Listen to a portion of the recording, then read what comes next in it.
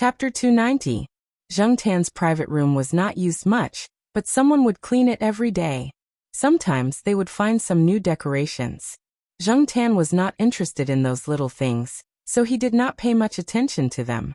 Mao, on the other hand, was pinching this and that, muttering that it would go to the pet center to see if there were any similar toys for Black Rice. After walking around once, Qin Tao said, "Coming here to play also has a different kind of fun. Unfortunately, there are only 2 men in this room. Oh, 3 men. Black Charcoal is one of them. Unfortunately, cats are very territorial and will not allow strangers to enter," Mao said like a cat expert. Zheng Tan complained in his heart. He really did not care about calling Mei Niu over to liven up the atmosphere, really. After ordering some things, Mao did not beat around the bush. He had to find out what happened to Qin Tao. "You know, even if you don't say it now, I think I will find out soon," Mao said. In order to calm Qin Tao down, Mao did not order any alcohol. There were only some tea and ice water on the coffee table.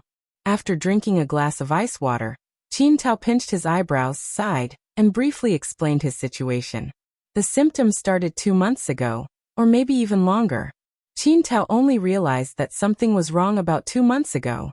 He knew that his temperament was changing. He was easily angry and impulsive. Sometimes, he would get angry because of small things.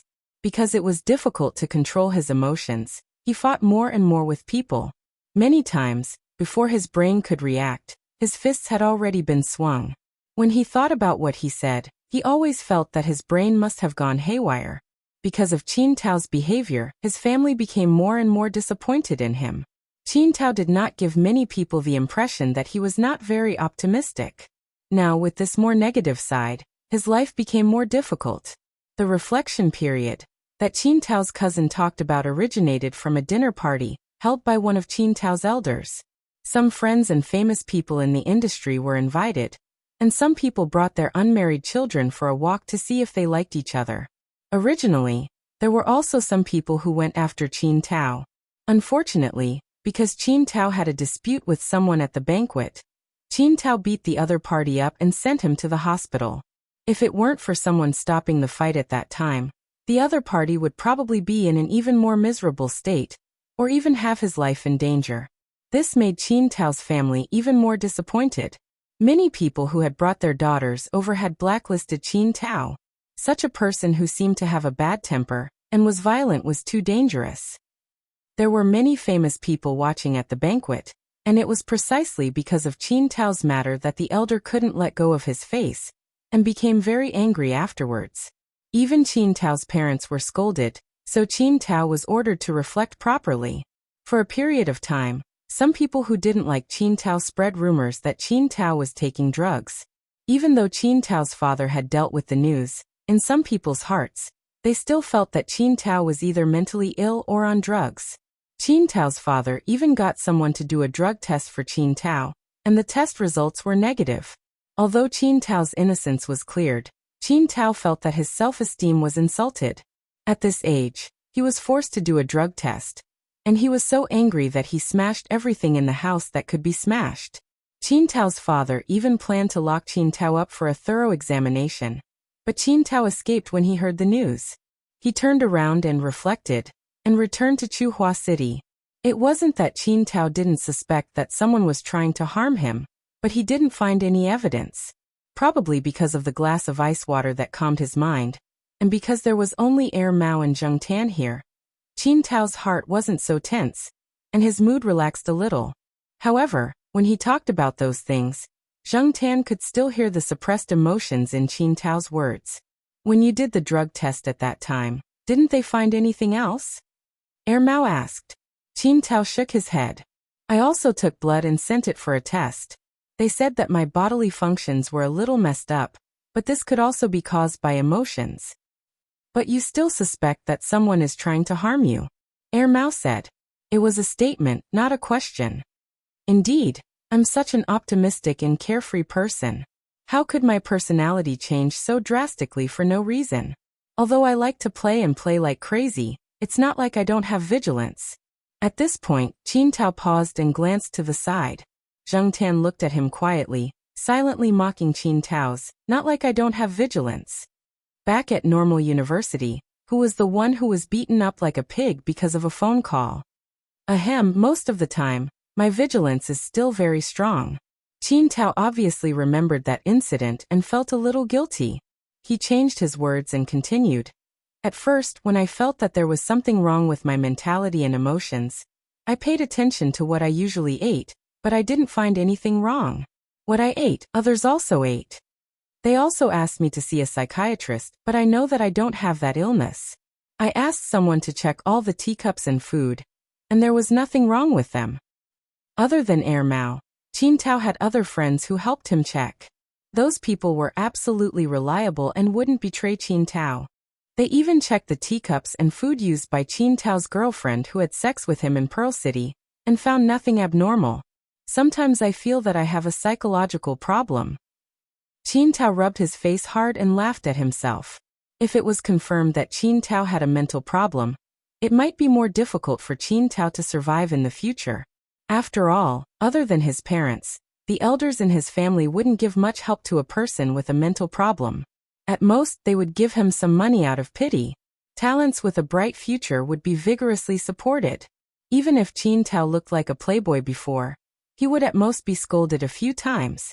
However, if he had a mental problem, he would be directly banished to the cold palace, and would be carefully monitored.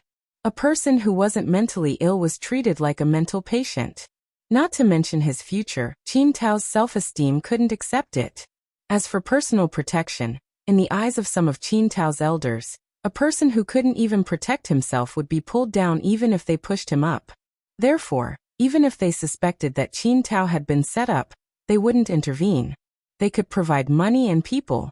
If you had money and people, but you didn't know how to use it and couldn't find anything, what would you be if you weren't a good for nothing?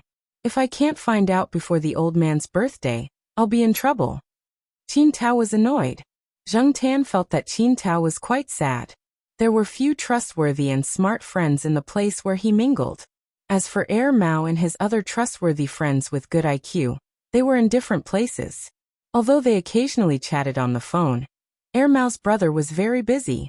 Mao had been busy with his love affairs for the past 2 months, and Qin Tao didn't mention it when he called, so Mao and the others didn't know. You beast. Mao looked at Qin Tao. What? Take off your clothes.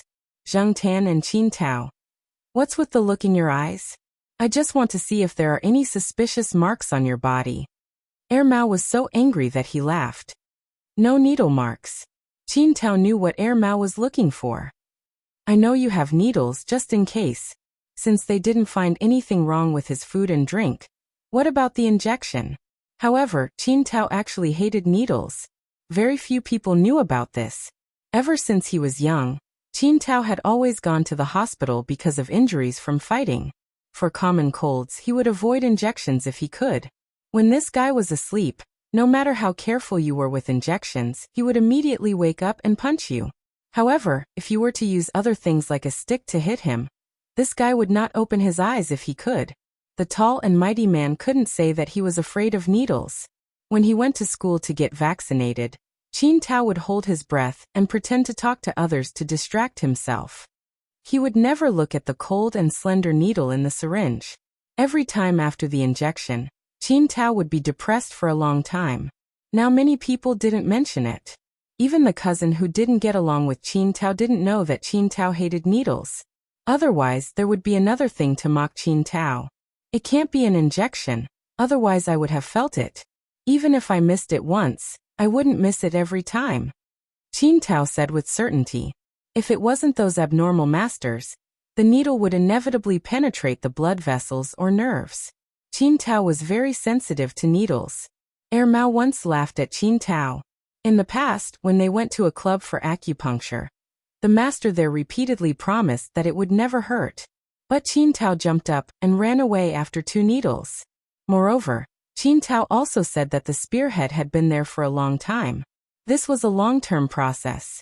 That was to say, if someone really wanted to use this method to harm him, it wouldn't be as simple as 1 or 2 needles. So I'm annoyed. Now I gradually can't control my emotions. In the beginning, I could suppress my emotions by self-suggestion, But now I can't suppress it at all. I can become irritable once the fire ignites. Qin Tao said as he poured another glass of ice water. Qin Tao's IQ was not high. Although he was at the bottom of the class like Air Mao was strong in the wrong way, and Qin Tao was an out-and-out foppish person. It was hard for him to hold back until now to tell Air Mao. Forget it. If you can't figure it out for the time being, then don't think about it. I'll find someone to check it out.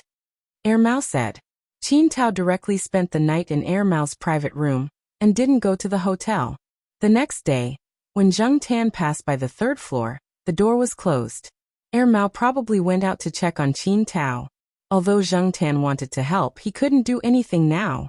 During the day when there was no one at home, Zheng Tan secretly surfed the internet at home if he didn't want to go out for a walk. Or he would go to some of the colored magazines hidden by Jiao Yuan. On this day, after Zheng Tan finished reading the magazines hidden by Jiao Yuan, he glanced at a stack of other magazines on the table. These were subscribed to by Jiao Pa. Usually, Jiao Yuan and little Pomelo would also read them. Zheng Tan was suddenly interested and flipped through the top magazine. As he flipped through, Zheng Tan paused. It was a debate between experts. The so-called debate was a professional and civilized quarrel between the two sides with reasons and evidence. Will the revolution in the field of hypodermic injection finally lead to victory?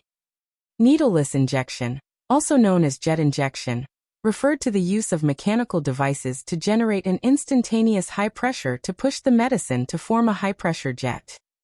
It passed through the skin at high speed and directly diffused into the subcutaneous or muscle tissue. The jet was extremely fast, some even faster than the speed of sound. Because it was so fast, people would not feel pain. The injection time was only 0.3 seconds or even less, and the depth of penetration into the body was limited. It would not penetrate the blood vessels or nerves, which was difficult to avoid with traditional needles, and the stimulation to the nerve endings was very small. The revolution of medical injection technology had evolved this kind of needleless syringe from the Big Brother to the size of an ordinary pen. However, the price was not acceptable to the public, and there were even fewer of them in the country. Chapter 291. Zheng Tan didn't conclude that the needleless syringe had anything to do with Qin Tao's poisoning just because of this. He flipped through the arguments of the experts and found that some of them had come up with all kinds of negative evidence. The needleless syringe was injected by pressure. It didn't have the slender needle of an ordinary syringe. However, not all injectors felt nothing. The feeling of injection varied from person to person. Some people didn't feel anything, while others felt like they were flicked by someone's hand. The effect of the injection was also different.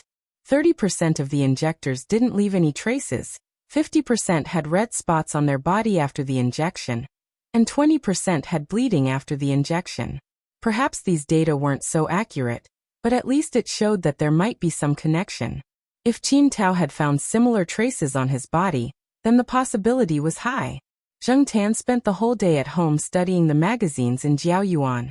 After flipping through several magazines, only 2 of them mentioned needleless injections.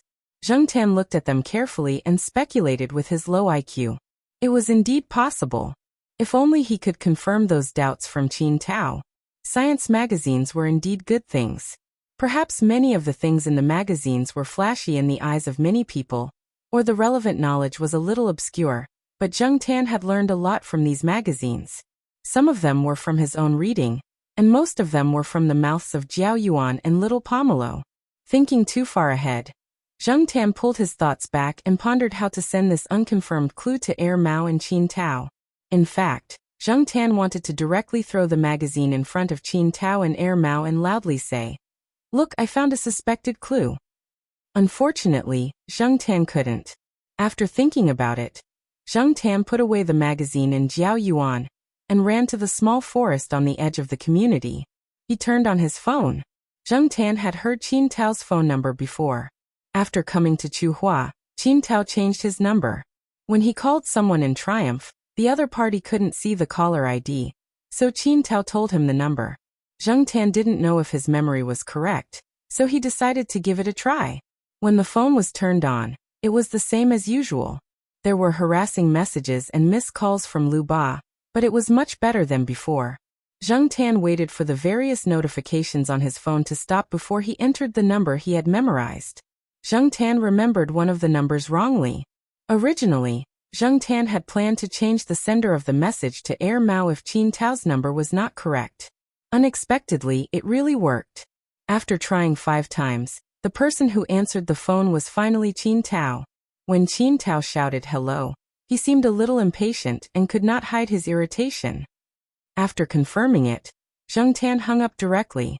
He did not care about Qin Tao's reaction on the other side, and directly began to edit the message. With his paw on the button, Zheng Tan stopped again. How should he write? Zheng Tan poked his head out of the tree hole and looked around to see if he could find some advertising slogans.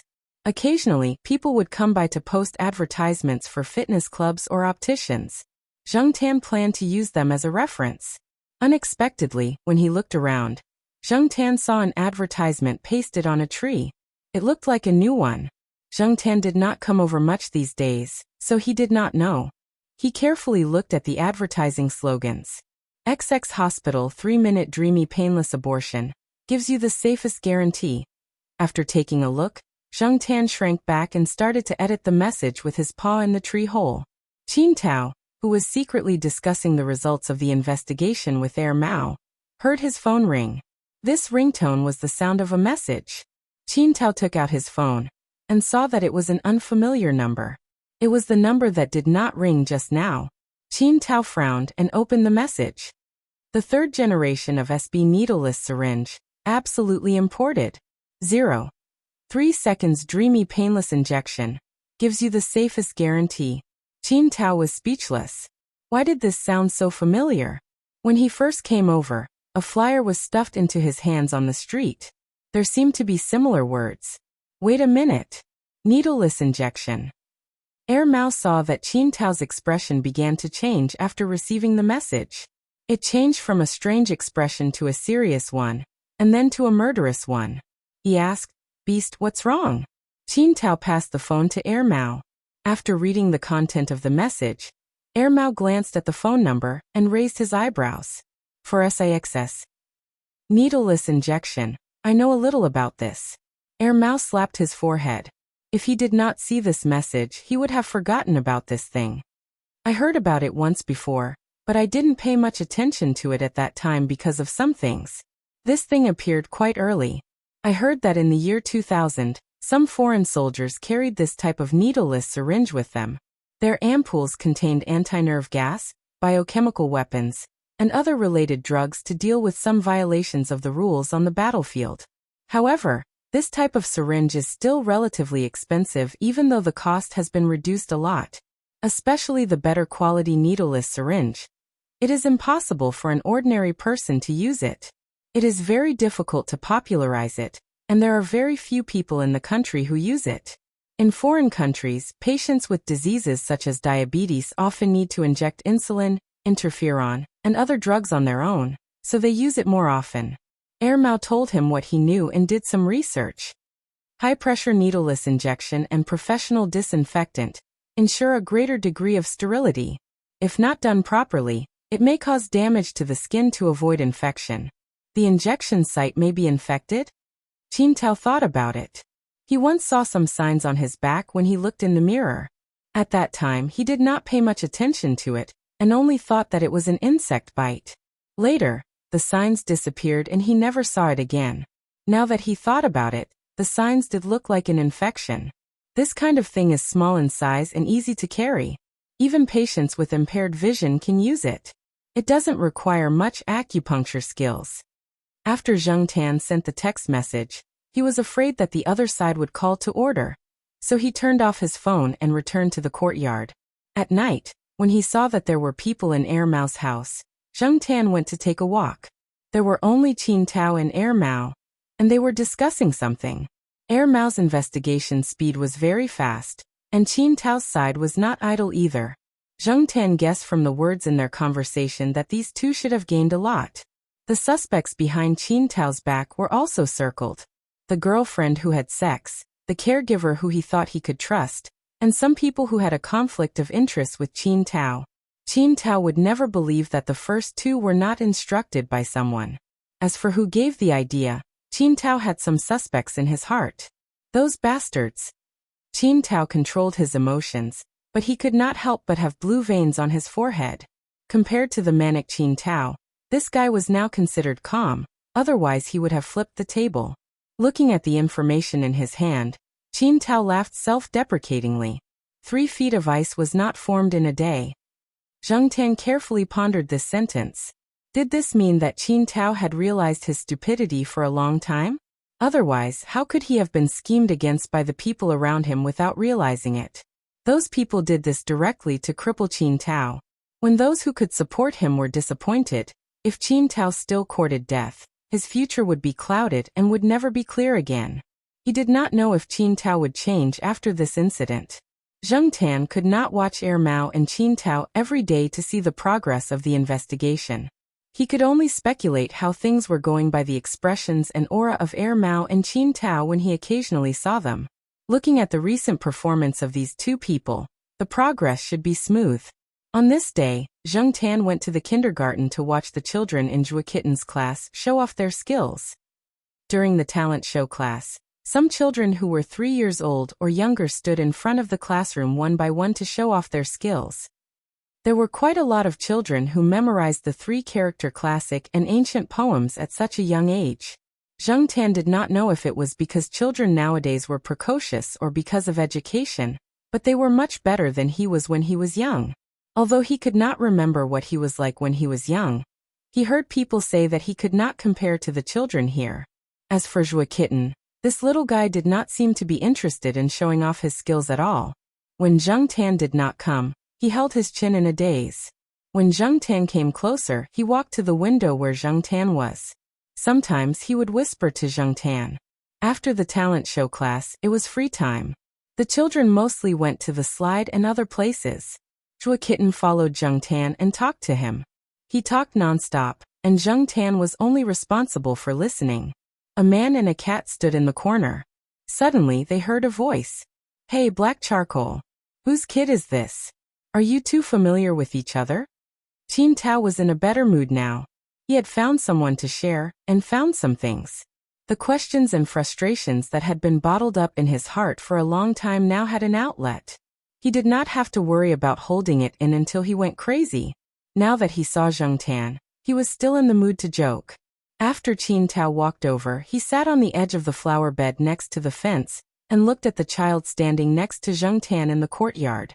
Seeing that the child was not afraid of him, Qin Tao had a rare thought of teasing him. He knew that his temperament had changed greatly after he was hit, and it was hard to control. Many children and animals were more sensitive to the inexplicable irritable aura around him. They would avoid it if they could, and if they could not avoid it, they would be a little timid. But the child in front of him was not. "Little guy, what's your name?" Qin Tao asked. "Kitten." "Oh, that's a good name. But it's not as nice as my name." Zheng Tan looked at Qin Tao from the corner of his eyes. This man was almost 30 years old, but he let the 3-year-old Zhuo Kitten call him brother. Usually, when these children saw Mao, they would directly call him uncle. Qin Tao crossed his legs and waited for Zhuo Kitten to take the initiative to ask for his name. Unfortunately, Zhuo Kitten did not show any interest. "You're not afraid of me?" Qin Tao asked again. Zhuo Kitten shook her head. "Why, your brother Black's friend."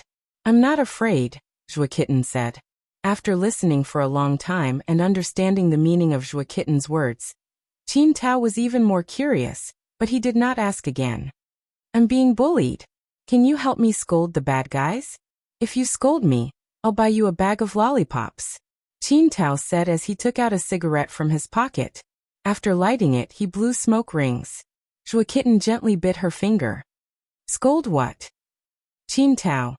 Come, take a deep breath and repeat after me. They're all a bunch of bastards." Chapter 292. When Qin Tao scolded, even though his words were filled with strong emotions, his voice was not loud. When Zhuo Xiaomao shouted, even though it did not contain much emotion, he shouted at the top of his lungs. Because of this, the other children and the teachers all heard it. Qin Tao was thinking about why the words the child shouted sounded a little strange. When he looked up, he saw 3 young female teachers coming over. If this was at any other time, Qin Tao would be very happy to see this. Kindergarten teachers were too loving and worthy of deep communication. However, the situation was not right now. Qin Tao was not so stupid that he could not distinguish the situation. Looking at the three female teachers whose faces were full of anger, and thinking about the little brat's words, a bad premonition arose. Teacher Xiaobai originally saw Zhua Kitten talking to her brother Black, as usual, so she did not interfere. They were already used to this kind of situation. And the child's guardian also had a tacit attitude. Qin Tao's appearance made the teachers wary. Seeing that Zhua Kitten and the black cat beside her did not do anything, they just watched. However, they did not expect to hear Zhua Kitten shout such a thing. They thought that with Zhua Kitten's obedience, she would definitely not know this kind of swear words. It was most likely that the strange man who taught her this, so they ran over angrily. Teacher Xiaobai did not wrongly accuse people when the matter was not clear. She even asked Zhua Kitten what happened just now. Zhua Kitten very honestly and very carefully repeated Qin Tao's words just now. After hearing this, the three teachers were furious. How could this be? How could he say such things in front of the children? The three female teachers in charge of watching the children were like hens protecting their chicks. They looked like they wanted to teach Qin Tao a lesson. Seeing that the situation was not good, Qin Tao immediately slipped away. After Qin Tao ran away, the three teachers even told the security guard that if the man was seen on the surveillance camera approaching the kindergarten, he would be immediately expelled. It was better not to let such a dangerous person get close to the children. If he learned any bad habits, it would be troublesome. Children at this age were full of curiosity and had a strong ability to imitate and learn. The parents trusted them and sent their children here, so they had to take responsibility. Therefore, they had to guard against him. Looking at Qin Tao's back, Zhang Tan shook his beard. Regardless of whether or not he was tricked, Qin Tao was indeed an idiot. Zhua Kitten was pulled over by the three teachers to persuade him to forget what he had just said, and to stay away from such dangerous people. Zhang Tan did not go over, nor did he stay at the kindergarten. He was prepared to find a place to sleep. Zhang Tan's favorite place was a place not far from the east courtyard. It was beside the small road that led to the east courtyard, and was not far from the main road. Standing at a high place, he could see the cars and pedestrians on the main road of the campus. He could also see the buildings of the east courtyard. Zhang Tan chose a Chinese parasol tree that was suitable for sleeping and climbed up. He lay on the branch and took a short nap. When he woke up, he smelled smoke. He lowered his head and saw a middle-aged man sitting on the edge of the flower bed. He looked like he had some background. The professional suit he was wearing was expensive, and he looked like he was someone with a high position. While Zhang Tan was observing the person below seemed to have sensed something and raised his head to look at Zhang Tan. He saw the black cat lying on the tree staring at him, but he didn't think much of it. After a glance, he lowered his head and continued to smoke, frowning in thought. But in less than 2 minutes, he looked up again and saw the black cat yawning while continuing to stare at him. The middle-aged man wiped his face. He did not feel anything on his face. Why was the black cat staring at him? He wanted to ignore it, but the presence of the cat was too strong. He felt a little strange. He was already full of worries and was more upset. Now he could not calm down to think about things. Zhang Tan stared at the person. He felt that the person looked familiar, so he looked at him carefully. When the person raised his head, Zhang Tan remembered who he looked like. The way he was frowning was very similar to Qin Tao's. Could it be Qin Tao's father? Or Qin Tao's relative? He was rich, looked like Qin Tao, and appeared at a time when Qin Tao was in trouble. Zhang Tan could not help but suspect the relationship between this person and Qin Tao. Because of this, Zhang Tan kept staring at the person, wanting to be sure. Just as the middle-aged man was being stared at, a car passed by on the side road and slowly came to a stop. The car window opened and Fang Xiaokong's face was revealed. "Hey, third brother Qin, aren't you in Pearl City? Why are you in Chuhua?" Fang Xiaokong asked. He just felt that the person on the side of the road looked like someone. When he got closer, it was true. The two of them were the third in the generation in the family. Their families had some friendship. However, Fang Xiaokong was younger, so Fang Xiaokong always called him third brother Qin. Qin? Could it be? Zheng Tan thought. Oh, it's third brother Fang. The man looked at Fang Xiaokong and was not very surprised. He knew that Fang Xiaokong also had some assets in Chuhua. That little bastard came to hide in Chuhua. I came over to tie him up, the man said. Fang Xiaokong understood. Although he did not take the initiative to investigate those matters, he had heard about it. He knew that the little bastard of Qin San's family had caused some trouble. He did not ask what the matter was. He only said, "Be gentle with the child. Don't always beat him." Qin Tao's father was a capable man when he was in the army. Later, he relied on his family's connections to do business. Unfortunately, he was powerless when it came to educating his child. Every time he thought about Qin Tao's childhood, Qin Tao's father would have a headache. The boy is different from the girl. He won't be obedient unless I beat him, Qin Tao's father said. You beat him for so many years. Has he been obedient? Fang Xiaokong asked. Qin Tao's father did not say anything. He just kept smoking. After a while, he did not want to continue the topic of how to educate the child. Qin Tao's father asked Fang Xiaokong, "What are you doing here? Looking for someone? Looking for an expert?" Fang Xiaokong shook his head. It's about the child. I need to find someone to fix something. Fang Xiaokong did not want to say much about this. He was full of tears when he thought about it. Back then, due to Fang Mingming's request, Fang Xiaokong had asked Cheng Zhong to make a cat carriage for Demi. Although Demi was much smarter than other cats, it was not in a special situation like Zheng Tan's. The intelligence gap was still there. Therefore, Demi's cat carriage was later changed into a children's carriage.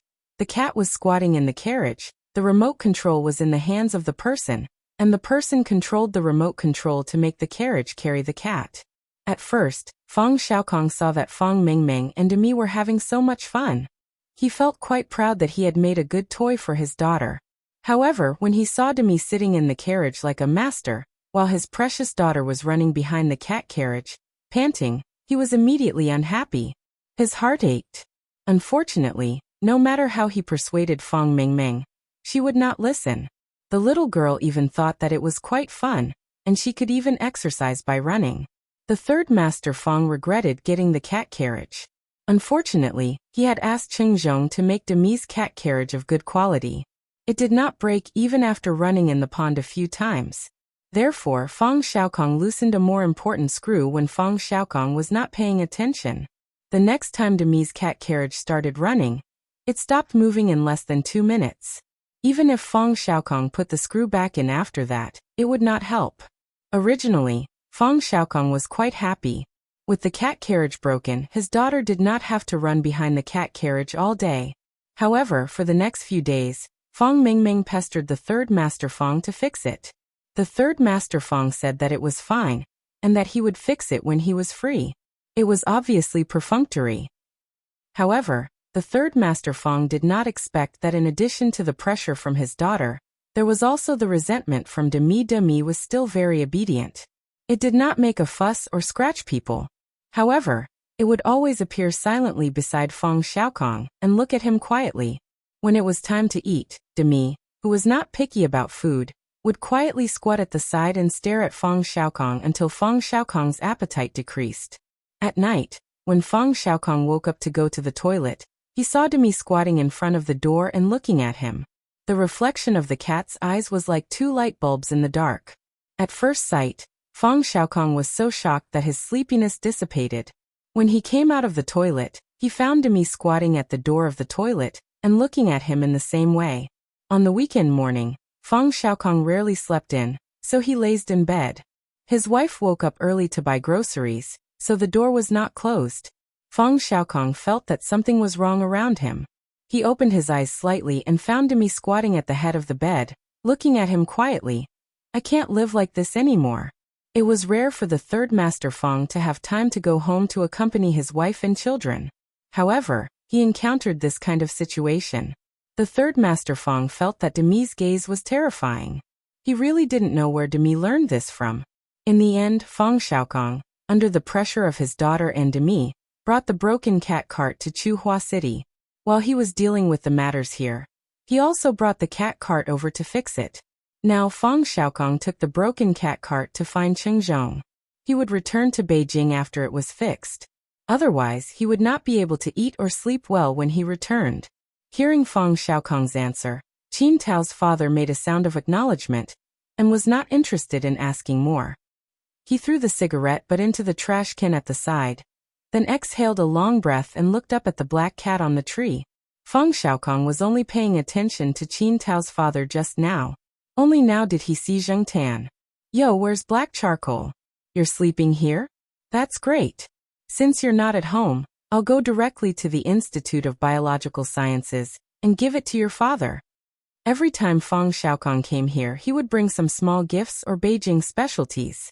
If Zheng Tan was at home, he would directly send it home. If not, he would send it to Jiaopa Feng-san. Do you know this cat? Qin Tao's father asked. Yes, I do. It's a cat owned by a professor at the Institute of Biological Sciences. We have some friendship. Qin Tao's father only thought that Feng Xiaokong's friendship referred to the friendship between Feng-san and Professor Jiao. He did not think of the cat at all. Oh right, brother Qin, you came here to find Qin Tao. That kid should be with Mao, right? If you don't know the way, you can ask this cat for help. It knows the way. Since he had found this place, how could Qin Tao's father not know the way? He had investigated Mao's residence thoroughly. It was just a matter of face and his temperament that he had not thought of a way to find Qin Tao.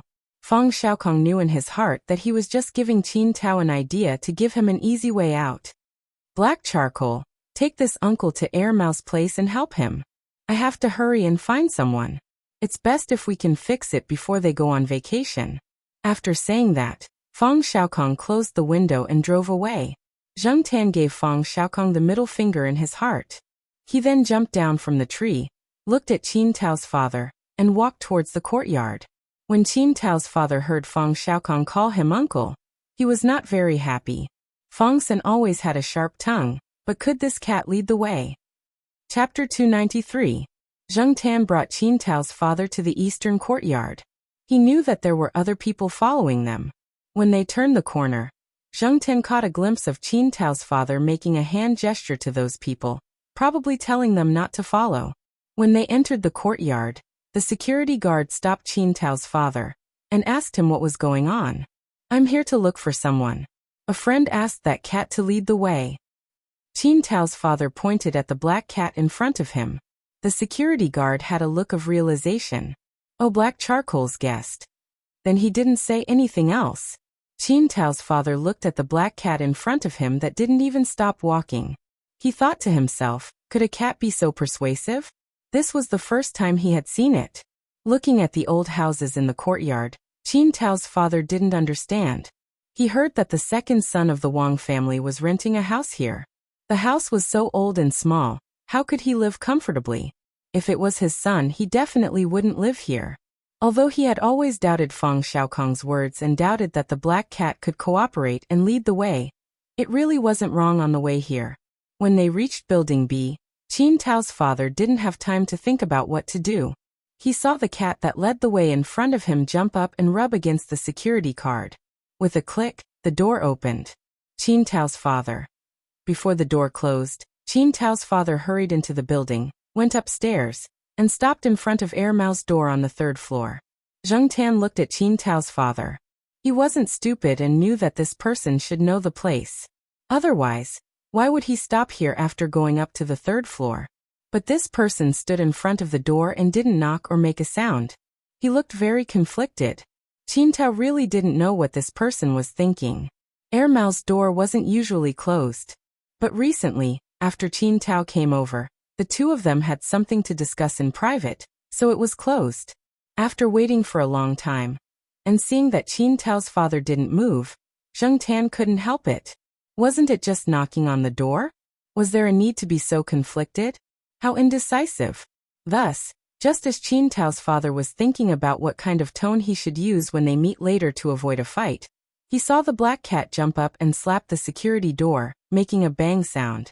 Father Qin's heart was immediately in his throat, but he no longer looked conflicted on the surface. Instead, he pulled a long face, as if he was here to collect a debt. This made Zheng Tan quite speechless. In fact, Mr. Qin didn't deliberately put on a look of wanting to collect a debt. It was just a reflex. Perhaps he didn't even know what kind of expression he had on his face. In the room, Mao was talking to Qin Tao about the results of further investigation and countermeasures. Hearing the door open, he went to open the door with slippers and a particularly childish cartoon cotton pajamas with a bird's nest hairstyle. Usually, it would be the black cat who knocked on the door in this way, so Mao didn't think too much about it. When the door opened and he saw the person at the door, Mao forcefully swallowed the words that he wanted to say to Zheng Tan. His face twitched, and he thought to himself, "It's over." That's stupid. Qin Tao originally wanted to ask Mao why that stupid cat was here, but when he looked up and saw his father standing at the door, he changed the word cat to goods before he could finish his sentence. He even said to Father Qin in a very bad tone, "What are you doing here? Why are you so free? Is your company bankrupt?" Mao stood at the door and covered his face. Although he wanted to have a good talk with Qin Tao, Father Qin's face immediately darkened when he heard that. He said sternly, "Are you done? If you're done, then go back." Zheng Tan stood behind Mao and saw the father and son arguing. Just when Mao and Zheng Tan thought that the two were going to start fighting, one was thinking about how to stop them, and the other was thinking about escaping immediately. Father Qin was silent for a while. Then he asked Qin Tao to go out and talk. At first, Qin Tao didn't want to go out. He suspected that if he went out, he would be tied up by his father's bodyguards. Although he already had the intention to go back, he definitely didn't want to go back in such a humiliating way. After confronting Father Qin for 3 minutes, Qin Tao still followed them out. There were many things that couldn't be avoided even if one wanted to. If they really wanted to tie someone up, hiding here would still bring them back. After the father and son went downstairs, Mao said to Zheng Tan, "Black Coal, please go and take a look. If you see that something is wrong, come and find me immediately." Mao didn't dare to casually follow them. When Qin Tao's father left, he gave Mao a warning look, telling Mao not to interfere. Based on Mao's understanding of Qin Tao's father, there was an 80% chance that he would beat him up. When it came to fighting, Qin Tao wasn't as good as his father. Although Qin Tao looked strong, it was all from training in the gym. It was all for the sake of picking up girls. It was all for show. On the other hand, Father Qin used to be a real fighter. Therefore, since young, Qin Tao couldn't resist his father even if he wanted to. Thinking about Qin Tao, who was probably going to suffer another tragedy, Mao shook his head and went back to the house to see if there were any relevant drugs. Zheng Tan was already curious. After hearing Mao's words, he immediately followed. The father and son walked along the path that Zheng Tan had met Father Qin. Neither of them spoke. The bodyguards following them were also stopped by Father Qin. They didn't continue to follow and left some space for the father and son to talk in private. After discovering this, Qin Tao breathed a sigh of relief. It seemed that he didn't have to be tied up for the time being. The two of them kept silent and walked forward one after the other. Zheng Tan followed behind and wondered if the two of them had forgotten where they were going. They walked until they reached the side of a forest. At this time, there was no one else here. He could see if there were other people nearby. Qin Tao didn't want to walk anymore and stopped by a tree. If you want to say something, just say it. It's tiring to walk. In order to get rid of the effects of the drugs as much as possible, Qin Tao cooperated with the people that Mao found to treat him for a few days. He got tired easily, but his mood was much better. He wasn't as irritable as before. Father Qin didn't know the reason. He was just dissatisfied with Qin Tao's poor physical strength. He thought that Qin Tao's performance was the result of excessive indulgence. The words that came out of his mouth weren't very nice. Therefore, Zheng Tan saw the two of them start to quarrel again. There were no outsiders around, so the two of them quarreled whenever they wanted to. They didn't have to worry about anything. Zheng Tan squatted on a tree not far away and watched the two of them fight. After a few words, Qin Tao fought back and accused his father of following him. Otherwise, how could he have found Mao? Father Qin denied it as he beat him up. He didn't follow him. He was only brought there by a cat. Just as Mao expected, Qin Tao was basically being beaten up by his father. There was no other way. There was a difference in strength. However, Zheng Tan saw that although Qin Tao's father seemed to be beating him fiercely, every hit only hurt a little. He didn't really break Qin Tao's bones or suffer internal injuries. He didn't know if Qin Tao's father had the principle of not hitting a child in the face. There really wasn't any trace of being beaten on Qin Tao's face. Zheng Tan looked at the father and son and thought, this should be considered domestic violence, right? Qin Tao probably suffered domestic violence since he was young. How pitiful. When Qin Tao's father was beating him, he hesitated because Qin Tao said that he had found the culprit. He was pushed hard by Qin Tao. When he stepped back, he coincidentally stepped on a protruding lawn tile. He twisted his leg and fell to the ground. Qin Tao panted, his face full of anger. Father Qin didn't get up from the ground. He just sat there with a dark face. The scene quieted down again. Only the sound of Qin Tao's heavy breathing could be heard.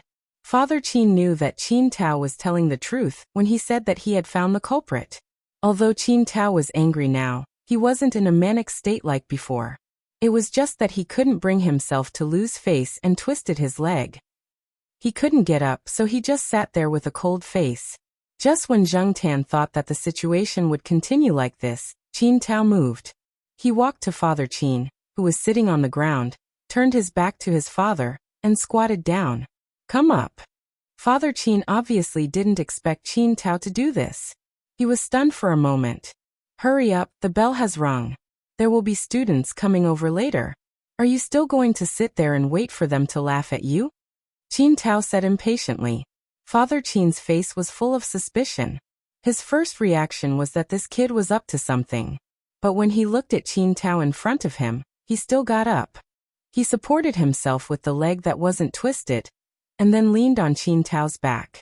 F***ck. What did you eat? You're so heavy. Qin Tao cursed as he got up. He started to walk with unsteady steps. Can you do it? Father Qin asked. Cut the crap. Don't fall when you can't carry me. People will laugh at you. You're still afraid of losing face? Didn't you say that you've lost all your face because of me? Qin Tao sneered. Right, let's make a deal. I'll carry you out today. You don't have to send people to watch me. You're so stupid. How can I be at ease if I don't arrange some people for you? You see, that time when you sent people away, something happened, and you still blame me?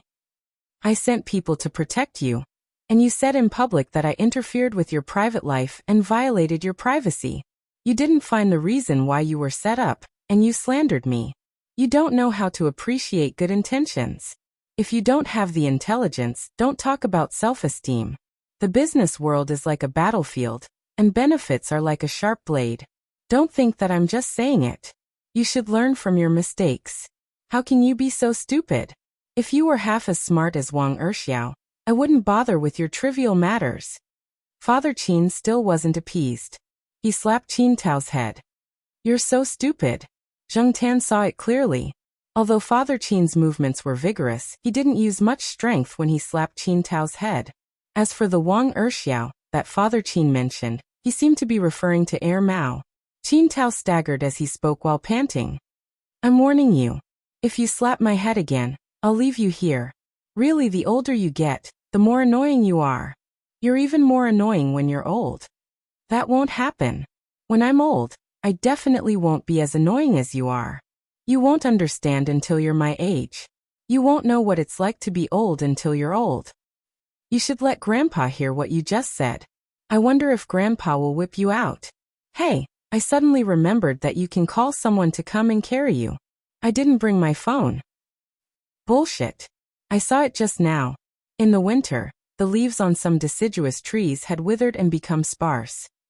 There were also some evergreen trees in the forest.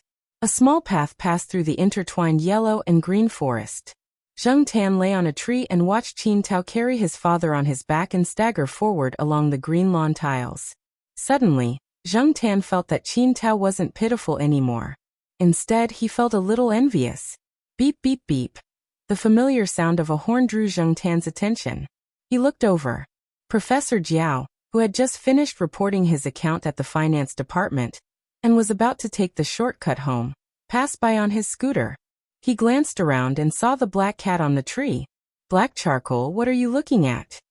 Chapter 294. It was said that doing the same thing every day at the same routine would make time pass very quickly. Zheng Tan thought so too. Eating, sleeping, walking, and occasionally watching the fun and eavesdropping on some gossip. When he looked at the calendar again, he realized that the days had passed without him noticing. Zheng Tan lay on top of a tall sycamore tree on the main road of the school. The dense leaves blocked the sunlight from above. It wasn't hot, and the breeze made him sleepy. From the new year to the start of school, until the summer break, half a year had passed in the blink of an eye. Speaking of which, many things had happened in the past half a year. Mao and Gongqing got married. Although they bought another house in Chuhua City, they still lived in the courtyard most of the time. Black rice had always been brought along. Even though many people in Mao's family objected, Gongqing and Mao didn't mind. Now wherever Mao and his wife went, black rice followed. The good thing was that black rice didn't go out much. Whether it was in the courtyard or in the house Mao bought, it was still used to it and didn't make a fuss. Little Pomelo participated in the preliminary round of the Cup of Hope in mid-March. Then she entered the finals in April and won the first prize. Little Pomelo put the medal and certificate in a drawer. She didn't take them out to show off. There were many children in the courtyard who had won similar prizes. Even if it wasn't the Cup of Hope, there were other competitions. Jiao Yuan and the others had also won some competitions, but they weren't in the mathematics category. There were students from the 4th grade to the 6th grade who participated in similar competitions. The 4th grade students' main purpose was to train and prepare for other examinations in the future. The 5th grade students' goal was slightly higher. As for the 6th grade students like Little Pomelo, most of their participation in the competition was combined with the junior high school entrance examination. In the recruitment of some key high schools, medals from competitions such as the Cup of Hope were considered as important stepping stones. A medal from a competition would undoubtedly give one a huge advantage in the junior high school entrance examination. It was also because of this that many parents began to enroll their children in all kinds of tutoring classes when they were still in 2nd or 3rd grade, regardless of whether their children were willing or not. Jiao Pa, Jiao Ma, and Jiao Yuan did not spend much time teaching their children. Whether it was Jiao Yuan or Little Pomelo, the two children were very hardworking. When Jiao Yuan won the award, many schools called to recruit him. Jiao Yuan felt that those schools were too far away, too troublesome, and did not have much freedom. Therefore He Suan and the others all chose the nearest school. This time, it was the same for Little Pomelo. Speaking of Little Pomelo entering middle school, it was time to talk about Jiao Yuan entering high school. In the blink of an eye, the two children who were still in elementary school, when Zheng Tan came, were now in middle school. Jiao Yuan and the rest sent their friends to Chuhua University affiliated high school. However, they would have to stay on campus in the future. The affiliated high school was a little far from here. By then, Zheng Tan would no longer hear the voices of Jiao Yuan and the others who were going through puberty. For Little Pomelo and Jiao Yuan, this was a significant summer break. Jiao Pa had already made arrangements for this summer break. Zheng Tan eavesdropped on Jiao Pa and Jiao Ma's conversation one night. They were talking about the summer break. During this holiday, Jiao Pa would bring Jiao Yuan and Little Pomelo to Nanhua City and Nanqing to play. Since the second half of last year, Yuan Zi had been flying back and forth between Nanhua City and Chuhua City. He had decided to open a branch company in Nanhua City. Now that he had a foundation and confidence, he could return to Nanhua City and make use of the connections left behind by his old man. It wouldn't be too difficult to set up a branch company, but it would be difficult to travel back and forth. After the new year, Yuan Zi came to visit. Zheng Tan noticed that Yuan Zi had lost a lot of weight and was also a lot darker. However, he was in good spirits and was full of fighting spirit. After the new year, every time he flew to Nanhua City, he would go to various colleges and universities to recruit talents. He heard that he had signed a lot of good seedlings for this year's graduation season. This time, Jiao Pa went to Nanhua City not only to check on the situation of the branch, but also to run a few projects with Yuan Zi. He also wanted to visit a few teachers from the past. All these years, Jiao Pa had only contacted them via email or phone. He did not visit them personally. This time, he also wanted to visit a few of them. They were all good friends with Yuan Ziyi's father. They were old professors who took good care of Jiao Pa and Yuan Ziyi. Of course, there were also some classmates that he had not seen for a few years, so he wanted to visit them. When Zheng Tan knew that he had to go to Nanhua City and Nancheng, he felt very complicated. He thought that he would never go there again. He did not expect that he would have the opportunity to go there again. When he went there, he was completely passive. There were all kinds of dangers, and he had to wander around. He was almost chopped up and made into soup. This time it was different. He went there with the Jiao family for fun. When he thought about it, Zheng Tan was looking forward to it. He jumped down from the tree and ran towards the courtyard. Zheng Tan saw that in the shade of the courtyard, a few children were surrounding a middle-aged teacher. They were asking him something. Among the children standing there were little Pomelo, her classmates Yulisha and Xie Xian. They were probably discussing the questions they encountered during the competition. Zheng Tan knew the teacher. He taught mathematics and liked to give lessons to the children in the courtyard. Sometimes, when he was enjoying the shade in the courtyard, he would discuss with the middle school students the various solutions to certain questions in a competition. Many of the solutions were difficult to come up with, and the children learned a lot from his lectures. However, when many of the children in the courtyard were asked if they would choose mathematics in the future, they would basically say no. The reason was that there was no Nobel Prize for mathematics. Zheng Tan had once heard the children talk about the reason. The Nobel Prize had been awarded for physics, chemistry, physiology, medicine, and other fields, but there was no award for mathematics, which was an important subject. There were several rumors about this, but the children in the courtyard were more inclined to the first one. That was Nobel had been poached by a mathematician, and Nobel's love life had been thwarted. Although this explanation wasn't considered credible, it would always be brought up first every time it was mentioned. Everyone had a gossipy heart. When they saw Zheng Tan, little Pomelo greeted the others and went home with Zheng Tan. Now that many schools were on holiday, they had not yet left for Nanhua City. The main reason was because of the Jiao Pa. Since they were going to be away for a month, the Jiao Pa had to arrange things here first. He had more and more graduate students and doctoral students under him. The projects and tasks on hand had to be assigned. Many of the graduate students did not have summer holidays, but the Jiao Pa was not very strict.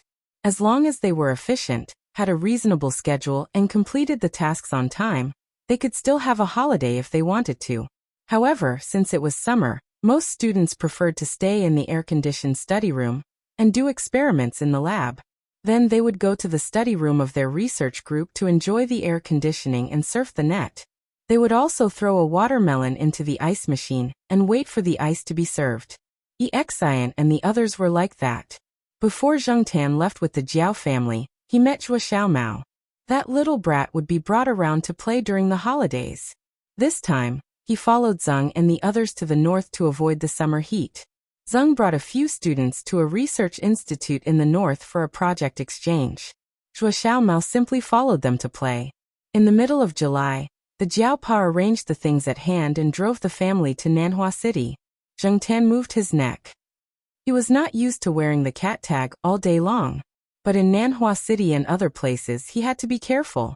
On the way, he saw a few restaurants that served cat and dog meat. Not only Zheng Tan, but the rest of the Jiao family also reminded Zheng Tan a few times. In the past, they always told Zheng Tan not to cause trouble wherever he went.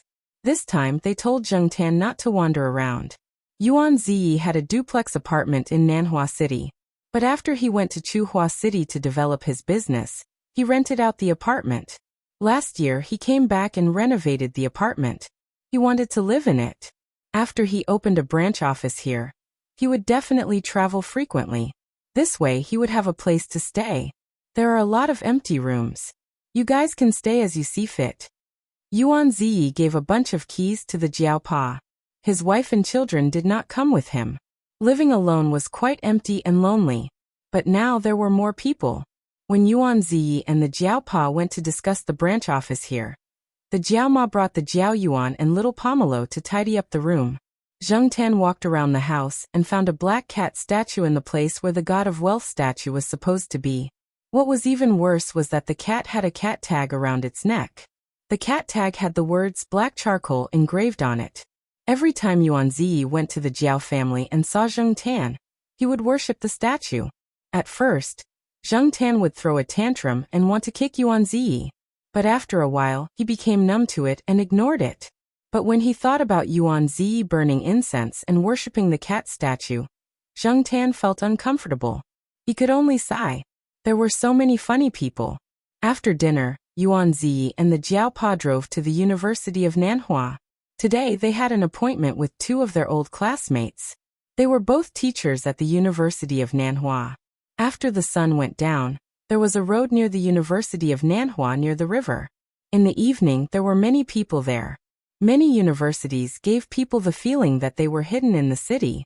Tsinghua University was like this, and so was the University of Nanhua. The campus was very quiet. But when they came out, they could see the bustling city at night. Jiaopa and a few of his old classmates were chatting.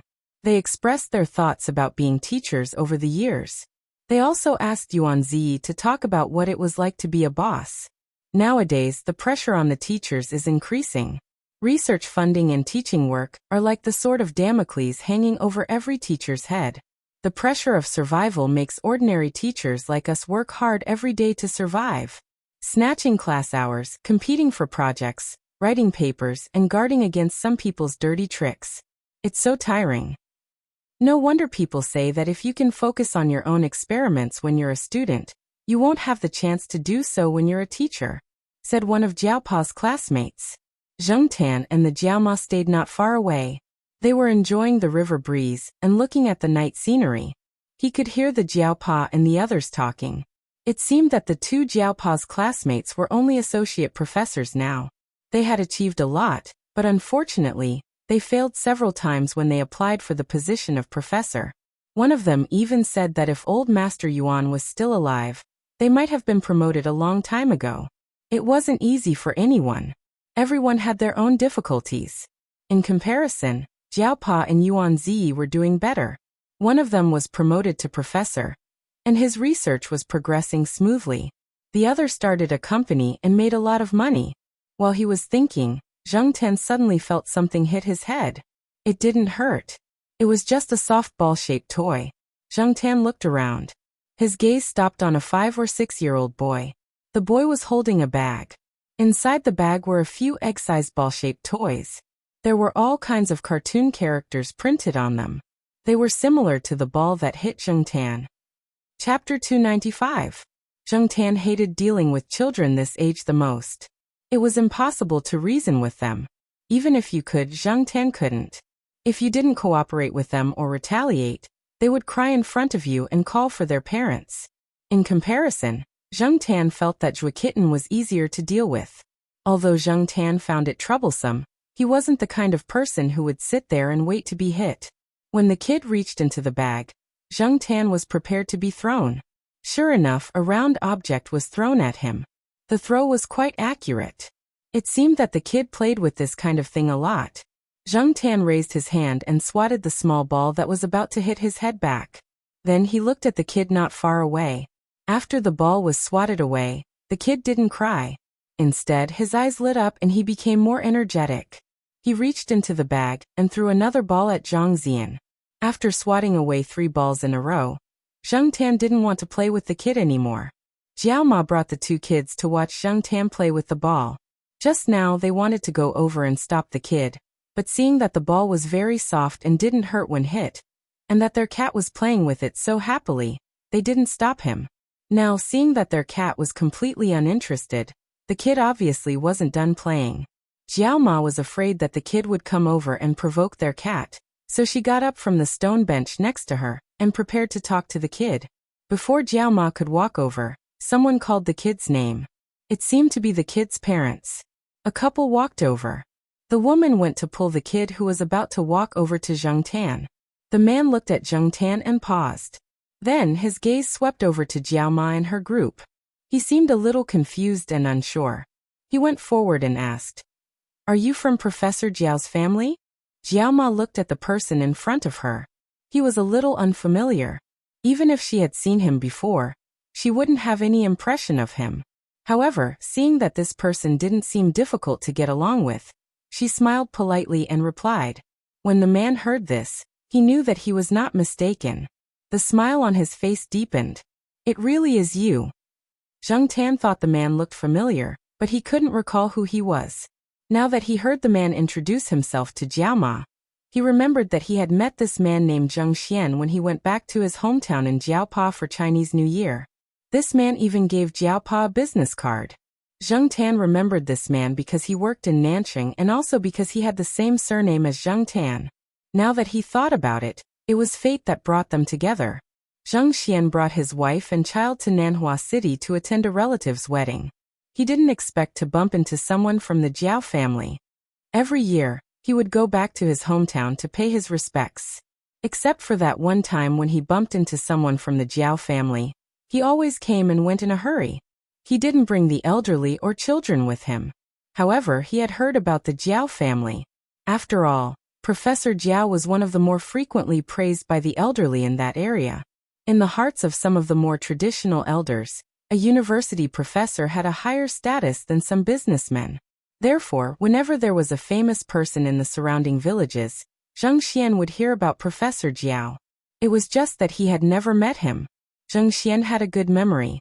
Even if he didn't remember what the people from the Jiao family looked like, he still remembered the special black cat that always hung out with the Jiao family. One of the reasons why his child especially liked to play with cats after returning to Nanqing was because the black cat in the Jiao family left an impression on his child. From Jiaoma, Zheng Xian knew that Professor Jiao was also nearby. Zheng Xian decided to stay here for a while and wait for Professor Jiao to come back, so that they could chat.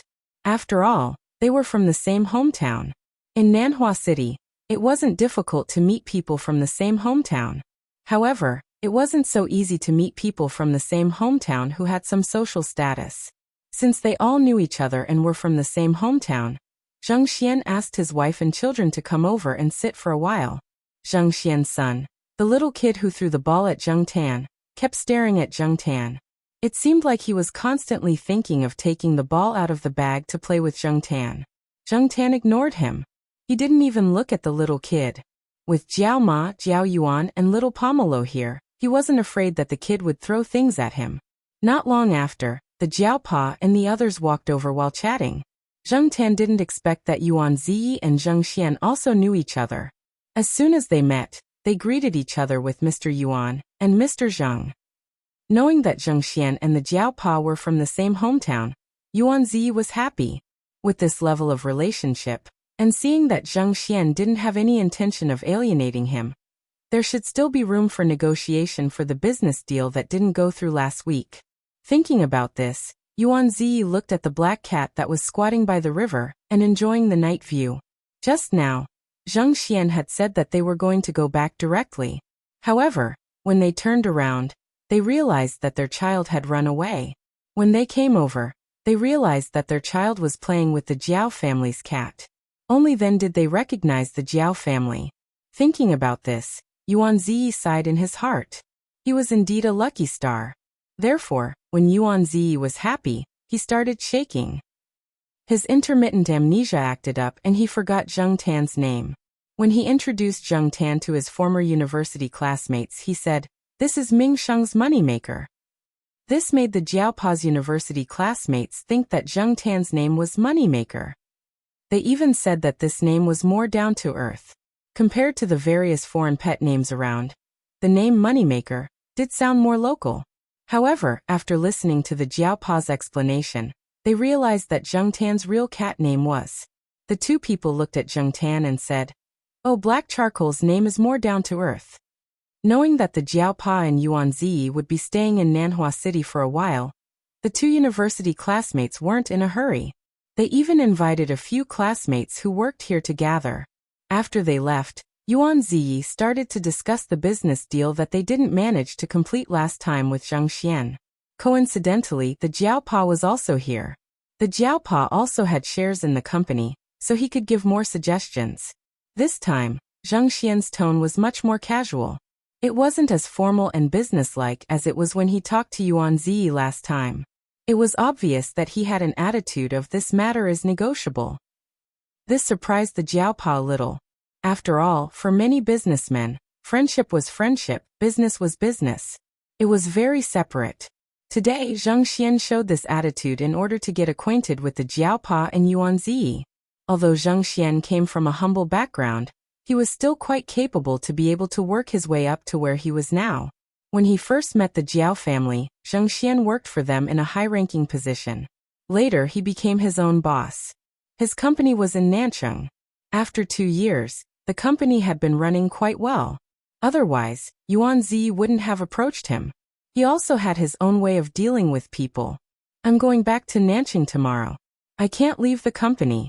Why don't Professor Jiao and Mr. Yuan come to Nancheng for a meal? Zhang Xian said. Sure, we'll make a trip to Nancheng next week. I just don't know if Mr. Zhang will be free then, Yuan Zi said with a smile. You have to make time even if you don't have time. I'll wait for you in Nancheng then. Zhang Xian's phone rang. He didn't continue chatting with the Jiaopa and the others. After saying goodbye, he took out his phone to talk to someone. At the same time, he also called his wife and children to leave. Zhang Tan had been listening since they talked about Nancheng.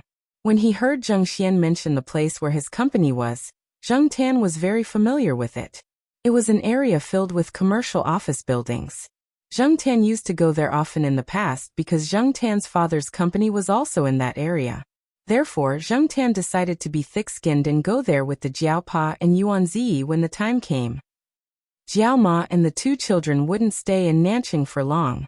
After playing in Nanhua City for a few days, Zhang Tan was absent-minded. Jiao Ma thought that Zhang Tan was not acclimatized to the place. Little did she know that Zhang Tan was already very familiar with this place. Although he used to live in Nancheng, he had been to Nanhua City many times. How could he not be acclimatized? It was just that Zhang Tan's heart was always thinking about going to Nancheng. Every day, he counted the days with his fingers. Finally, it was the day of departure. Zhang Tan was so excited the night before that he didn't sleep. He didn't sleep in the car either. He just looked at the familiar scenery outside the window. The last time he came to Nancheng as a cat, Zhang Tan was a vagrant. He secretly took a pickup truck and sneaked out of the car. He couldn't see the light of day. He was so dirty that he didn't have a good place to take a bath. He took a cold bath in a fish pond in the neighborhood. At that time, he didn't have an ID card. Zhang Tan even snatched a noble and elegant Persian cat's cat tag and wore it himself. Thinking back to his vagrant life, he was really careful at every step. He was really frightened by the experience and knowledge of the cat meat restaurants. At that time, Zhang Tan was almost chopped up and made into soup. But now, Zhang Tan appeared in this city openly. Looking at the streets of Nancheng, Zhang Tan suddenly wanted to shout, "I'm back!" Unfortunately, he couldn't. In Nancheng, they could only stay in a hotel. Zhang Tan started his days of hiding in the backpack again. Fortunately, he only had to do it twice a day. On the second day of their arrival in Nancheng, Jiao Ma took the 2 children to find a classmate that she had contacted. She asked Zhang Tan to come with her. Zhang Tan turned his head and didn't want to go. He pretended not to hear Jiao Ma's words and stayed in Yuan Zi's car. The Jiaopa's car might be driven by Jiao Ma, but Yuan Zi would definitely drive to Zhang Xian's company. So Zhang Tan lay in Yuan Zi's car. Oh, it doesn't want to go. Later, it can follow us to eat a big meal. Nancheng is not so bad that there's no restaurant for pets. Yuan Zi didn't care. Besides, he was quite happy about this situation. It meant that he might be lucky today. The Jiao Ma had no choice, and the Jiaopa didn't say anything, so they let Zhang Tan do what he wanted. Zhang Xian didn't have any objection to the Jiaopa taking Zhang Tan. After the 3 finished talking, it was time for dinner. After looking at his watch, Zhang Xian said to the Jiaopa and Yuan Zi, "Today, I'll take you to a good place. The dishes there will definitely make you forget to go back. Oh, you can also bring pets there. It's okay as long as you take care of them." Zhang Xian took the Jiaopa and the others to a restaurant with a quaint architectural style. Not a 5-star hotel or a high-end Western restaurant. Zhang Xian's car was in front, and he took them to the parking lot. Guqin House. Yuan Zi pointed to the 3 words at the door of the restaurant and said to the Jiaopa next to him, "Am I right?" Yes, it's Guqin House, the Jiaopa replied. Zhang Xian smiled. Many people think that Guqin House is a place to learn Guqin when they hear it. In addition, this place looks very stylish, so most people who come here for the first time will misunderstand. In fact, this is a place to eat. As for the name, Guqin is actually the name of the proprietress here. I heard that her ancestors were imperial chefs and have ancestral secret recipes. Anyway, I think the stir-fried cabbage here is better than other places. After eating it, I feel that other places don't taste the same. This place is often full. Every time you have to book a few days in advance. Fortunately, I know the owner here and asked him to save a seat for me. Zhang Xian took the jiaopa and yuan zi inside and recommended the food here. Chapter 296. Although the Guqin House was a shop where pets could be brought in, it was also particular. Only people who booked a separate private room upstairs could bring in pets. Otherwise, there were so many tables downstairs and so many guests. If you brought in a pet, even if some people didn't mind, more guests would still have opinions. There would be people who would question the hygiene. Even if many areas were blocked by screens, the effect was limited after all. Therefore, Zhang Xian took Jiaopa and Yuan Zi directly upstairs and went to the reserved private room. It was difficult to book a seat in the Guqin House. It could be imagined how difficult it was to book a private room. Of course, the cost of a private room was many times higher than the lobby below. Because I know them, I can enjoy a discount every time I come here. After a pause, Zhang Xian said with some pride, "It is also more preferential than the members." The people in the private room next door were quarreling for some reason. The noise was very loud, and they couldn't hear it clearly. However, this also showed that the soundproofing effect here was good. When the window was pulled, the door was closed, and the air conditioner was turned on. As long as they didn't yell, the people next door couldn't hear it. The bamboo-like menu was delivered. Zhang Xian introduced the signature dishes and specialties here to Jiaopa and Yuan Zi. As for Zheng Tan, he sat on a small chair next to the window and looked at the people coming and going downstairs outside the window. The quarrel next door became more intense. A Guqin House dining bowl was thrown out and fell to the ground on the first floor, breaking into pieces. Zheng Tan remembered this place. His father often came here before. Every time he came, he would not be alone. Sometimes he would bring several lovers, and sometimes he would come with some acquaintances from the mall. Of course, the former was mostly the case. The integrity was just like the ceramic bowl thrown out by the guests in the private room next door and smashed to the ground. It was broken into pieces. Zheng Tan also came here twice. One time was to eat here, and the other time was to slap his father's little lover. Complaining about his father's glorious deeds in his heart, Zheng Tan thought about the time when he came here to catch the adulterers. Suddenly his eyelids twitched. Zheng Tan remembered why he felt strange when he came here and heard the name of the Guqin House. He had a deep impression of this place, not because his father and his lovers often came here for dinner. After all, his father had many places to show his lovers how romantic they were. Lovers with different temperaments and styles would be brought to different places to have fun. Zheng Tan had a deep impression of this place, because he remembered what he had seen when he came to quarrel with his father. It wasn't anything good, and he couldn't remember the exact time. Forget it, let's not think about it anymore. Zheng Tan felt that his luck would not be so good. It was rare for him to come here, so how could he coincidentally encounter such a thing? Yawning, Zheng Tan leaned against the window and continued to look down. His ears were also listening to the Jiaopa's conversation. Zheng Xian was lamenting that there were many rich young people in South City. As the saying went, young people were rich.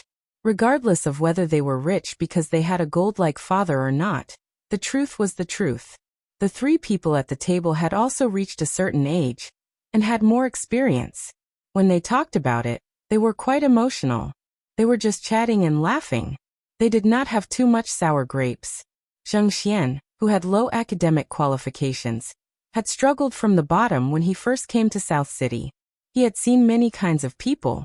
Speaking of which, when he was young, he had also envied those young people who were surrounded by luxury cars and beautiful women. At that time, he and some people who came to work in a group stood by the roadside, wearing street stalls and smoking cheap cigarettes. Watching those young people who enjoyed a high-end lifestyle drive by in luxury cars, envy was certain, and jealousy was also certain. Speaking of the phrase young people are rich, at that time, they only had one thought when they went south. Youth had long become a thing of the past. Wealth was in the future. But now Zhang Xian was obviously a positive example of inspirational success. He had obtained his education through some means. Money, he was earning it, and the momentum was good. When people experienced some things and reached a certain height, their vision was different, and their state of mind was also different.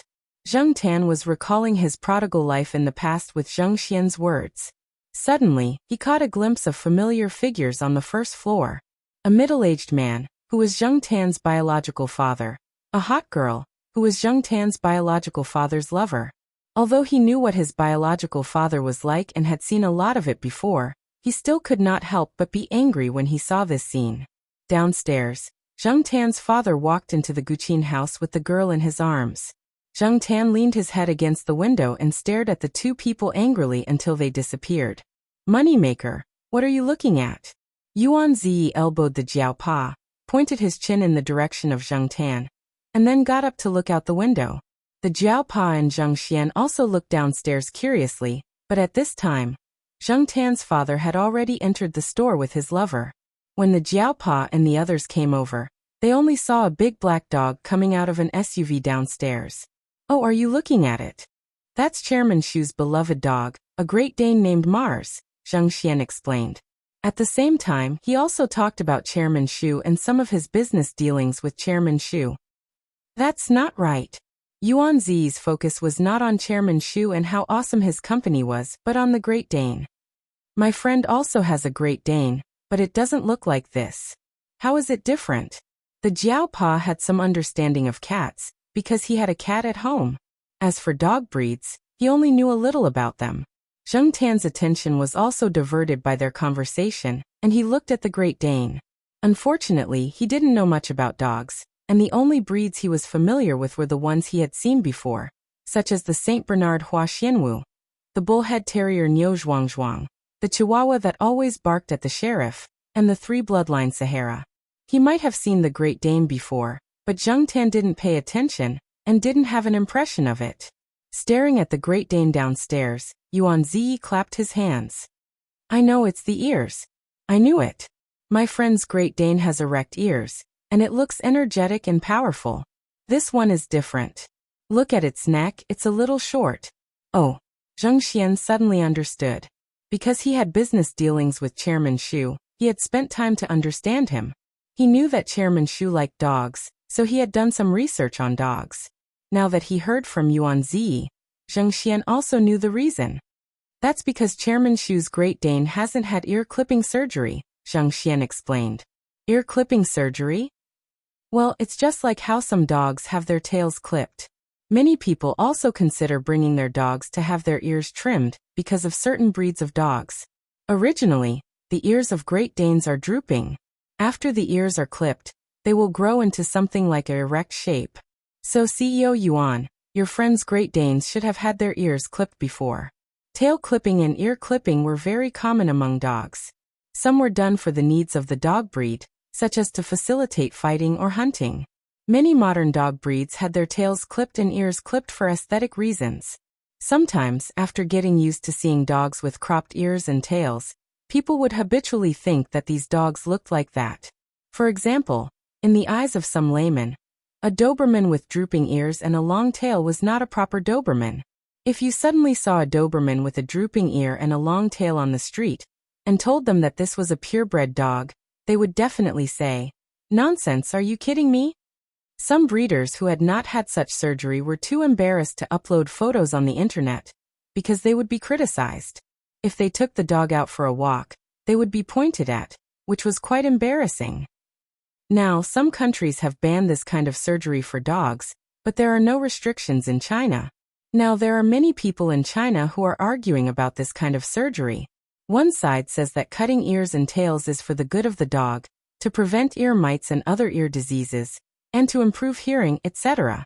The other side cites some examples to refute, saying that it is not humane.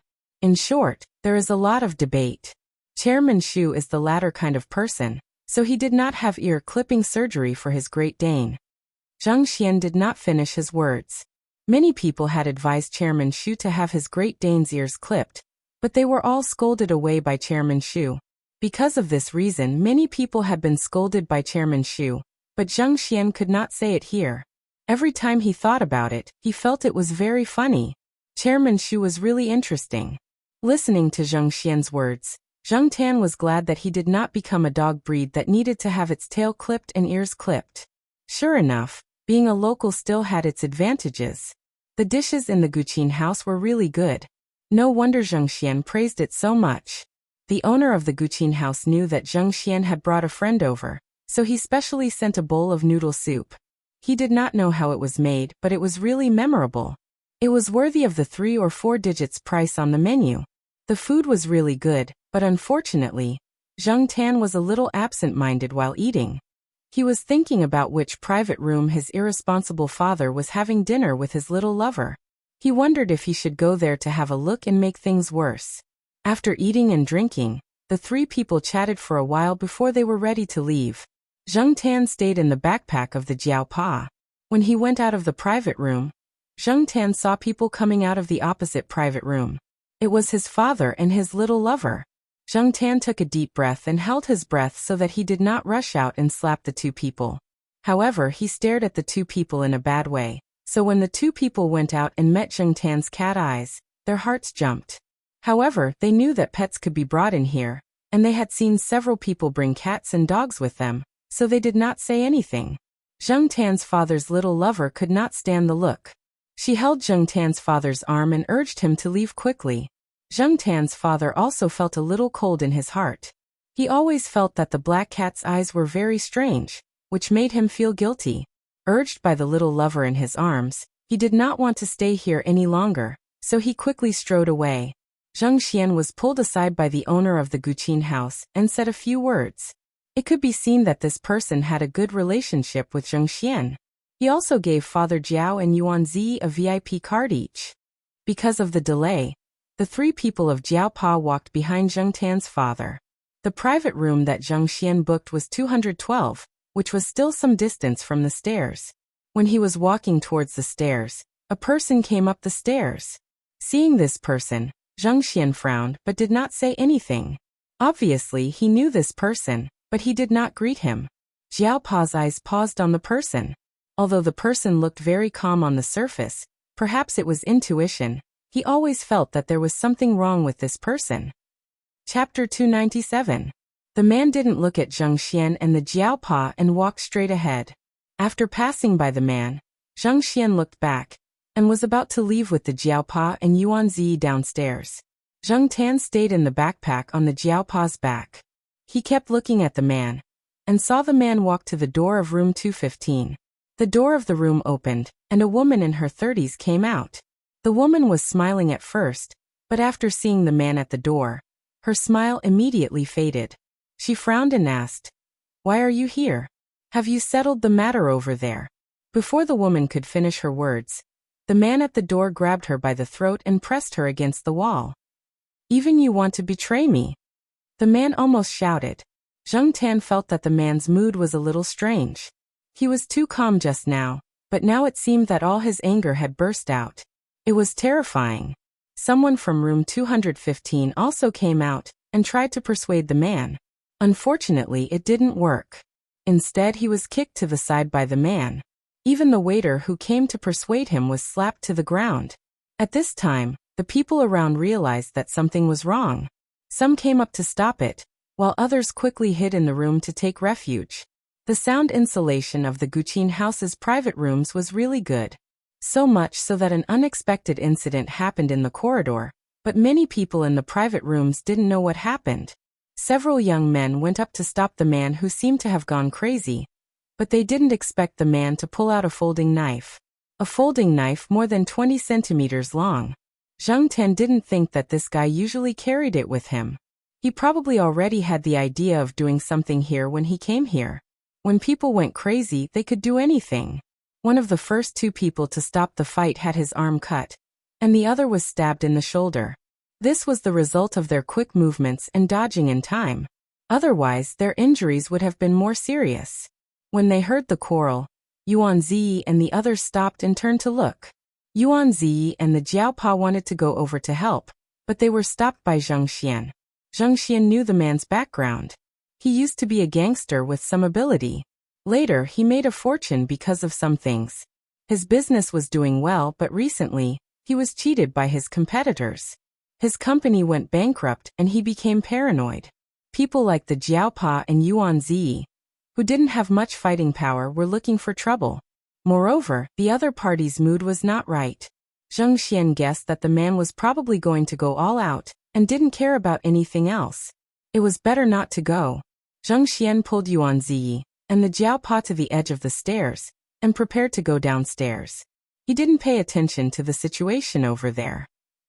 He only knew that there was a fight over there based on the sound. There were also several guards of the Guqin house on the second floor. Zheng Xian and the other two didn't see the situation over there, but Zheng Tan had been paying attention. Although the guards of the Guqin house were not masters of fighting, the three of them barely had the upper hand against one person. Of course, this didn't mean that the guards here were weak. After all, they had some considerations and were somewhat restrained. The other party was completely crazy, stabbing whoever he saw. A guard found an opportunity to kick the knife in the man's hand. The man reacted quickly and dodged a little.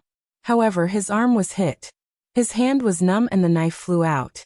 The knife flew through the gap between Yuan Ziyi and the Jiaopa. Zheng Tan originally stretched his neck to look over there. When the knife flew past him, it almost brushed his ear. Zheng Tan could feel the cold metal trembling from the few hairs on the tip of his ear. Because of the knife that was thrown over, the three people who had just stepped down the stairs paused. The cold sweat on Yuan Ziyi's forehead came down. Looking at the traces left by the folding knife on the handrail of the stairs, one could imagine what would have happened if the knife had been thrown over. F***ck. Yuan Ziyi cursed. His voice was still trembling. He didn't know whether to say that he was unlucky or lucky. The Jiaopa was about to comfort Yuan Ziyi when he found that his back was light. He didn't have time to say more to Yuan Ziyi. He turned around and saw his cat running straight to the scuffle over there at a fast speed. Black charcoal. After Zheng Tan recovered from the fact that the knife had almost cut off his ear, the anger that had been suppressed because of his father suddenly flared up. Without thinking about anything else, he jumped out of his backpack and rushed over with a belly full of anger. He didn't even care about the Jiaopa's shout. Chairman Shu, who was eating with his friends in room 216, rinsed his mouth with mouthwash. He opened the door and was about to go to the washroom. He didn't expect to see a man covered in blood being kicked in the back by a black cat. Pooh. He was so agitated that he spat out the mouthwash that he was rinsing. If it were a normal person, they would probably scream and close the door to escape or suspect that they had opened the door the wrong way.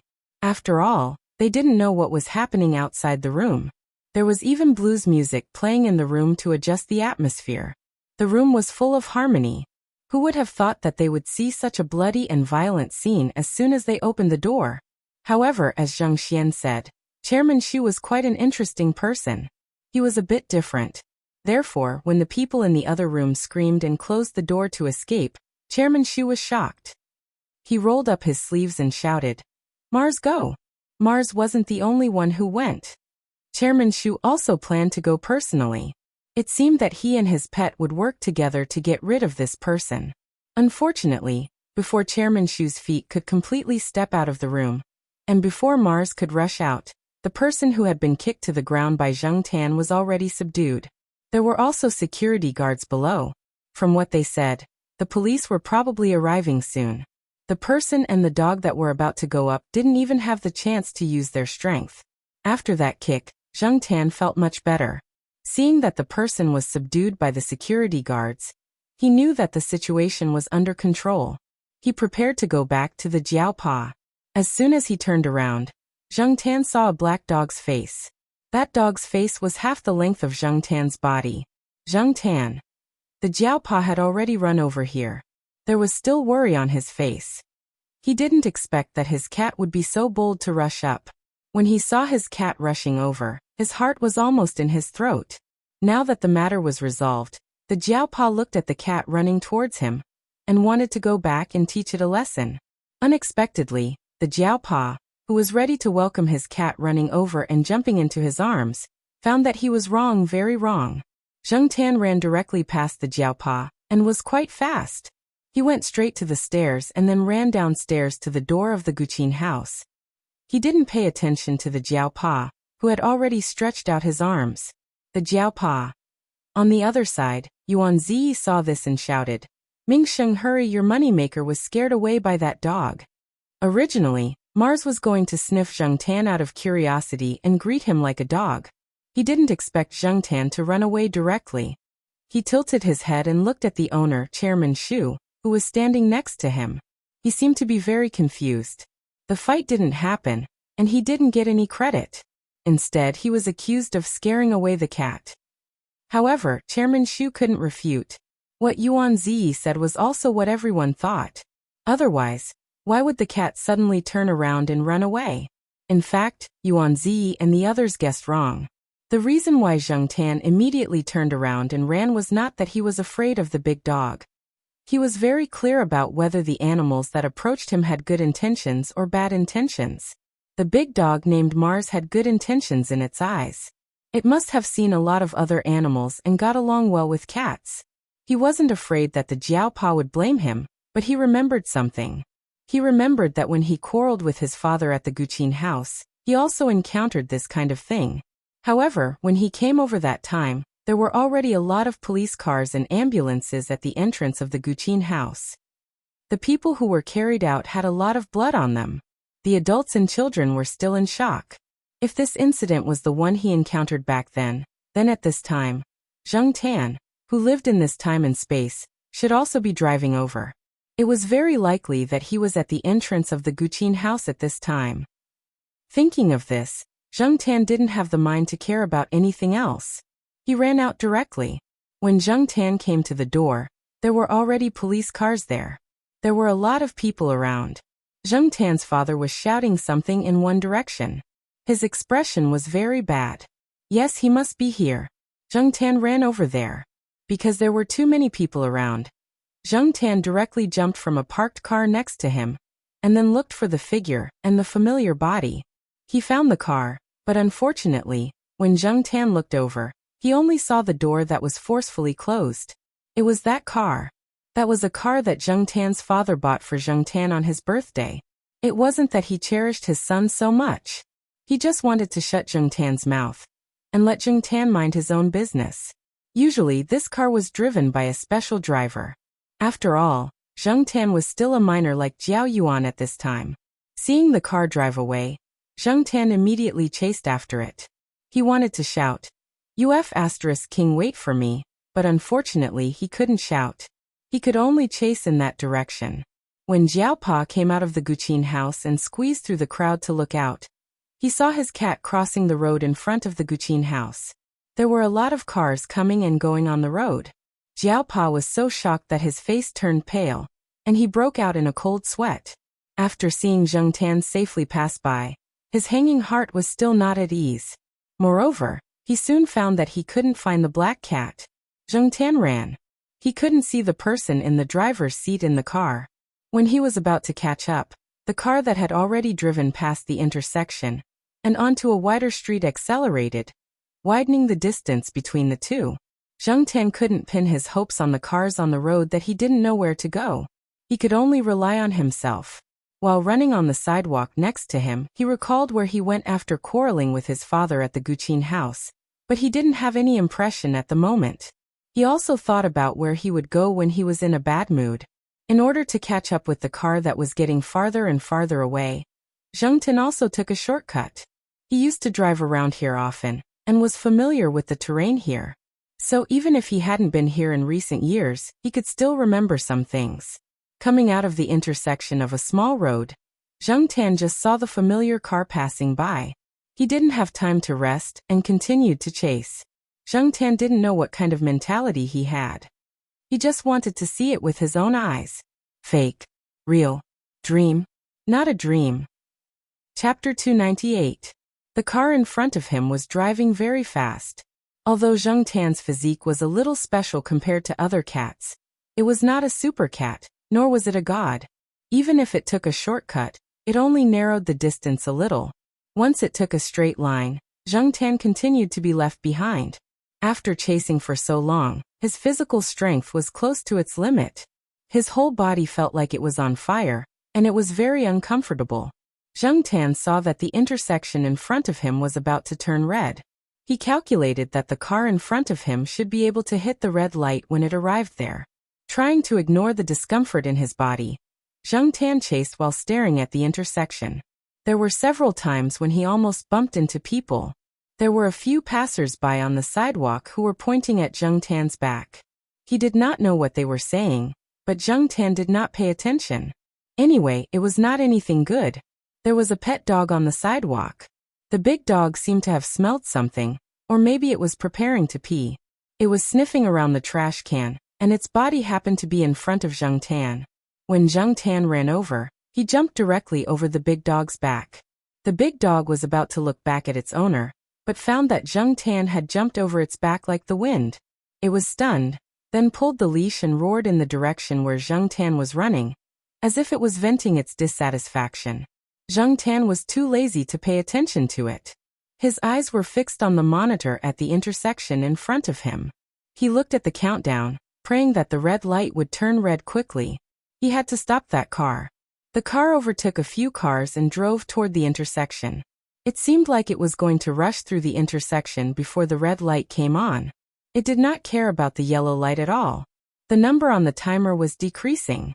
Zheng Tan hoped that it would reach the end of the countdown and light up the red light. Zheng Tan's prayer probably worked. When the familiar car in front of him was about to reach the intersection, the red light turned red. Zheng Tan was happy. However, the next moment, Zheng Tan saw that the familiar car did not slow down at all, nor did it mean to stop. It rushed straight past. If it weren't for the fact that there weren't many cars at the intersection at this time, and the pedestrians on both sides of the road hadn't taken a few steps, it might have led to a tragedy. At this moment, Zheng Tan felt as if he had been struck by a heavy hammer. He had almost forgotten what his temperament was like back then. She had a bad temper, was full of herself, and was a complete idiot. She even drove over the speed limit and ran red lights when she was underage. Now that he thought about it, Zheng Tan really wanted to slap her a few times. After letting out a sigh of relief, exhaustion and a burning pain swept over her body. Zheng Tan had no choice but to slow down. She jogged, then walked slowly. Step by step, she arrived at the crossroad. The changing traffic lights, all kinds of people, all kinds of popular and luxurious cars driving on the road, and the tall buildings around the intersection, the vast army of buildings blocking the distant scenery. Standing at the intersection, Zheng Tan watched as the familiar car sped away and disappeared from sight. Zheng Tan felt that God was like an old man with a bad taste. Every time he was close to the target, God would stretch out a finger to flick him away, and then continue to watch the fun from the side. It was like this 3 years ago, and it was the same this time. It was maddening. Zheng Tan suddenly wanted to scream like a lunatic. In fact, Zheng Tan did just that. He raised a cat paw, gave a non-standard middle finger to the sky, and then howled. He didn't know which idiot driver pressed the horn almost at the same time, but the long line of cars that had started to slow down because of the green light completely suppressed Zheng Tan's howl. Pedestrians came and went, and people rushed to cross the road. Someone kicked Zheng Tan, but Zheng Tan didn't have the mood to retaliate. The other party seemed to be in a hurry, and probably didn't notice Zheng Tan. Even if they did, it was just a cat. Why should they care about this lunatic? There were too many pedestrians here. After Zheng Tan finished howling, he didn't have the strength to howl a second time. He walked to the front of a restaurant on the side of the road, where there was an open space and shade. Zheng Tan now only felt tired and depressed. He walked over listlessly, ready to rest in the shade for a while. Pitter-patter. The water drops scattered around Zheng Tan, drenching his head and body. Zheng Tan slowly raised his head expressionlessly and looked up. On the second floor of the restaurant, someone was watering a few pots of plants on the railing. "Ah, there's a cat down there. Go away." The man put up the watering can and waved his hand to let Zheng Tan quickly move away. Zheng Tan cursed in his heart. F***ck this bad luck. He got up and walked to a tree next to him, jumped on a wooden stool under the tree, and lay on it, looking at the world that was tilted 90 degrees, motionless. He was too lazy to move. A sparrow flew over from nowhere and landed on the tree above. Zheng Tan looked at it from the corner of his eyes, jumped on the tree twice, and then flew away, disappearing around the corner. Lying on the wooden stool, Zheng Tan felt more and more tired, and his head was a little dizzy. He didn't know if it was because he wasn't used to looking at the world from this angle, or because he had overused his physical strength. He wanted to rest more, sleep, and solve his troubles when he woke up. Other than that, he didn't want to do anything now. With his eyes closed, Zheng Tan listened to the movement of the surrounding cars and pedestrians. Just as Zheng Tan was about to fall asleep, he heard footsteps approaching. It didn't sound like an adult, and the other party probably didn't have any bad intentions. Since that was the case, Zheng Tan didn't bother to open his eyes and continued to sleep. The footsteps stopped next to him, and there was the sweet smell of strawberries. Then Zheng Tan felt the person sitting on the wooden stool. A pair of hands with the sweet smell of strawberries was placed on Zheng Tan's head and gently stroked it. Zheng Tan opened his eyes and looked over. A little girl about 4 years old was sitting on the same wooden stool, half a palm's distance away from Zheng Tan's head. At this moment, the little girl was holding a strawberry ice cream cone in one hand, and the other hand was on Zheng Tan's head. She was biting the ice cream, and her eyes were curiously looking at Zheng Tan. There was some melted pink ice cream on the little hand on Zheng Tan's head, and it was smeared on Zheng Tan's body along with the movement of the hand. Zheng Tan shook his beard and took a deep breath. Forget it, seeing that the child's eyes were pure and not teasing, and that it wasn't intentional, he didn't care. Just as Zheng Tan was about to ignore the child and close his eyes to continue sleeping, his nose was touched. When he opened his eyes, the half-melted ice cream was placed in front of Zheng Tan. "Do you want to eat it?" the little girl asked. She was using the familiar Nanchang dialect, and she was a native of Nanchang. It was familiar, but at the same time, it felt a little unfamiliar. Probably because he was used to listening to Mandarin and Chuhua dialect in Chuhua City. Most of the people he interacted with after coming to Nanchang and Nanchang spoke Mandarin. Seeing Zheng Tan staring at the ice cream, the little girl pushed the ice cream in front of Zheng Tan. The melted ice cream almost touched Zheng Tan's nose, and Zheng Tan dodged it. Seeing Zheng Tan's dodging action, the little girl was puzzled. "This is very delicious." Zheng Tan looked at the little girl, and then looked at the half-melted ice cream that had been bitten a few times. He thought for a while, and then bit the sharp corner at the bottom of the ice cream cone. When it was first made, the bottom of the cone couldn't touch the ice cream, but now the ice cream was half-melted, and the melted liquid flowed to the bottom of the cone. Zheng Tan also ate some when he bit it. It was cold and had the sweetness of strawberries. It was said that cats couldn't taste sweetness, and it was said that the colors in a cat's eyes weren't that rich. Zheng Tan didn't know why he could taste the sweetness and see the colorful colors. He took it as God's compensation for him. He had turned into a cat for no reason, so he had to be compensated. The little girl laughed a few times and took a bite of the ice cream. She ate the top, and then handed the ice cream in front of Zheng Tan. Zheng Tan nibbled at the bottom of the cone. The girl and the cat ate, and Zheng Tan's gloomy mood dissipated a little. The little girl's mouth was covered in ice cream, and Zheng Tan wasn't any better. When he bit the ice cream a few times, the melted liquid dripped onto the bridge of his nose, or the parts of his mouth that his tongue couldn't touch, and the surrounding fur was stuck together. As they were eating, the little girl's parents came out of the shop and asked her to come over. They were ready to leave. The little girl got down from the stool and reluctantly looked at the unfinished ice cream in her hand. She handed it to Zheng Tan and said, "Here, you can have it."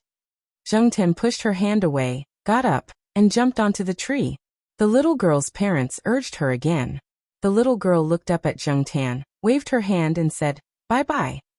Zheng Tan also raised his hand and made a goodbye gesture.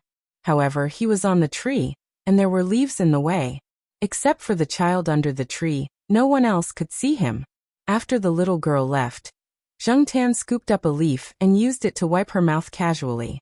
Although it couldn't wipe off the ice cream that was sticking to her body that was about to dry, it was better to wipe it off. At least, she didn't look so pathetic. After eating some ice cream, Zheng Tan's spirit was better, and his throat didn't hurt so much.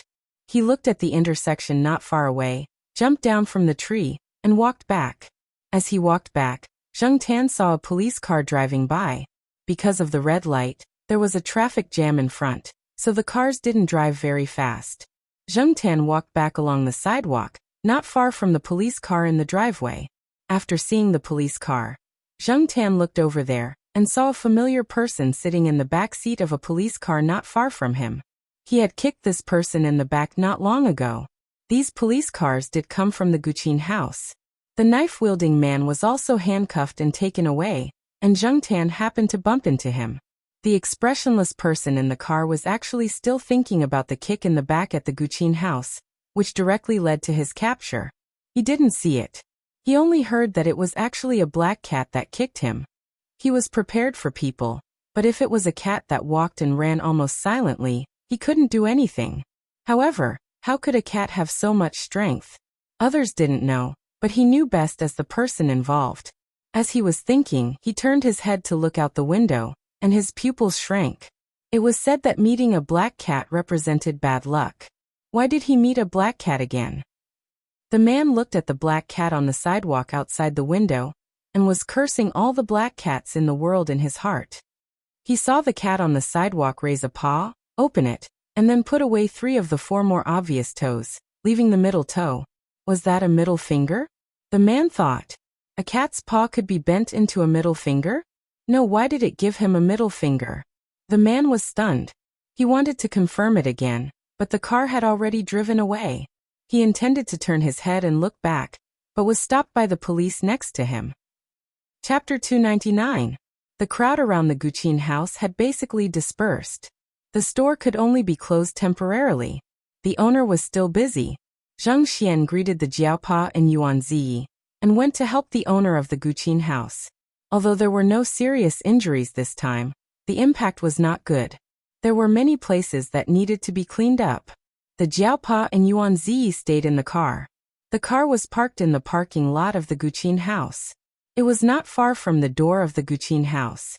If Zheng Tan came back, he would see it at a glance. It's been almost 2 hours, right? Asked Yuan Ziyi.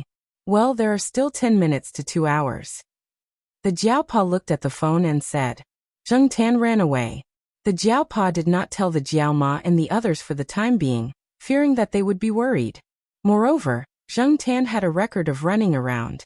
The Jiaopa felt that Zheng Tan must have found something and ran away. It should not be the dog's problem. There were so many dogs in the compound, and his cat got along well with them. Moreover, Chairman Shu's dog was friendly. It would not run away because of a dog. His cat should be considered a rational type. However, the scene at the time was really a bit chaotic. The Jiaopa was not sure what the reason was. Therefore, he planned that if the cat did not come back in 2 hours, he could only ask someone to help with a large-scale search. There was another car parked next to Yuan Ziyi's car. It was Chairman Shu's SUV. Chairman Shu was now a little guilty. He felt that his dog should have scared the cat away and they couldn't catch up. However, the cat had the courage to rush over and kick the attacker. Why did it run away after seeing his dog? Was the cat afraid of dogs? In any case, Chairman Shu felt that he should be responsible for Professor Jiao's missing cat. He also said that he would call his friends to help find it, but Professor Jiao told him to wait first, so he called his assistant a few times to postpone some things and waited here with the 2 people. He was still thinking that the cat had been scared away for so long. Could it come back by itself? While Chairman Shu was thinking, he heard Yuan Ziyi's surprised cry from the car next door. Look, Moneymaker is back. Hey Moneymaker, over here, over here. Oh, he really came back. Chairman Shu rolled down the car window and looked over. Mars, who was in the front passenger seat, also looked over. Zheng Tan was walking step by step to the Guqin house. He was too tired and thirsty. When he walked, he opened his mouth and gasped. When he saw the store of the Guqin house, he was relieved. He finally arrived. He had already seen Yuan Ziyi's car parked there. Yuan Ziyi even rolled down the car window and waved at them, as if he was afraid that others wouldn't know. The door of the back seat had also been opened. The Jiaopa was sitting there. Because of the light in the car, Zheng Tan couldn't see the Jiaopa's face clearly, but based on his understanding of the Jiaopa was definitely not in a good mood. The calmer he was, the more guilty Zheng Tan felt. But he couldn't explain why he suddenly ran away. "Oh, be careful, watch the car," Yuan Ziyi shouted over there. The Jiaopa in the car looked calmer. Of course he was just watching. 2 hours ago, he was really scared by Zheng Tan running across the road. Now that he thought about it, he still had a lingering fear.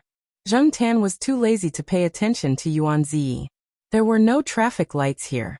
He saw that there weren't many cars before he went over. Woof woof. In Chairman Shu's car, Mars also saw Zheng Tan. It barked twice, probably to express its excitement and curiosity. Chairman Shu and Yuan Ziyi's hearts were in their mouths again. They were afraid that the cat would run away again. But when they turned their heads, they found that the cat wasn't affected at all. It was still calmly crossing the road. Chairman Shu covered Mars's mouth and looked at the black cat that ran across the road and jumped into the car next to them. Could it be that he was wrong? That cat wasn't afraid of Mars? Thinking about it, Chairman Shu got out of the car and knocked on Yuan Ziyi's car window. In the car, Zheng Tan looked at the Jiaopa's calm face and thought to himself, oh no, he's going to flip out. It's very scary when the Jiaopa flips out. Will I be grounded for a long time? It seems that being grounded is considered a light punishment, but I don't know how long it will be. Zheng Tan was glad that the Jiaopa rarely fought, so he wasn't worried about being beaten up. Even if he was beaten up, he wouldn't be badly beaten, right? As he was thinking, Zheng Tan heard Chairman Shu talking to Yuan Ziyi. Chairman Shu said that it was rare for them to meet each other. His dog seemed to have made a mistake. In order to apologize, Chairman Shu invited Yuan Ziyi and the Jiaopa to have a cup of afternoon tea and have a chat. Yuan Ziyi had nothing to worry about because of Zheng Tan's return. This person's nerves were strong. He had forgotten the frightening scene of almost being stabbed by a knife at the Guqin house. Now that he saw Chairman Shu come over, he began to have other ideas. After all, Yuan Ziyi was a businessman. At that time, when Zheng Xian introduced Chairman Shu to them, Yuan Ziyi only heard a little. They were still far from Chairman Shu. Now that it was rare for such a person to take the initiative to invite them, Yuan Ziyi naturally raised both hands in agreement. The Jiaopa, who had a lot to say and wanted to have a good chat with Zheng Tan, could only continue to hold back his words. Since the other party invited him, of course he had to give some face. The Jiaopa was not a person who didn't know anything. However, as the saying goes, the spirit rises at the first spurt, and the second spurt will weaken. When there is a chance to lecture, I don't know how much deterrence it will have. Forget it, it's good that you can come back. The Jiaopa sighed and signaled that Yuan Ziyi could go. Seeing that the Jiaopa didn't mean to have a good chat for the time being, Zheng Tan was relieved. He was really grateful to Chairman Shu. He appeared at the right time. Chairman Shu took them to a very stylish restaurant. It was a little far from the city center, and the area was quite large. Yuan Ziyi looked at the restaurant in front of him, wondering how much it would cost to eat here. When they arrived, there were people coming out of the restaurant. Yuan Ziyi saw clearly that they were a few celebrities. Yuan Ziyi could recognize one of them at a glance even if she was wearing a big pair of sunglasses. That was the woman who had a poster on Yuan Ziyi's bedside wall when he was in college. Yuan Ziyi wasn't making a fuss. Whether it was in the past or now, Yuan Ziyi was considered a knowledgeable person. He was just thinking that since there were celebrities coming to eat here, the security must be very good. When he came in from the outer door, he had this feeling. Now he was even more certain. Can we really bring cats in here? The Jiaopa asked. Generally speaking, dogs were easier to take care of. Cats, on the other hand, were not so cooperative, especially when there were some celebrities here. Many celebrities seem to be very close to cats in public, but not in private. After all, cats were easy to scratch, and the celebrities' faces were very valuable. Just now, when a celebrity passed by them, he frowned when he saw the cat poking its head out of the car, but he quickly covered it up. The Jiaopa happened to catch that moment. Yuan Ziyi paused and said, "In theory it shouldn't be allowed." He had been to a similar place before. Although there was no sign that said pets were not allowed to enter, the people who went there in private knew what to do. The word in theory was used well. Many times, this word directly told you that the things on the surface were bullshit. Generally, people who could bring pets in were not afraid to say it. This was called privilege. For example, Chairman Shu was casually coming out of the car with his beloved dog. Who cares? Someone will take care of it. What are we afraid of? Yuan Zi thought it through. The dishes here are not necessarily worse than those in the Guqin house, but the security here is much stronger. You don't have to worry about encountering that kind of thing again, Chairman Shu said as he walked in. The waiters here were very familiar with Chairman Shu. They greeted him but did not lead the way. Chairman Shu was very familiar with this place. Every time he went in, he could go wherever he wanted. When he needed service, he would call. At other times, they didn't have to be courteous over there. Walking further in, Zheng Tan saw a yard. The layout of the rockery and pond was also very exquisite. It looked very comfortable. There were a few single rooms near the yard. Only a few friends of the owner would come here. This place was not open to the public. In the courtyard, there was a pond with no fish. A big dog was lying on the edge of the pond with its head on the steps, snoring loudly. When it heard the noise, it immediately opened its eyes and looked over. When it saw Mars and Chairman Shu, it jumped out of the pond and wagged its tail happily. It was also a Great Dane. It was as black as Mars and about the same size. However, this was just a dog that had undergone ear-cutting surgery. Its ears were very beautiful and it looked very energetic and powerful. In comparison, it was easy to distinguish it from Mars. Chairman Shu told Jiao Pa that this dog was called Tofu and was Mars's brother. It had a good temper, but it had a fierce face. When it was named, the owner of this restaurant was thinking about a dish about tofu. Chairman Shu urged him to name the dog. The man directly said tofu. Zheng Tan gave a sympathetic look to the big dog. A tall and powerful black dog called Tofu. If you just listened to the name and didn't look at the dog, you would think that this dog was soft and easy to bully. A water column sprayed up from the pond. It was not high, about half a meter. As soon as they saw the water spray over there, the two dog brothers immediately ran over there and jumped into the pond. I don't know if it's because dogs born in summer like to play with water. Mars and Tofu like to play with water, especially when it's hot in summer. When other dogs are crowded in the air-conditioned room, they will look for a pond. The pond in the yard was specially built for Tofu to play with. Chairman Shu looked at the pond and smiled. There was a water purification system in the pond, and there were always people taking care of it. Therefore, even if there were dogs playing in it, the pond still looked very clean. Chairman Shu chose a single room near the pond. From here he could see the situation in the pond. Zheng Tan leaned against the window and watched Mars and Tofu jump into the pool to play with the water column. He was a little tempted by the sight of Mars and Tofu. It was inconvenient to clean up on the way here. Jiao Pa only used paper towels and mineral water to wipe off the ice cream on Zheng Tan's face. This made Zheng Tan look a little better. However, Zheng Tan felt that the strawberry smell was still there. It was sticky and itchy. After looking at it for a while, he jumped down from the window and jumped over. Splash! Suddenly, there was an outsider. The two dogs that were playing happily suddenly retreated to the edge of the pond.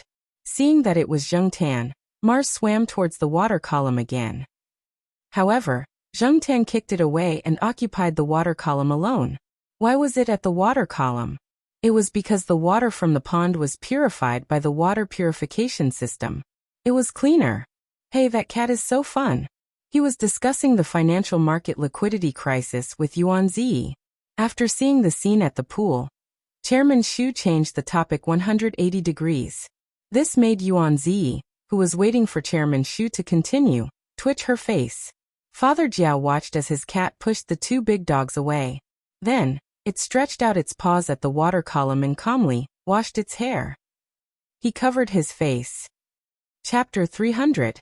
After washing his hair and taking a shower, Zheng Tan came out of the pool and stayed under the shade of the tree for a while. He waited until his hair was almost dry before returning to the private room. This made it useless for the Jiao Pa to find a towel. Yuan Zi raised his hand and closed the window. The air conditioner in the room was blowing, and he could feel the hot wind blowing in from outside. When he first came in, he didn't close the window. When he was about to close the window, Zhang Tan had already jumped out, so the window had been left ajar. Now it was really closed. Your cat is really brave. Fortunately, Mars and Tofu have been trained, and they have more contact with small animals. They usually don't bite people, and they are kind to cats and dogs. Chairman Shu said to the Jiaopa. The Jiaopa didn't comment and just smiled. Zhang Tan snorted at Chairman Shu's words. He knew that Mars and Tofu were kind and didn't show any hostility. That was why he dared to go there. If that wasn't the case, he wouldn't be stupid enough to provoke those ferocious and untrained big guys. Was he tired of living? Yuan Ziyi next to him had finally turned the topic back to the changes in the financial market and wanted to hear more of Chairman Shu's views. Now that Zhang Tan came back, Chairman Shu changed the topic again. Yuan Ziyi had to cough and winked at the Jiaopa, indicating to quickly change the topic. It was rare to have such an opportunity to learn more. After talking about the changes in the financial market for a while, the topic changed to what happened at the Guqin house not long ago, and also talked about the person who committed the crime. He has nothing now. Naturally, his actions are more extreme.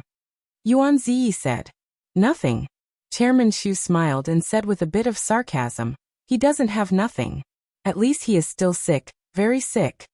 It could be seen that Chairman Shu didn't think highly of the person's behavior, and was very contemptuous. Probably people in that kind of situation wouldn't be calm, right? The higher you stand, the more painful it is to fall, Yuan Ziyi said. Zhang Tan glanced at Chairman Shu. He felt that this person seemed to be more interested in cats than people. He had probably encountered some bad things in the past. When Zhang Tan was walking around a while ago, he heard someone say, "The more people you know, the better you think pets are." It was not uncommon for people to treat others well, only to be stabbed in the back in the end. That was why some people were becoming more and more extreme. However, Zhang Tan felt that Chairman Shu wasn't as simple as he looked. Just like Fang Xiaokong, he didn't look very reliable usually, but he could really carry a big company and make great achievements. If he could be seen through so easily, he wouldn't be someone who had been fighting on the battlefield for more than 20 years. As they chatted, they started talking about Chuhua City. Chairman Shu sighed. Chuhua City is a good place. A friend of mine is planning to open a shop there. Jiaopa and Yuan Ziyi's heart skipped a beat. Here it comes. Yuan Ziyi's company and Chairman Shu's company basically didn't have much business interaction. Previously, they thought that Chairman Shu invited them to a place like this for tea and chat. Sure enough, there was another reason. The friend that Chairman Shu was talking about was the owner of this shop. Although this place looked very high-end, the owner came from a humble background and didn't study much. When he didn't even finish junior high school, he traveled all over the country to learn the cooking skills of various places and figured out many dishes. Later, when Nanjing began to develop rapidly, he came to this city to open a shop. By chance, he met Chairman Shu and some others. With their help, he opened this relatively high-end shop. However, the owner's first shop had never been closed. Now it was famous among the people of Nanjing. All these years he had been thinking about cooking and didn't have the time to manage the shop. Now that he was free and didn't have to worry about money, he wanted to open other branches in other places in the country. Coincidentally, Chairman Shu found out that Professor Jiao and Yuan Ziyi were from Chuhua City when he talked to them about how his dog had scared the other party's cat away. Chairman Shu also took this opportunity to ask around. Most of his business was actually overseas. In China, he only knew a little about Beijing, Pearl City, and Nanjing. He wasn't familiar with other places. Yuan Ziyi and Jiaopa chatted with Chairman Shu about the current development of Chuhua City. During the conversation, they found that Chairman Shu wasn't completely ignorant about Chuhua City. Several famous companies and local people in Chuhua City could give their opinions. At this moment, the door of the private room opened. A man in his 40s walked in. He wasn't dressed very well. He was wearing a tank top and shorts. There was also the smell of food on his body. Looking at how casual this man was when he greeted Chairman Shu, and how close Tofu and Mars were to this man, Zhang Tan guessed that this man should be the owner of the shop that Chairman Shu was talking about. When this man came in, he brought Mars and Tofu with him. The fur of these two dogs was already dry. Not long after Zhang Tan returned to the private room, The two dogs were taken away from the pool. Because Great Danes had short hair, compared to other long-haired breeds, they were more afraid of the cold and not the heat. However, in the summer, when the sun was hot and the temperature was high, Great Danes would feel hot and dry. Some of them might even suffer from heat stroke. Therefore, Tofu spent most of his time in the air-conditioned room. He would only go to the pool to play when his owner was busy. As soon as they entered the room, the two dogs, who were panting with their mouths wide open, became much quieter. The coolness of the room made them feel very comfortable. Tofu even came over to the chair that Jung Tan was squatting on and sniffed it. Seeing that Jung Tan didn't pay attention to it, it went back to sit next to the man who just came in. As for Mars, it had already run to Chairman Shu's side. Jung Tan wasn't interested in the conversation between Jiao Pa and Chairman Shu. He stared at Tofu's ears and then glanced at Mars's ears. He then looked at the four people who were introducing themselves to each other. Jung Tan jumped off the chair and walked over to Tofu. Since no one was looking at him, he was bored sitting there by himself. Tofu was tired from playing with the water. It lay on the floor and licked its nose in the cool room. Then, it closed its eyes and began to take a nap. When Jung Tan jumped off the chair, Tofu's ears moved. However, it didn't open its eyes. When Jung Tan walked in front of it, it slowly opened its eyes. When it saw Jung Tan, it didn't raise its head. It only looked up at Jung Tan. Jung Tan stared at Tofu's eyes. He felt that Tofu was in a good mood. It didn't show any signs of alienation or warning. Therefore, he moved closer and looked at Tofu's ears. He was curious about how Tofu cut its ears. As Jung Tan moved closer, Tofu raised its head. It opened its mouth and stuck its tongue out. It looked at Jung Tan.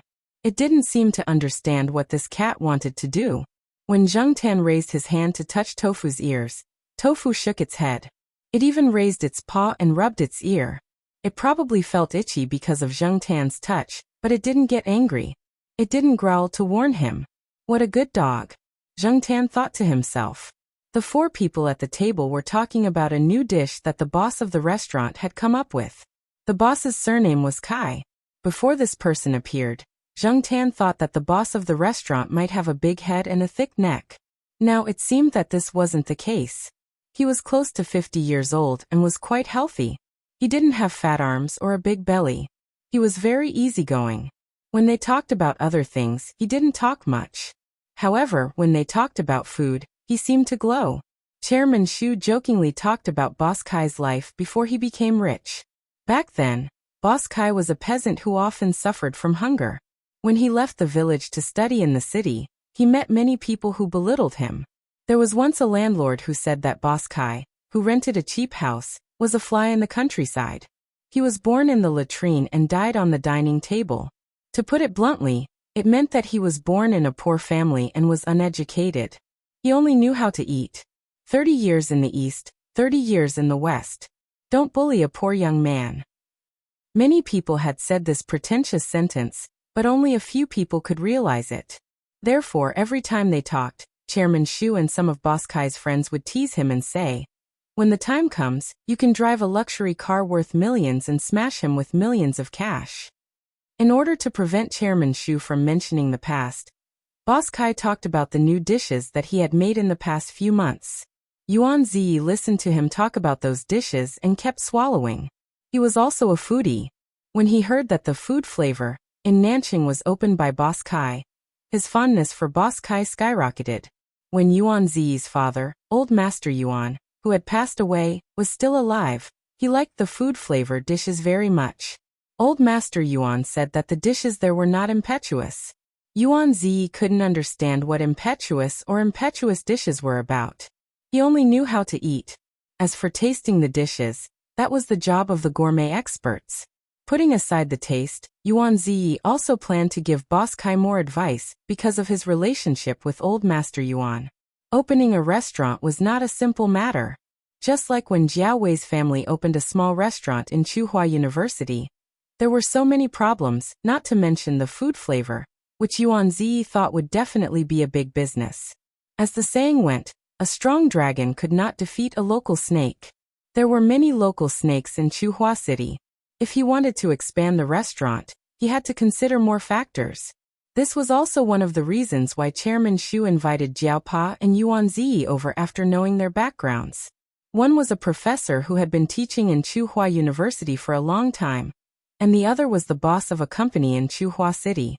Even if he couldn't get much useful information from them, it was good to listen more. After all, the information he asked people to collect was not comprehensive. Yuan Zi didn't think that Boss Kai would encounter many difficulties in Tsinghua City. It was enough to take care of some places. Whether he could open a branch or not depended on whether he could retain customers, as long as the quality of the dishes didn't deteriorate. Don't worry, it won't be a problem. I believe in the ability of food flavor. When food flavor opens, I can often eat food flavor dishes. Even if it's far, I will have to drive there, Yuan Zi said with a smile. It's not far. Isn't Professor Jiao at Tsinghua University? The restaurant I bought is nearby, Boss Kai said. It's called something. Hengwu Square. I looked for it for a long time. I think the newly built Hengwu Square is quite good, so I bought it. Seeing that Professor Jiao and Yuan Zi's expression suddenly changed, Chairman Xu asked, "What's wrong? Is there something wrong? Hengwu Square? Isn't that Yi Hao's territory?" Jiao Pa and Yuan Zi looked at Zheng Tan at the same time. Chairman Xu and Boss Kai also looked over. They saw that the black cat was pressing Tofu's head with one paw and flipping Tofu's ears with the other paw. It seemed to be looking at something.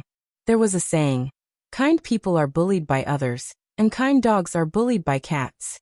Chapter 301.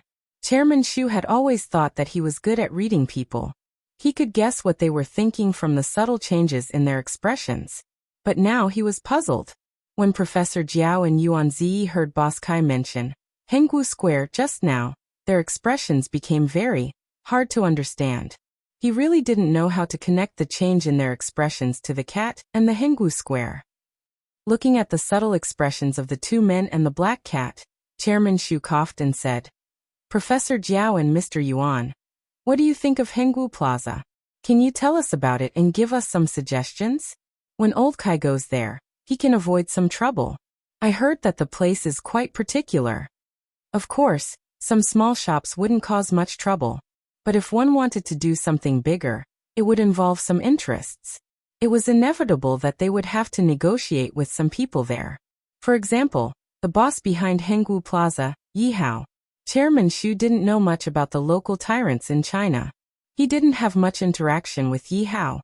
His understanding of Yi Hao was limited to the investigation materials given to him by his assistant. Other than Yi Hao, there were some other non-government forces near Hengwu Plaza. Chairman Xu actually didn't agree with Boss Kai's choice of Hengwu Plaza, but since Boss Kai insisted, he had no choice but to try his best to help. This Hengwu Plaza. Yuan Zi wanted to say something but stopped. He opened his mouth and looked at the Jiao Pa Ming Sheng. You say it. After all, your family is more familiar with that person. That person. When Zheng Tan heard them talking about Hengwu Plaza, he stopped flipping through the tofu and jumped back to the chair next to the Jiao Pa to listen to their conversation. When Yuan Zi was talking, he kept glancing at Zheng Tan. Zheng Tan didn't know what this guy was thinking. The Jiao Pa thought for a while and said, "I believe Chairman Xu and Boss Kai have done some research on Hengwu Plaza. Although I live at Tsinghua University, I don't go there often. I don't know more about Hengwu Plaza than you two." Chairman Xu picked up the cup in front of him and took a sip of tea.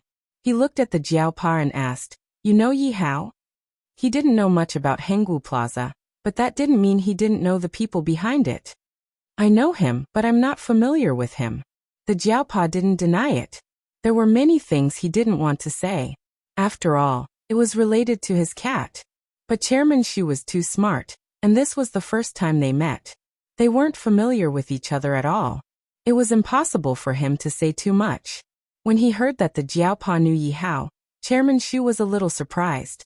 He didn't expect that the two people he met by chance were actually related to Hengwu Plaza.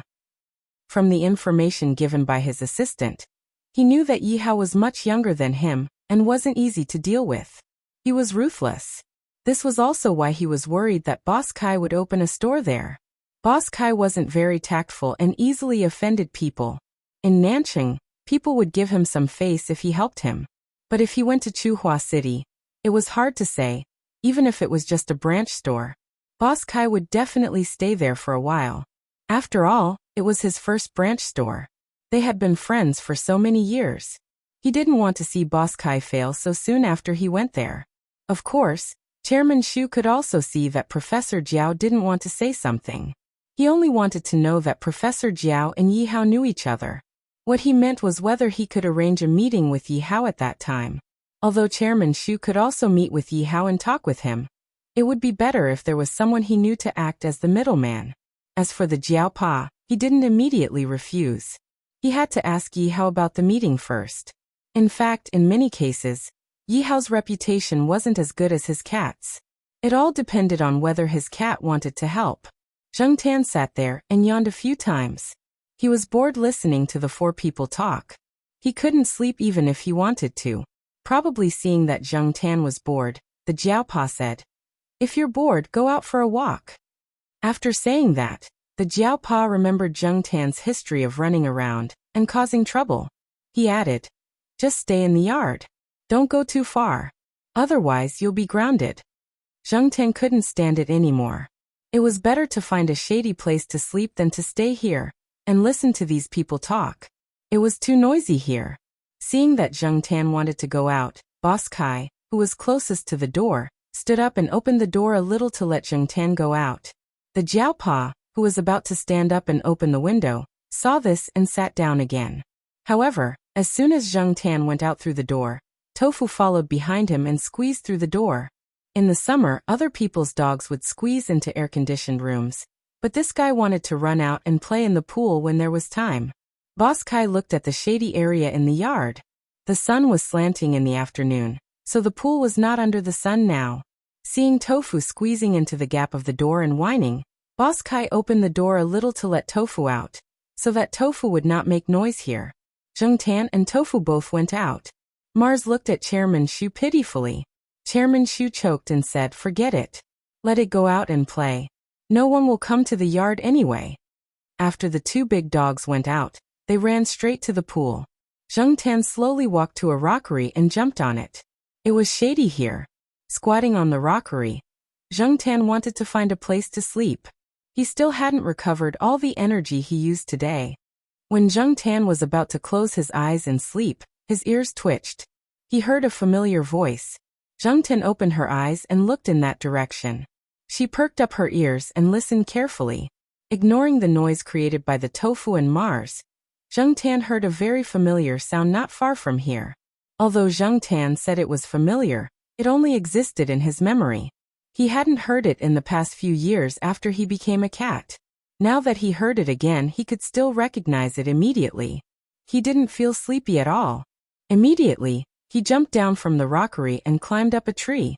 With the help of the tree, Zheng Tan climbed over the walls of the yard.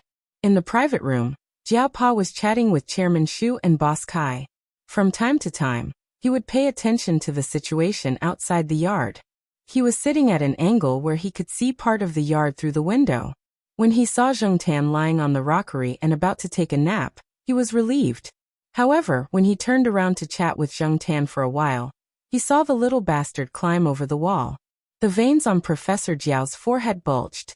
He had just told the little bastard to play in the yard. In the blink of an eye, the little bastard climbed over the wall and ran away. As expected, he had to ground it. "Don't worry. I'll ask someone to keep an eye on it.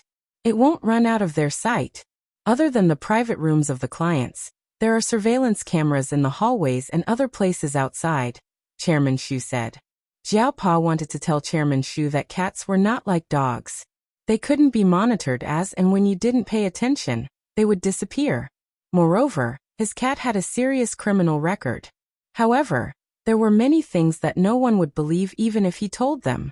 Zheng Tan forgot about Jiao Pa's advice again. He was now looking for the source of the voice.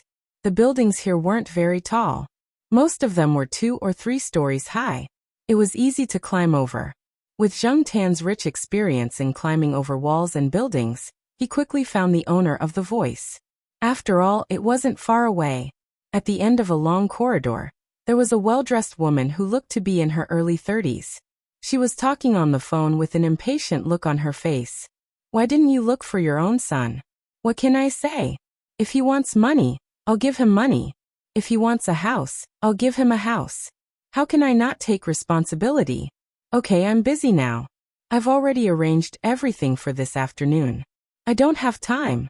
Zhang Tan knew who she was talking to on the phone. He also knew who they were talking about. Although he had thought of many possibilities when he came to Nancheng, he didn't expect to see these two people on the same day. 3 hours ago, he saw his own father. Now he saw his own mother. One always took different lovers to have fun, and the other contacted a few rich wives when she was free to expand her career. Basically, they didn't care much about Zhang Tan other than giving him money.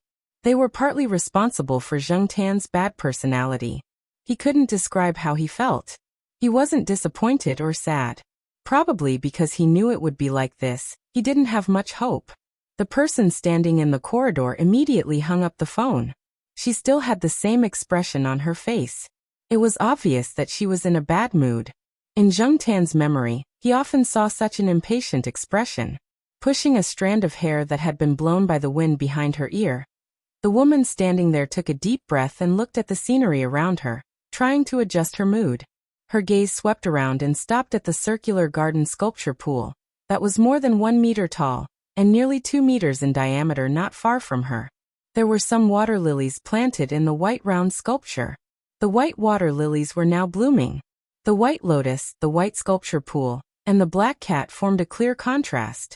The woman stood by the corridor and looked at the cat standing by the pool. The black cat sitting by the pool also looked at her quietly. The woman froze. She felt inexplicably guilty when she looked at the cat's eyes. Just then, the door of a private room opened, and a woman in her 30s came out. Hey, are you done with the phone call? We're waiting for you. Zhang Tan's mother's impatience immediately disappeared. She smiled and replied, Okay. Look at you guys. She walked into the private room and looked at the pool again.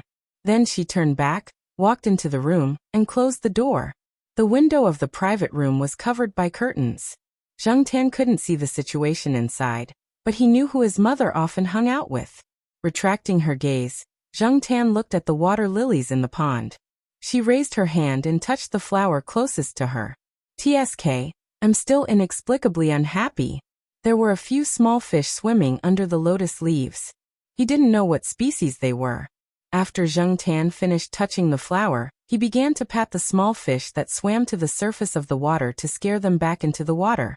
The two people who were secretly watching Zhang Tan because of Boss Kai and Chairman Shu's orders looked at each other. Is it really okay for the cat to do that? It should be okay, right? The boss's son specially brought it back from a trip. I heard that it can't be found locally. Not only is the fish beautiful, but it also doesn't eat leaves like the koi we raised before. It's hard to get more if it's gone. But I didn't see it eat the fish. It looks like the cat is just patting it for fun. Didn't the boss say that as long as it's not a big deal, we can just ignore it? Then we should stop it when it really eats it. Yes. Even if we want to catch a thief, we have to catch the stolen goods. What if we scare it away? It's not easy to catch a cat when it runs away. That's true. When Zhang Tan didn't want to pat the fish anymore, he jumped into the pool and climbed over the wall. When he passed by the corner where the two people were standing, Zhang Tan looked at them from above. Two idiots. Catch the stolen goods. Seeing the cat leave, the two people standing there were confused. Why do I feel like the cat was looking down on me? Chapter 302. Zhang Tan was grounded. At least before he left Nancheng and Nanhua City, he couldn't wander around freely. This was the result of a unanimous vote by the 4 members of the Jiao family. It was quite democratic. Of course, for Zhang Tan, being grounded didn't have much of an effect on him. He was quite familiar with Nancheng and Nanhua City, so he wasn't like those who came here for the first time. This time, he met his parents, but unfortunately, he couldn't meet the person he wanted to meet the most. Perhaps, this was God's will. No matter how hard he tried, he wouldn't be able to meet his current self. In fact, after calming down and thinking about it, Zhang Tan also knew that even if he met his current self, there wouldn't be any good results. Zhang Tan wasn't very friendly to cats in the past. After all, for a long time he thought that cats were crazy, and no cat would be close to him. Forget it. If he couldn't meet him, then so be it. Old friends were one thing, but the weather was another. Zheng Tan was also afraid of the heat in the summer, so he was too lazy to go outside. Most of the time he stayed indoors. Jiao Ma took Jiao Yuan and little Pomelo to play around for a few days before resting. Only Jiao Pa and Yuan Ziyi went outside a lot. In the middle of August, the Jiao family returned to Chuhua City. There were still a lot of things to do. Although the holiday wasn't over, they had to come back early. Jiao Yuan and the other kids from the courtyard all went to the same high school. Chuhua Affiliated High School was a little far from Chuhua University, and it was a boarding system. Jiao Yuan only came back once a week on weekends, which meant that Zheng Tan didn't have much time to see Jiao Yuan. Little Pomelo, who was also in junior high school this September, was the same as Jiao Yuan and the others. They were all in junior high school near Chuhua University. Little Pomelo was familiar with the other kids from the western courtyard, so Jiao Pa, Jiao Ma, and the others didn't have to worry. Jiao Ma would be teaching in junior high school for another year. She could have been transferred to Jiao Ma Affiliated High School a long time ago. With Jiao Ma's ability, she had no problem teaching in senior high school. Moreover, she had been a substitute teacher in the past 3 years. She had been teaching in the first year, then in the second year. Sometimes, she would replace teachers who couldn't attend classes for some reason. She was very experienced. Jiao Ma's probation period had ended a long time ago, but she didn't transfer because of Jiao Yuan. This year, Xiong's mother personally came over to persuade Jiao Ma to transfer to Chuhua University as soon as possible. There would be some changes to the policies in the future, and the competition was getting fiercer. Jiao Ma agreed to stay in junior high school for another year, mainly because she was worried about little Pomelo. She would transfer to Chuhua University's affiliated high school next year. Jiao Pa was also a busy man. He had a lot of students and research projects under him. He also had to deal with non-research projects. As a result, Zheng Tan had more time to be alone. During the day, Jiao Pa and Jiao Ma were not at home. Jiao Yuan came back once a week. Little Pomelo stayed in school for lunch. Zheng Tan would sometimes go out with Jiao Ma and little Pomelo in the morning. He would send them to school for a walk before coming back. Sometimes he would follow Jiao Pa to the teacher's cafeteria for breakfast. After breakfast, he would think about how to kill time. In the afternoon he would hang out with Jiao Wei. Thinking about this kind of life, Zheng Tan felt that he was bored out of his wits. He really admired Huang and the rest for being able to sleep in the courtyard for an entire day, or play with their own tails. They treated him as an imaginary enemy to entertain themselves. Chairman Xu and Boss Kai came to Chuhua City at the end of August and met with Yi Hao. At that time, Zheng Tan was lying on the sofa next to them. When he turned over and stretched, he forgot to control his claws and scratched a hole in Yi Hao's high-end sofa in Triumph's office. Yi Hao just silently looked at the hole and didn't say anything. At that time, Chairman Xu was quite surprised. He didn't expect Yi Hao to be so tolerant of cats. Chairman Xu, who prided himself on his shrewdness, didn't know how many twists and turns to analyze the reason. Not to mention whether he guessed the truth or not. At least he was very sure of one thing. That black cat was special. Chairman Xu stayed in Chuhua City for a few days before leaving. He was preparing to invest in Chuhua City, so this time he came over just to inspect the city. After finishing his business and inspection, he left. Boss Kai still stayed in Chuhua City. His food taste would open in September when school started. After all, he had already started preparing for it, and the opening was just in time for school to start. After meeting with Yi Hao and receiving Yi Hao's words, he was a lot more relieved. He put more energy into studying the tastes of the people in Chuhua City. He determined a few dishes that were suitable for the style of Chuhua City, and decided on a few special prices to test the response. The size of food taste wasn't small in Hengwu Plaza. It was still 2 floors, and the second floor was still mostly private rooms. There was another door in food taste that led to the second floor, where there was a door that separated the restaurant on the second floor from Boss Kai's lounge. Sometimes, Zheng Tan directly climbed over the second floor and went to Boss Kai's lounge to sleep. Jiao Pa wasn't worried that Zheng Tan would starve at all. For Zheng Tan, there were too many places to eat and sleep. Sometimes, the Jiaopa even told Zheng Tian not to eat too much. Excess nutrition would also cause trouble. Jiao Ma sighed. Luckily it was Zheng Tian. If it were other cats, it would probably be very difficult to raise them. After all, Jiao family members didn't spend a lot of time at home nowadays. Their work schedule wasn't suitable for raising pets. Today, little Pomelo's classmates were celebrating their birthday in the western compound. Some of their classmates were invited over, so little Pomelo would come back a little later today. Jiao Ma went to the gymnasium to exercise, and the Jiaopa continued to work hard in the courtyard. Zheng Tian didn't want to be alone at home watching a melodramatic drama, so he decided to go out for a walk. Zheng Tian ate too much for dinner, so he didn't want to go too far. So he walked around the campus of Tsinghua University. He also went to the woods on the edge of the campus to play a game on his phone. Lu Ba probably had something to do recently, so there were no texts or phone calls to disturb Zheng Tian. Zheng Tian was happy to have some peace and quiet. He yawned. It was easy to feel sleepy after a full meal. After playing a game, he was too lazy to move. Zheng Tian decided to take a short nap here and wait until it was time to go back. Unexpectedly, he overslept. Zheng Tian had planned to go back at 9 o'clock, but he forgot to set an alarm on his phone. When he woke up, it was already 10:30. Zheng Tian knew that he would be scolded when he went back. It wasn't easy for him to be grounded after the Jiao Yuan and little Pomelo started school.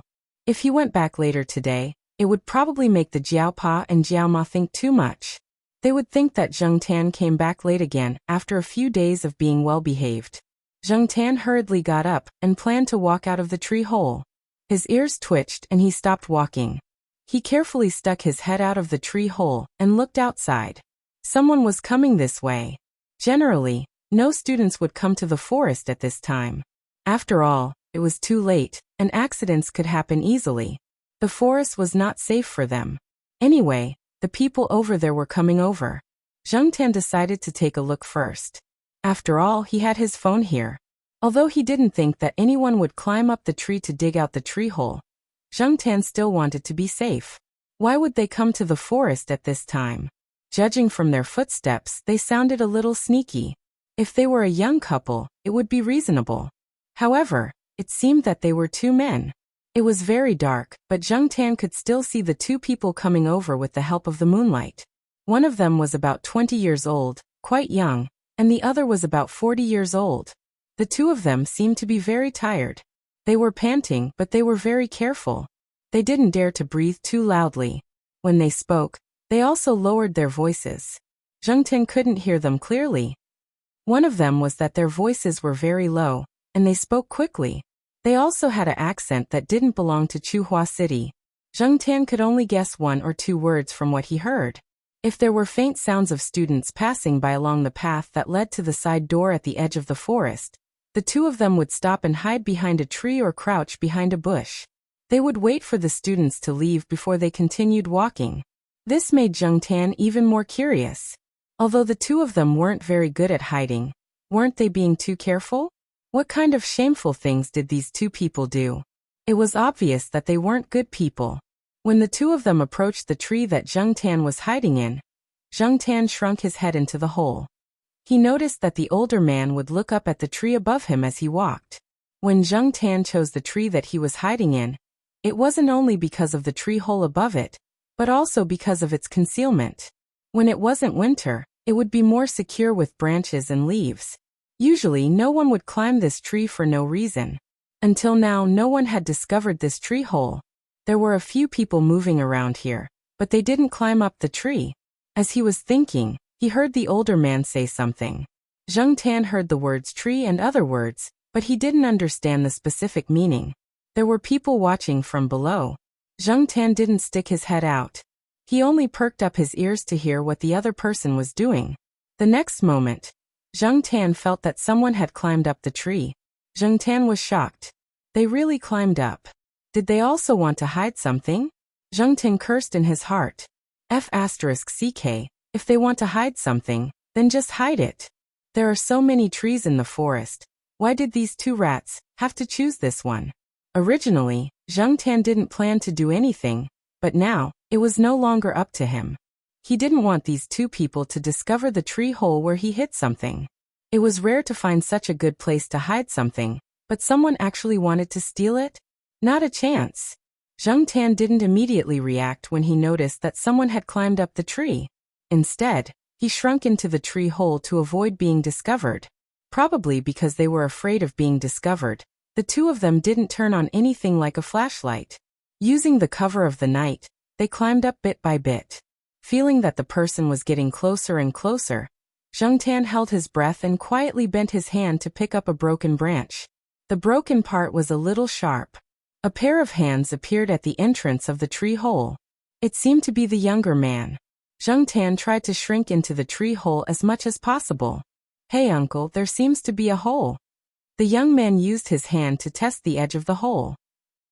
He happily lowered his head and said to the vigilant people under the tree, "With a hole in the tree, it would be easier to hide things." Zhang Tan understood this sentence, but the older man under the tree quickly said something that Zhang Tan didn't quite understand. After the young man lowered his head and finished speaking, he was ready to climb up a little to take a closer look at the hole. However, when he turned his head, before he could continue climbing, a blurry shadow suddenly jumped out of the tree hole. "Huh!" Zhang Tan shouted. At the same time, he used the branch in his claws to stab the person's hand. Chapter 303. The tree hole Zhang Tan was in was still a little high from the ground. When the man fell, he landed on top of the older man. The grass in the forest was thicker, and there were many leaves. The man only screamed when he fell. He probably suffered some fractures and sprains, but his life was not in danger. The older man got up and cursed. Zhang Tan could not understand what he was saying.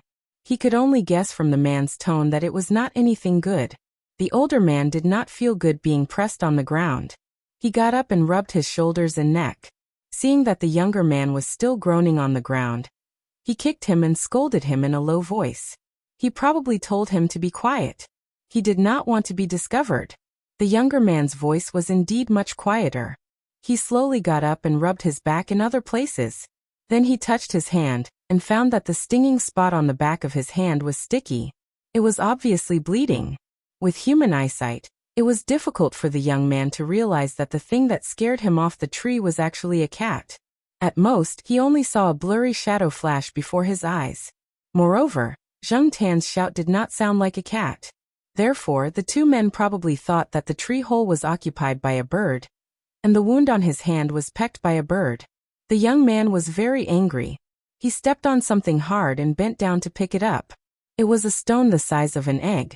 He picked it up and threw it at the tree hole where Zhang Tan was. However, his arm was injured in the fall, so he did not use much strength. The stone only hit the tree trunk. The older man saw this and scolded in a low voice again. He slapped the back of the young man's head, then carefully looked at him and asked something. The young man shook his foot and replied, "No." Zhang Tan immediately retreated back into the cave after her initial shock. She kept her ears perked up to listen to the commotion below. After the two of them were whispering under the tree, they did not continue to stay under the tree and went to other places. When the two of them were about 10 meters away, Zhang Tan quietly poked her head out and saw that the two of them had walked to a cluster of low shrubs. Very few people went there. The grass was thicker, and when the temperature was still warm, there were always a lot of mosquitoes there. The two of them were whispering to each other in the bushes. At the same time, Zhang Tan could hear rustling sounds coming from the bushes. Could it be that the other party fell so badly that he couldn't climb up the tree, so he chose another place to hide his things? Zhang Tan watched as the two of them busied themselves for a while. He stood up and looked around carefully, as if he was trying to memorize the terrain and the specific location of the place. Then he left, looking back 3 times with each step he took. When he left, he fiddled with some of the weeds around the bushes to make them look more natural. After the two men walked away, Zhang Tan listened carefully to his surroundings. When he didn't hear any footsteps, he slid down from the tree and walked towards the bushes. Carefully pushing aside some weeds in front of the bushes, Zhang Tan sniffed. There was an unusual smell here that was different from the smell of the shrubs. Following the smell, Zhang Tan stretched out his claws to push aside the bushes. In the dense bushes, there was an inconspicuous small bag.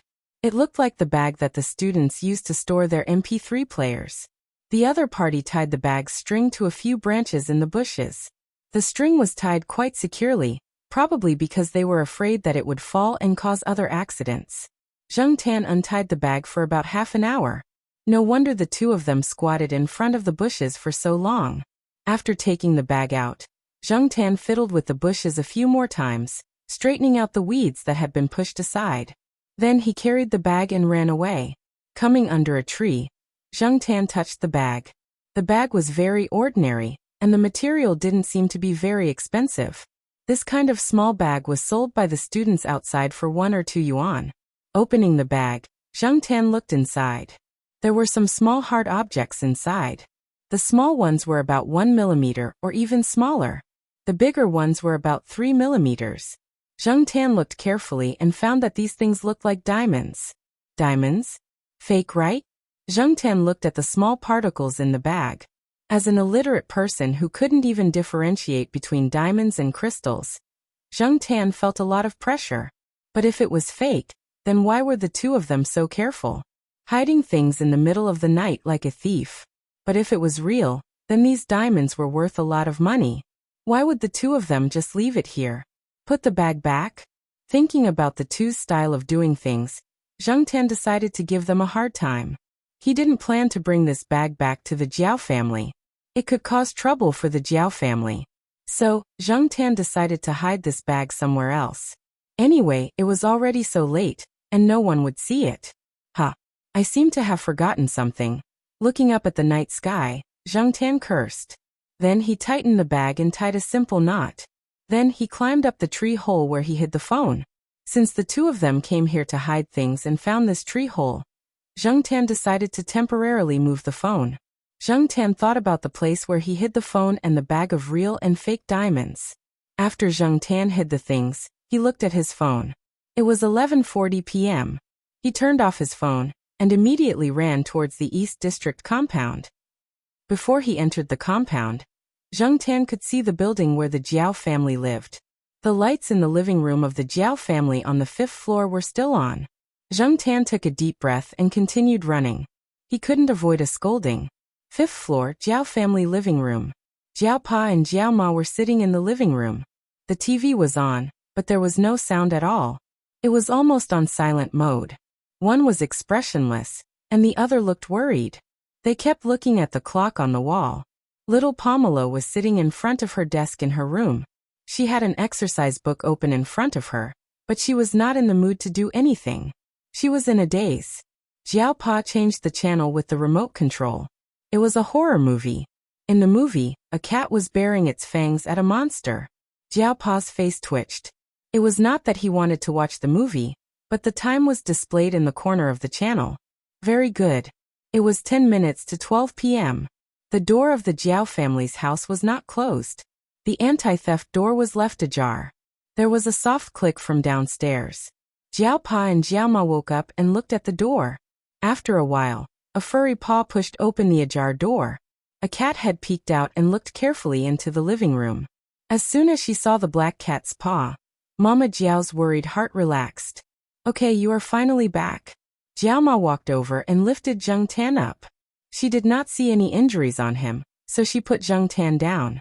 She yawned and went into the bedroom to sleep. Usually, they would be asleep by this time. This time, Father Jiao had a good talk with Zheng Tan based on what happened in South City. Zheng Tan squatted on the sofa obediently. Jiao Pa pointed at his forehead and scolded him. Zheng Tan lowered his head and ears. He knew that he had to be sincere and pretend to be pitiful. Otherwise, he would be scolded even more harshly. Moreover, Zheng Tan did feel bad about returning home late. His family was waiting for him when he returned home so late. The three of them had to wake up early the next day to go to school and work. He wondered if they would be tired. Zheng Tan tried to squeeze into little Pomelo's bed but failed. Little Pomelo threw him out of the Jiao Yuan's room. At the same time, the Jiao Pa took back Zheng Tan's cat tag. Without the cat tag, Zheng Tan could not open the door downstairs. It was not convenient for him to go in and out. This meant that he was grounded. The duration was 3 days.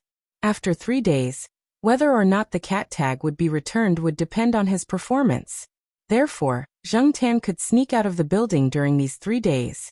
In order to get the cat tag back as soon as possible, it was better for him to stay at home. Zheng Tan thought about how the 3 of them did not sleep and waited for him in the middle of the night. He did not have any complaints about this. If it was the cat tag, then so be it. He could stay at home and sleep. He could watch TV and secretly play on the computer. He could also go through the cardboard box under Jiao Yuan's bed to find something to relieve his boredom. Zheng Tan slept on Jiao Yuan's bed for a night. The next day, Zheng Tan stayed at home and looked for comics and novels in the cardboard box under Jiao Yuan's bed. He did not know when those magazines with beautiful girls were all taken care of by Jiao Yuan. Zheng Tan had seen the newly bought magazines once. After that, he could not find them. Jiao Yuan, this little brat, had grown up. He was even better at hiding things. While looking through the comics, Zheng Tan thought about the bag of things he got last night. He really wanted to see how the 2 people would react when they found out that the bag of things was missing. But were those things real or fake? Zheng Tan thought. Suddenly, he remembered that Jiao Ma mentioned something about diamonds a while ago. Zheng Tan did not pay attention to it at that time. Now that he thought about it carefully, he remembered that Jiao Ma seemed to have seen it in a newspaper. He thought about the approximate date of that day. It should be the Chu University news. Different periodicals were published at different times. Even if Zheng Tan did not read newspapers, he was already familiar with it after staying in the Jiao family for a few years. Since it was published recently, it was either on Jiao Yuan's desk or next to Jiao Pa's computer. He jumped to Jiao Yuan's desk and looked through it. There were only a few other periodicals. Zheng Tan did not see the Chu University news. He ran to the master bedroom and looked through the stack of newspapers next to the computer. He pulled out the newspaper. He did not need to look for it. As soon as he opened the newspaper, he saw a big picture. There were 3 diamonds on the picture. They were man-made diamonds made by a laboratory in the School of Chemistry at Tsinghua University that specialized in materials research. According to the description, they were all gemstones. Due to its huge commercial value, the synthesis technology of gem-grade diamond single crystals had been tightly sealed for a long time. There were also some research institutes and commercial organizations in the country that had been exploring and researching it. After the laboratory on campus mastered the core technology of synthesizing high-quality gem-grade diamond single crystals, they displayed their 3 excellent syntheses. 3 different colored gem-grade diamonds, with sizes ranging from 6 to 7 millimeters. Zheng Tan did not have the patience to read the long academic explanation. He roughly skimmed through it, and only understood that these things were made of carbon. Graphite and diamond were brothers, but unfortunately, their value was much higher. A long time ago, Suan jokingly said to Jiao Yuan, "Why is your cat called black charcoal? Just call it graphite." At that time, Zheng Tan did not understand. Now that he thought about it, he suddenly felt that his name had become a loser. He just did not know when it would become a diamond. The article in the newspaper said that many man-made diamonds had reached the level where they could be mistaken for real. At the same time, it also said that their laboratory had special identification equipment. The voiceover said that they could help identify diamonds, but the payment would be different. Zheng Tan could not directly run to the laboratory with the suspected diamonds and knock on the door. Chapter 304. During the 3 days that his cat tag was confiscated, he didn't have to worry about his meals. Lunch was delivered by the Jiaowei. Every time the Jiaowei came over, he would look at Zheng Tan with sympathy. After knowing him for so long, the Jiaowei knew a little about Zheng Tan. He knew that the cat would feel uncomfortable if he didn't run around, so he had to walk around outside every day, regardless of the distance. Zheng Tan did behave well for the past 3 days. He didn't show any rebellious emotions or behavior, which was a strong contrast to the cat raised by a teacher in the building next door, who howled all day on the balcony. When he saw the cat in the building next door again, the cat was wearing an Elizabeth collar and didn't howl anymore. Zheng Tan guessed that something must have happened to the cat, and he looked at Huang for details. Therefore, in comparison, not to mention Zheng Tan, Sheriff and Depang were 2 of the few cats in the compound that didn't howl at home. Sure enough, it was better to be sensible. Zheng Tan yawned in boredom on the balcony. Last night, Zheng Tan had wandered around in front of Father Jiao a few times to make his presence known. At the same time, he wanted to see if he could get his cat tag back as soon as possible.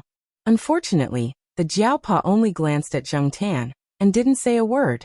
Thinking back on his performance for the past 3 days, Zheng Tan didn't feel that he did anything wrong.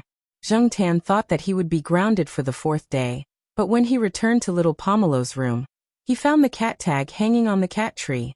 His dispirited spirit immediately perked up.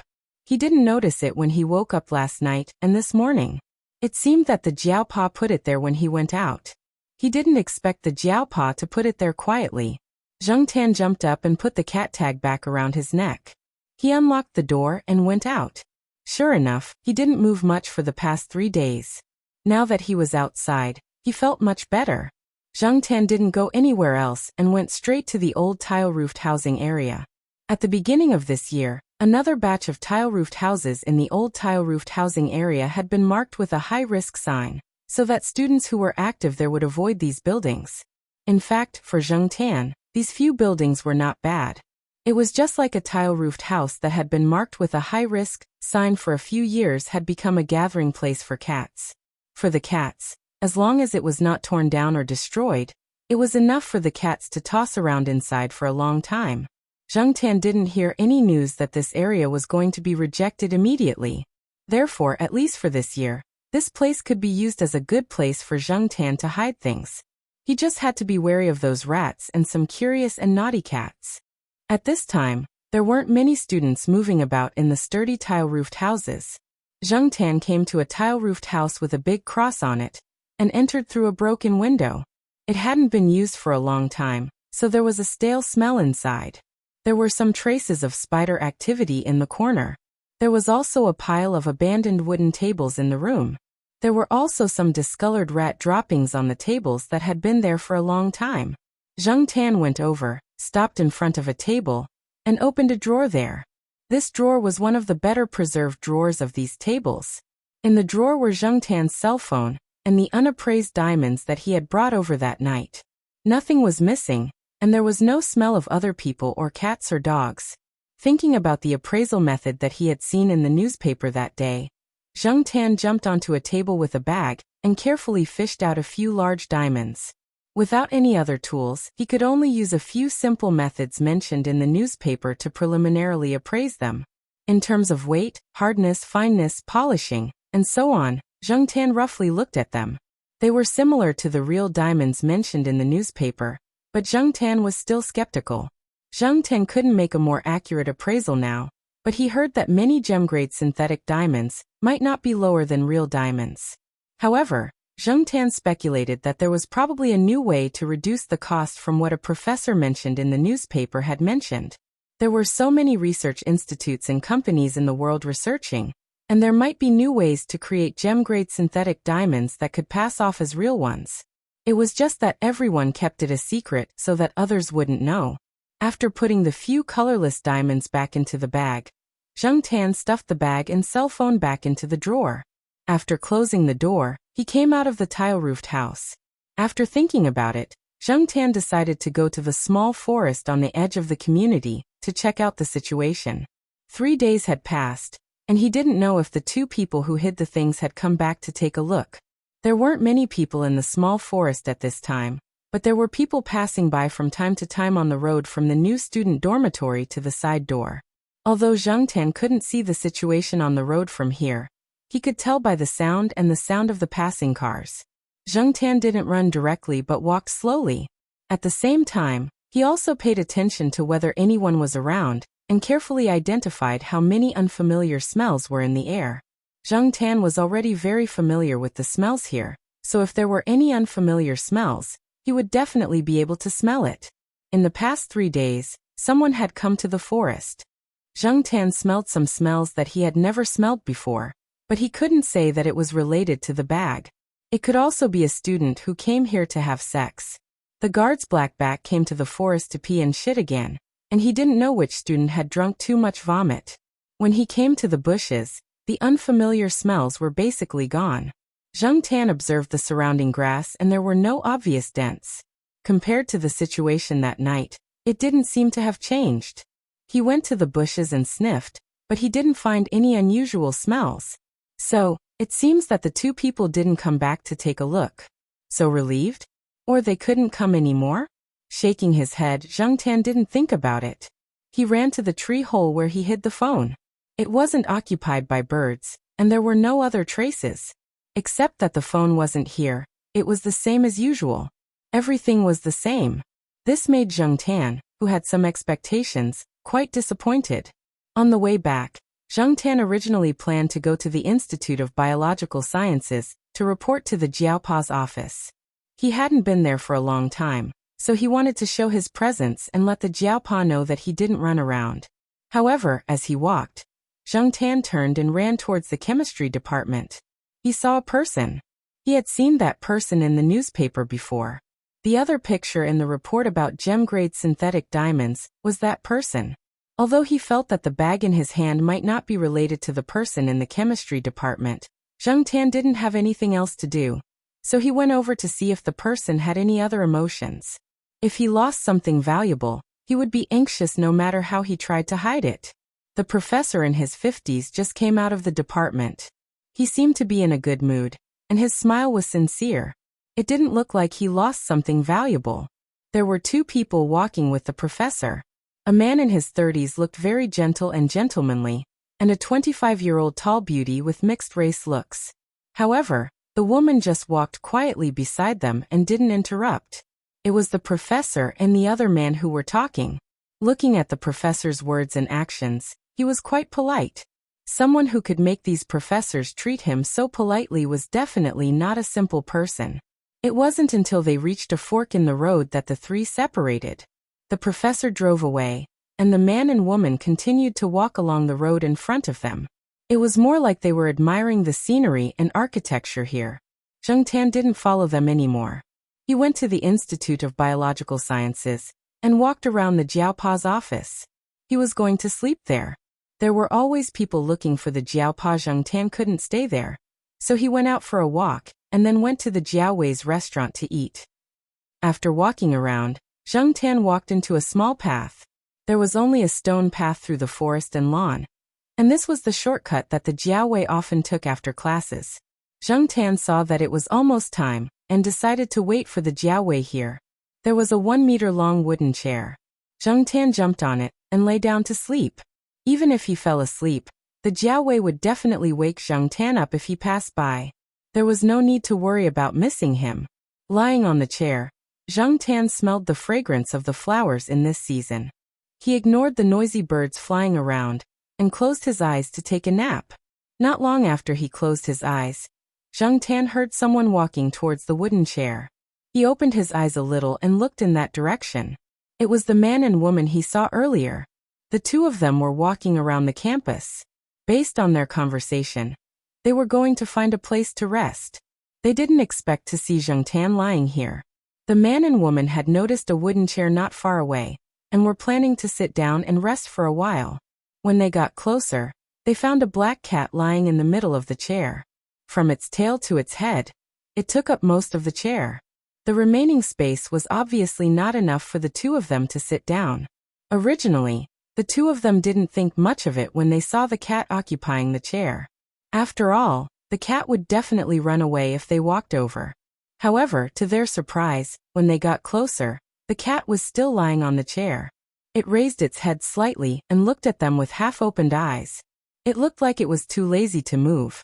Zhang Tan turned a deaf ear to the two people's gazes. He was hungry now. The food he ate in the morning was almost digested. He didn't want to go anywhere else and didn't want to sleep on the ground. The two people and the cat looked at each other for about half a minute. Just as the mixed-race beauty was thinking about whether or not to chase them away, Zhang Tan yawned and laid down to continue sleeping. He didn't feel much malice from the two people. Since they didn't threaten him, he decided to continue sleeping. The mixed-race beauty who was about to raise her hand saw Zhang Tan's sharp teeth when Zhang Tan yawned. She paused, adjusted the glasses on her nose, and looked at the person next to her, waiting for him to make a decision. The man looked at Zhang Tan. It had a cat tag on it. Obviously, it was a pet cat with an owner. How could it be a stray cat when it was so well raised? Also, looking at this cat, the owner's living conditions should be good. Seeing that the cat on the wooden chair didn't want to give up its seat, he didn't chase it away. He put his hand into his pocket and took out his phone. There was a pendant on the phone. Cats were all interested in this kind of thread-like thing, right? Although Zheng Tan's eyes were closed, his ears were listening to the movements of the two people. He noticed that someone was approaching. Zheng Tan opened his eyes and saw a string of beautiful pendant. The other end was fastened to the phone in the man's hand. It was a string of transparent beads the size of soybeans. Between each bead was a diamond? Fake, right? Chapter 305. The dangling ornaments made Zheng Tan dizzy, so he couldn't see them clearly. Zheng Tan stretched out his hand to take a closer look. It did look like the bag of things he had seen before. After staring at it for so long in the morning, even if Zheng Tan couldn't tell whether it was real or fake, he felt that it was the same. As Zheng Tan was looking at the ornaments, Jiao Wei ran over. They didn't have classes in the morning, so he was only in the library. When it was about time, he planned to go to the restaurant to avoid the rush hour. During this period of time, whenever he ran along this road, he would look at both sides of the road, especially the tall trees that were suitable for cats to sleep on and the wooden chairs on the cobblestone road. Zheng Tan was very picky about where to sleep. Sure enough, he didn't have to spend too much effort to find the black cat lying on the chair. Black charcoal. Jiao Wei didn't know the boy and girl, so he just called out Zheng Tan's name and waited by the side.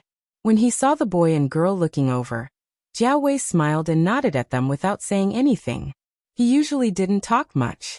When he saw Jiao Wei, Zheng Tan was curious about the identity of the two people, but eating was the most important thing at the moment. Besides, the two people might not really have anything to do with the bag of things, so Zheng Tan didn't waste any time. He jumped down from the wooden chair and jogged towards the school gate with Jiao Wei. At noon, after eating at Jiao Wei's restaurant, Zheng Tan found a place to rest. Jiao Pa called the restaurant to ask about it, but when he found out that Zheng Tan was there, he didn't say anything. At noon, Jiao Pa and a few other teachers had lunch in the cafeteria, so they didn't come over. After sleeping on a tall sycamore tree, Zheng Tan decided to go out for a walk. He hadn't left the school gate for a few days. First, he went to Little Pomelo's junior high school to take a look.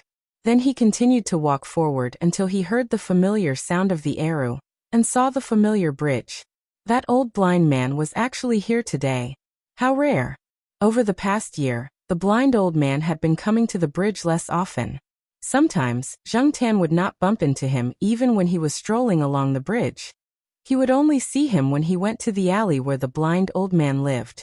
Zheng Tan was walking in that direction when he noticed a low-key black private car coming to a stop not far from him. Two people got out of the car. It was the man and woman he saw at noon. Zheng Tan looked at them. The two people who got out of the car also saw Zheng Tan. Black cat again? Is it popular to raise black cats here? The woman asked. It's the one I saw at noon. The man was a little surprised. Then he smiled and didn't take it to heart. Different cats had different ways of looking at people. The way the black cat looked at people was very special.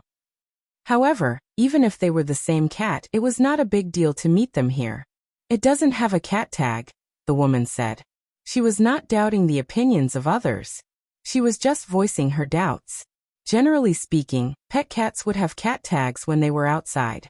Although there were not many rigid requirements in China, if it was hung in the morning, why did it take it off in the afternoon? Of course, this was only a temporary doubt. Soon, she stopped paying attention to the cat tags. The man and woman looked away from Zheng Tan. They did not continue to pay attention to Zheng Tan. They whispered and walked forward. Zheng Tan was only surprised when he saw the two people. He was too lazy to care about them. He walked his own way and went all the way to the bridge. Then, Zheng Tan realized that the man and woman had walked up the steps of the overpass like him. After they went up, the two of them stood against the railing in an empty spot. The woman opened her parasol. The sun in this season was not that warm. The man looked at the middle of the bridge. His eyes stopped on the blind old man who was playing the arrow. Thomas, is that old man the person you are looking for? The woman asked. Yes. The woman was about to ask something else. Suddenly she said, Hey, the black cat is going over. Both of them were very surprised. They had seen cats with big guts, but they had never seen a cat with such big guts. They had never seen a cat that could calmly walk on the overpass with people coming and going, as if the people around it were air. Under the gaze of the two people, the cat walked to the old man who was playing the arrow. It stood beside the box of money, as if there was no one else around. It took out 2 coins in a row.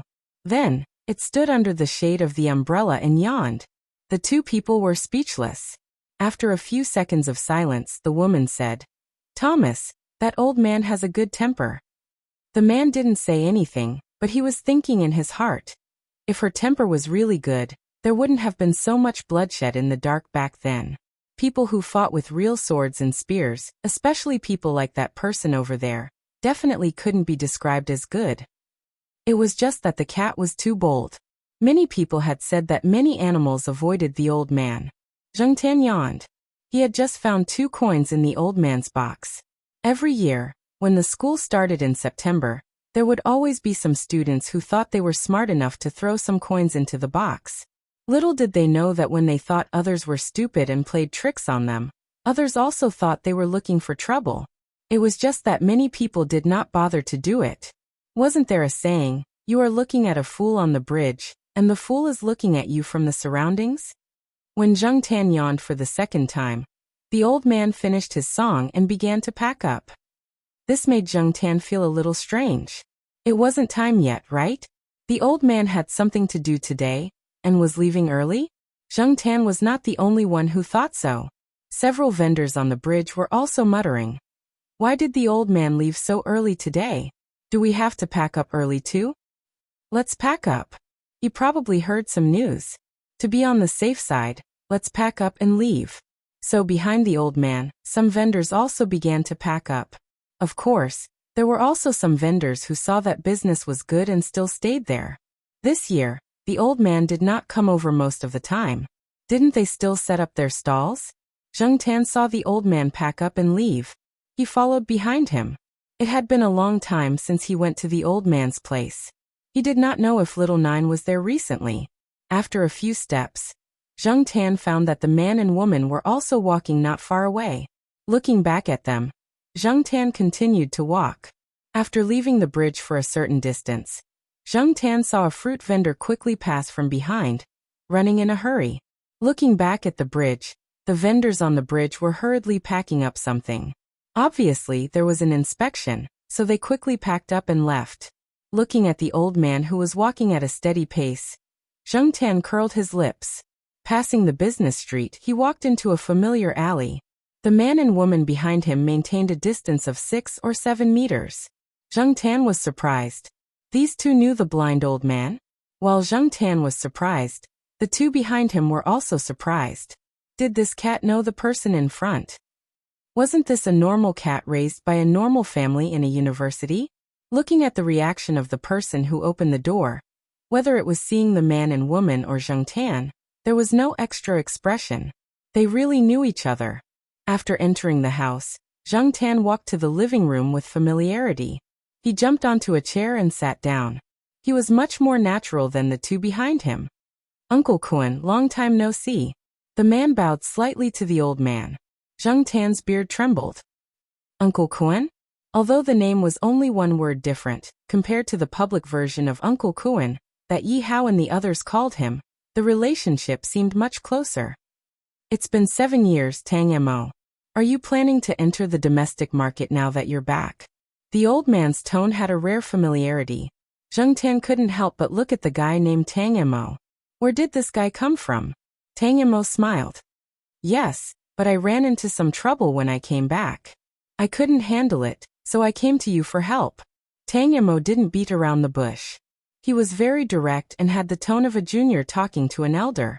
This showed that he knew the old man's temper very well, and that he was indeed very familiar with the old man. If it weren't for the fact that the two of them didn't look alike, and Yi Hao and the others said that the old man didn't have any biological children, Zheng Tan would have thought that if they weren't related by blood, then it might be because Tang Mo was his father. Oh, the old man took a sip of tea and didn't say anything else. Tang Mo took a box from the woman next to him, and opened it on the table in front of the old man.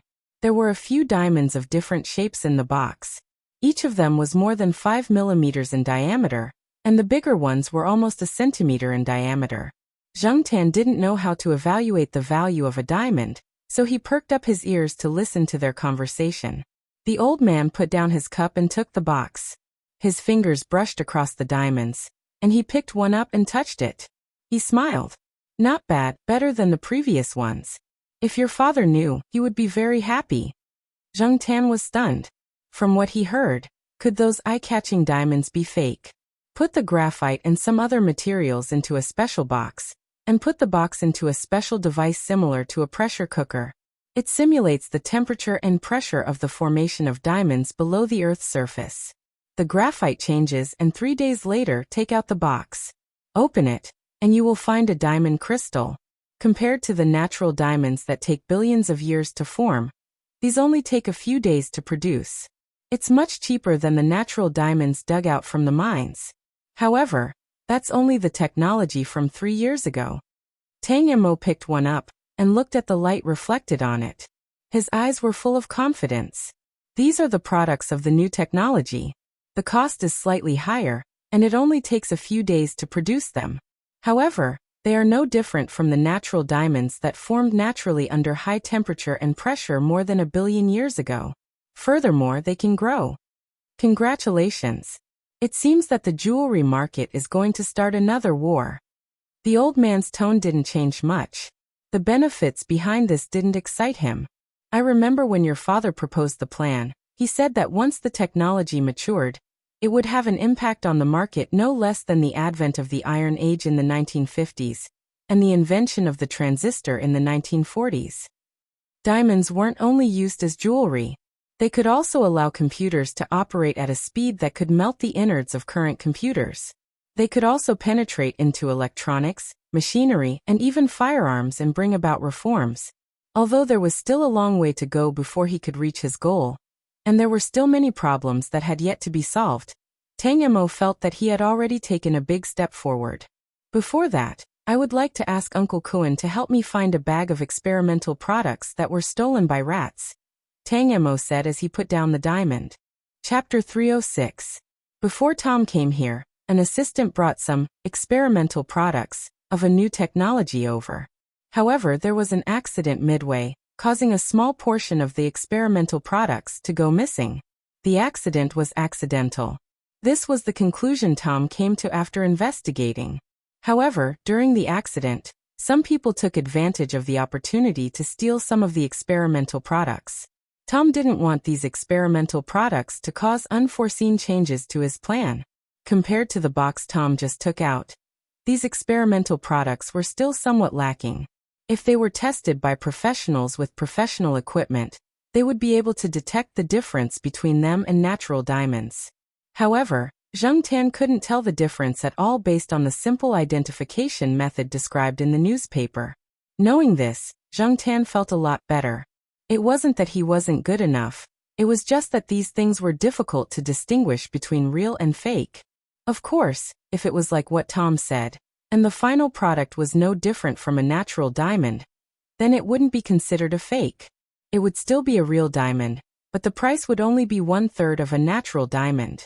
In any case, what Tom meant was that the experimental subjects weren't worth much to him, so he didn't care about the money. What he cared about was whether there were other conspiracies behind the scenes that could affect his business plan. The thief's method of picking the lock is not like an ordinary thief, Tom said. It was because of this that he came to the old man for help when he couldn't find the target for the time being. After all, most people who had some technical work should have some understanding of it. After hearing Tom's words, the old man nodded. 2 days. He meant that he would contact Tom within 2 days. Okay, then I'll have to trouble Uncle Kuan. It seemed that Tom was going to accompany the old man for a meal. Zhang Tan saw that little Gio wasn't around, so he didn't want to stay here any longer. The two didn't talk about the diamond anymore. Most of the time, it was Tom talking about his experience and business development over the years. If he continued to stay, Zhang Tan wouldn't be able to get much useful information, so he simply left. After returning to Tsinghua University, Zhang Tan didn't run around. He had just been grounded, so he wanted to show off. Therefore, he went straight to the Jiaopa's office to sleep. When it was time to go home for dinner, they would go home together. The next day, Zheng Tan ran to the small forest at the edge of the campus to take a look. Unlike the previous time, even though there did not seem to be any changes and no one had stepped on the grass, Zheng Tan smelled an unfamiliar scent from the bushes. Someone should have been here last night. There were at least 2 people. One of them was one of the 2 people Zheng Tan saw that day, and the other person's scent was very unfamiliar. Zheng Tan shouldn't have seen him before. Carefully identifying the scent left behind in the bushes, the person who came last night didn't go to the tree hole where Zheng Tan used to hide his phone. He didn't even walk there. After coming here to take a look, he walked around the bushes and then ran out. Zheng Tan stayed in the small forest for a while, then he ran towards the old tiled houses. The weather was good, and the sun was shining. When Zheng Tan arrived at the old tiled houses, he saw cats napping on the roofs of a few old tiled houses. After seeing Zheng Tan, the cats were lazy and didn't bother to look at Zheng Tan. They closed their eyes, licked their paws, and dozed off doing their own things. Zheng Tan climbed into the tiled house at an angle where the cats couldn't see him. He didn't want the cats to see him climbing through the window. Cats were very curious, and Zheng Tan couldn't guarantee that they wouldn't follow Zheng Tan's footsteps and climb into the house to cause trouble. The house was still the same as when Zheng Tan came yesterday. He opened the drawer and looked at the bag of things. It was most likely the missing diamonds that Tom was looking for. Why would they bring so many diamonds over? Even if the diamonds were slightly flawed, they were still attractive enough to ordinary people. Zheng Tan didn't plan to give these things to Tom or the blind old man. He wasn't sure if he would fall into their trap if he did, so he decided to do nothing first. After hiding the things, Zheng Tan came out of the tiled house. He thought that the 2 people who stole the diamonds might be the 2 people he saw that night. However, the way they treated the diamonds didn't seem to be very special. Did they think that the diamonds were fake when they stole them? Shaking his head, Zheng Tan didn't want to think about it anymore. Let Tom and the others worry about it. He would do what he wanted to do. Walking out of the house, Zheng Tan climbed onto the roof of the tiled house and jumped from one roof to another. He stretched his body and ran around happily. One of the cats thought that Zheng Tan was playing with them. It was licking its fur, but when it saw Zheng Tan doing his parkour, it ran over. Click. There was the sound of a camera. Zheng Tan jumped onto the roof of a 2-story building. The 2-story building here was only a little shorter than the 3-story building of a new building. Zheng Tan didn't notice that there was someone there, and he didn't pay much attention to it when he was running. Now that he heard the sound of a camera, he realized that there was someone standing there. The person looked like a graduate student. He was holding a DSLR camera and taking pictures of the cats in the old tiled house. When Zheng Tan stopped and looked over, the person was taking a few pictures of Zheng Tan. Other than Zheng Tan, the person was also taking pictures of other cats and some scenery.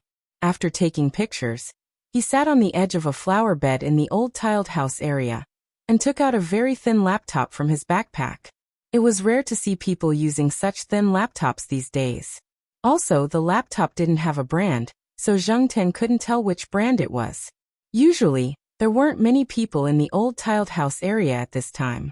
It was very quiet, and no one came to disturb them. Zheng Tan slapped away a cat that wanted to play with him and jumped onto the roof of a tiled house behind the person. The person was looking at a set of photos taken by the camera. Zheng Tan felt that many of the photos were very familiar. Some of them took a while to match. He always felt that the photos were better than the real thing and had a more artistic conception. Because of the reflected light and the angle of the laptop screen, he couldn't see clearly from the top, so Zheng Tan jumped down from the roof and jumped onto the flower bed. He looked at the photos on the laptop about 1 meter away from the person. Some of the photos were taken of the old tiled house area, and most of them were of cats. The person seemed to feel something. He turned his head and looked diagonally behind him. When he saw Zheng Tan, he was surprised. The cat in front of him didn't seem to be afraid. Instead, it was staring at his computer screen. He moved his fingers away from the laptop and picked up the camera. Zheng Tan realized what the person was thinking. He raised his hand to cover his face. However, while his hand could cover most of his face, a cat's paw couldn't. Click. There was the sound of a camera. Zheng Tan didn't want to stay here and be photographed. He turned around and jumped off the flower bed and ran away. Another psychopathic artist. Zheng Tan thought. The person just now was probably someone from the art department, or someone who liked to take photos. This morning, when he was walking towards the International Academic Lecture Hall, he saw the title of a conference on photography on the electronic screen outside. Even if he wasn't a student of the art department, he might be here to attend the conference. Zheng Tan didn't care about the person he just met. He didn't care about taking photos. After all, there were many people who used their phones to take photos of the cats in the school. Besides, cats didn't have the so-called right to be photographed. The current domestic law only stipulated that citizens had the right to be photographed. It didn't protect the right to be photographed for pets such as cats and dogs.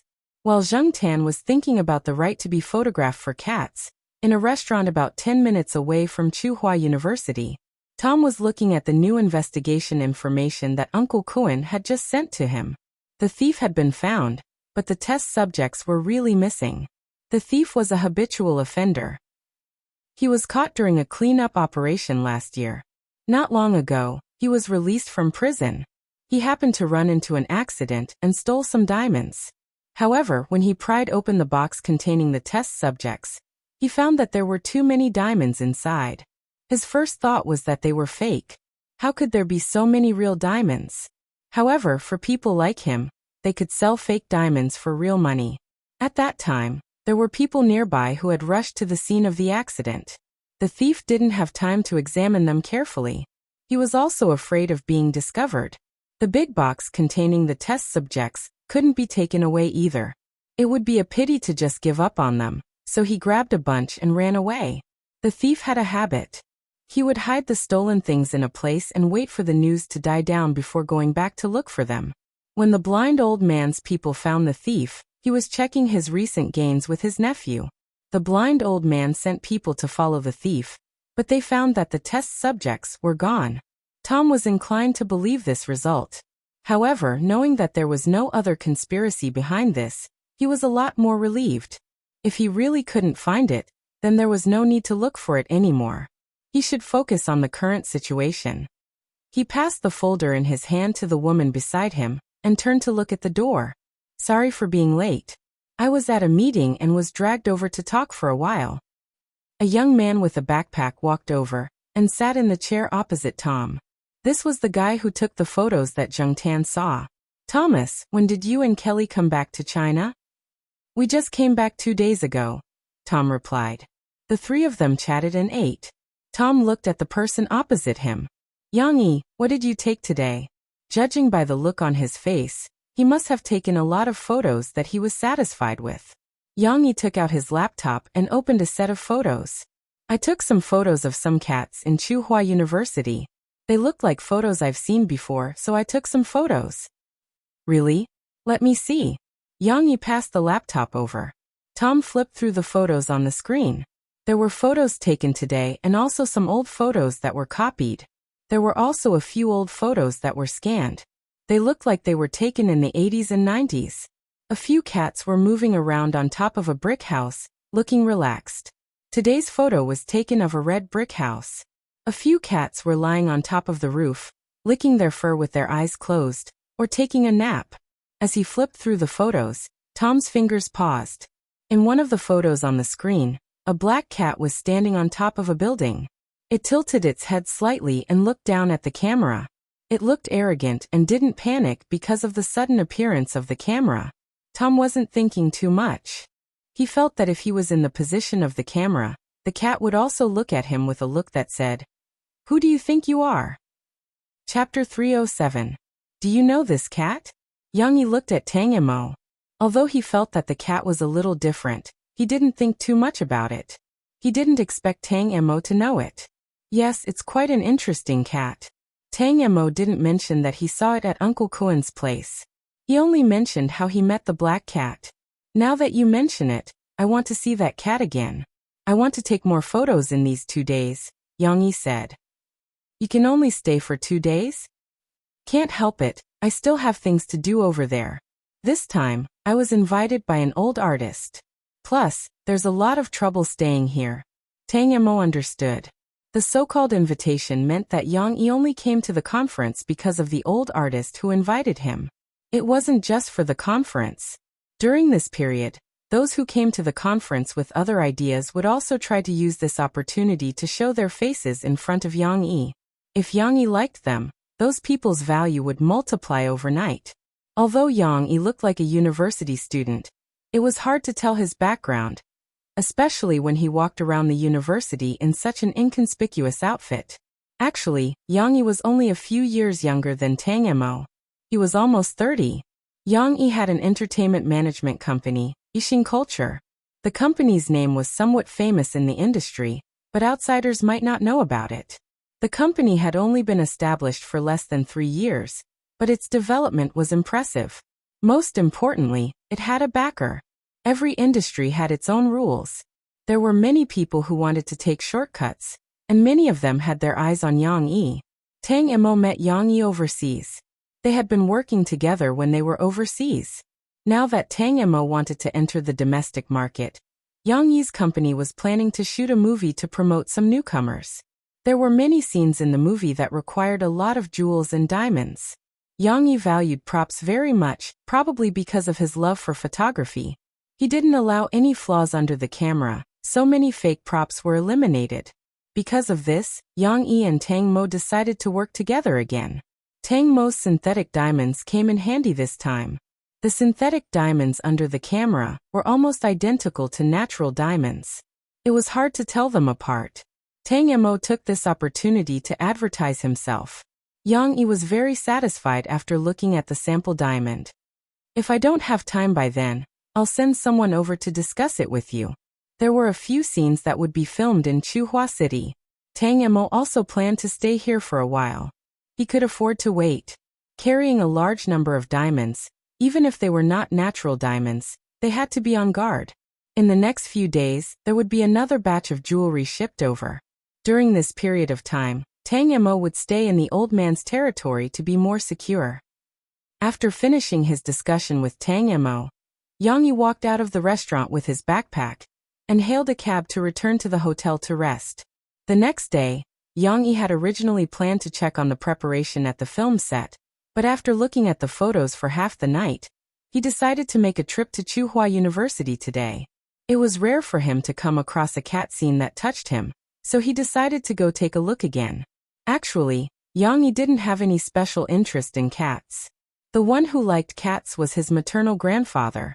When he saw the old tile-roofed houses in Chuhua University and the cats there, he was reminded of the things that happened in his maternal grandfather's house when he was young. Yang Yi's maternal grandfather's family was quite well off. The old man liked to raise cats and take pictures of them with a camera. At that time, taking pictures with cameras wasn't as convenient as it was now, so they had to save on film. The technical requirements were high, and because of this, the old man was very experienced in taking pictures of cats. Every time Yang Yi went over, the old man would show off his shooting results to Yang Yi and show off his shooting skills. Yang Yi remembered his maternal grandfather saying that cats were a very special kind of animal.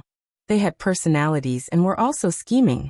They weren't as easy to tame as dogs, and they weren't cooperative during filming. They were unruly and did things their own way.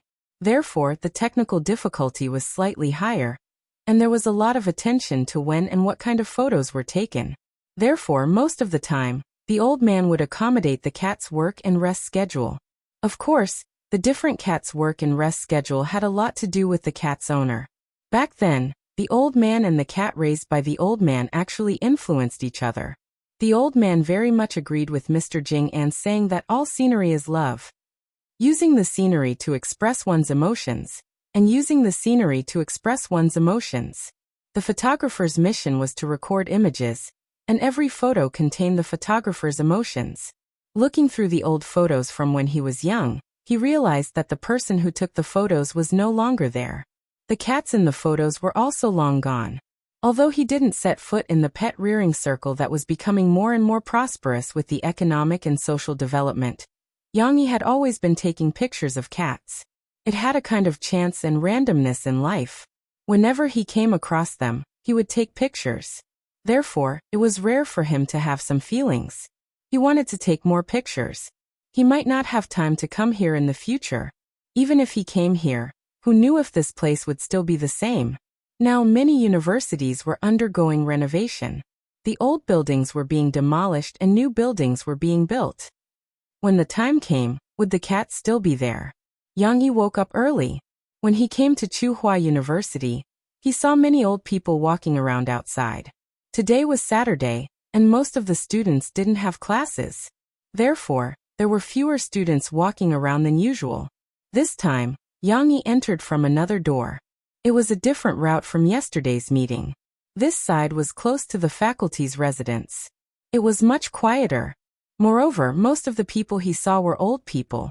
Many of the old people were the type to sleep and wake up early. They didn't stay up late like the young people.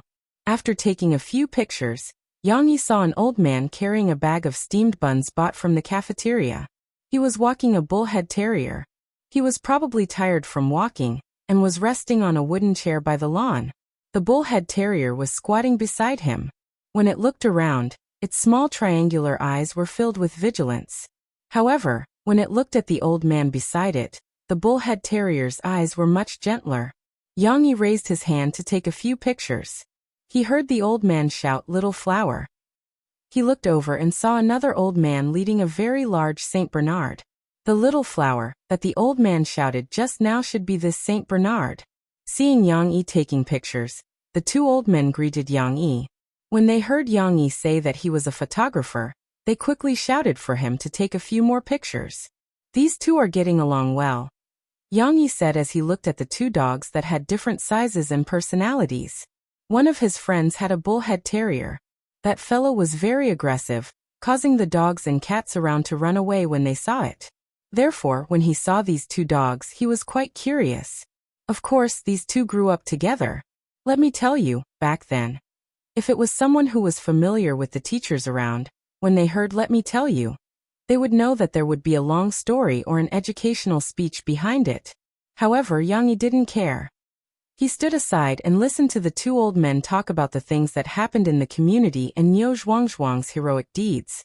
As they were talking, the old man noticed that the two dogs were looking in the same direction, wagging their tails. "Yo, Black Charcoal, where are you going?" one of the old men shouted. Yang Yi looked over. On the other side of the road, a black cat wearing a small vest was walking over slowly.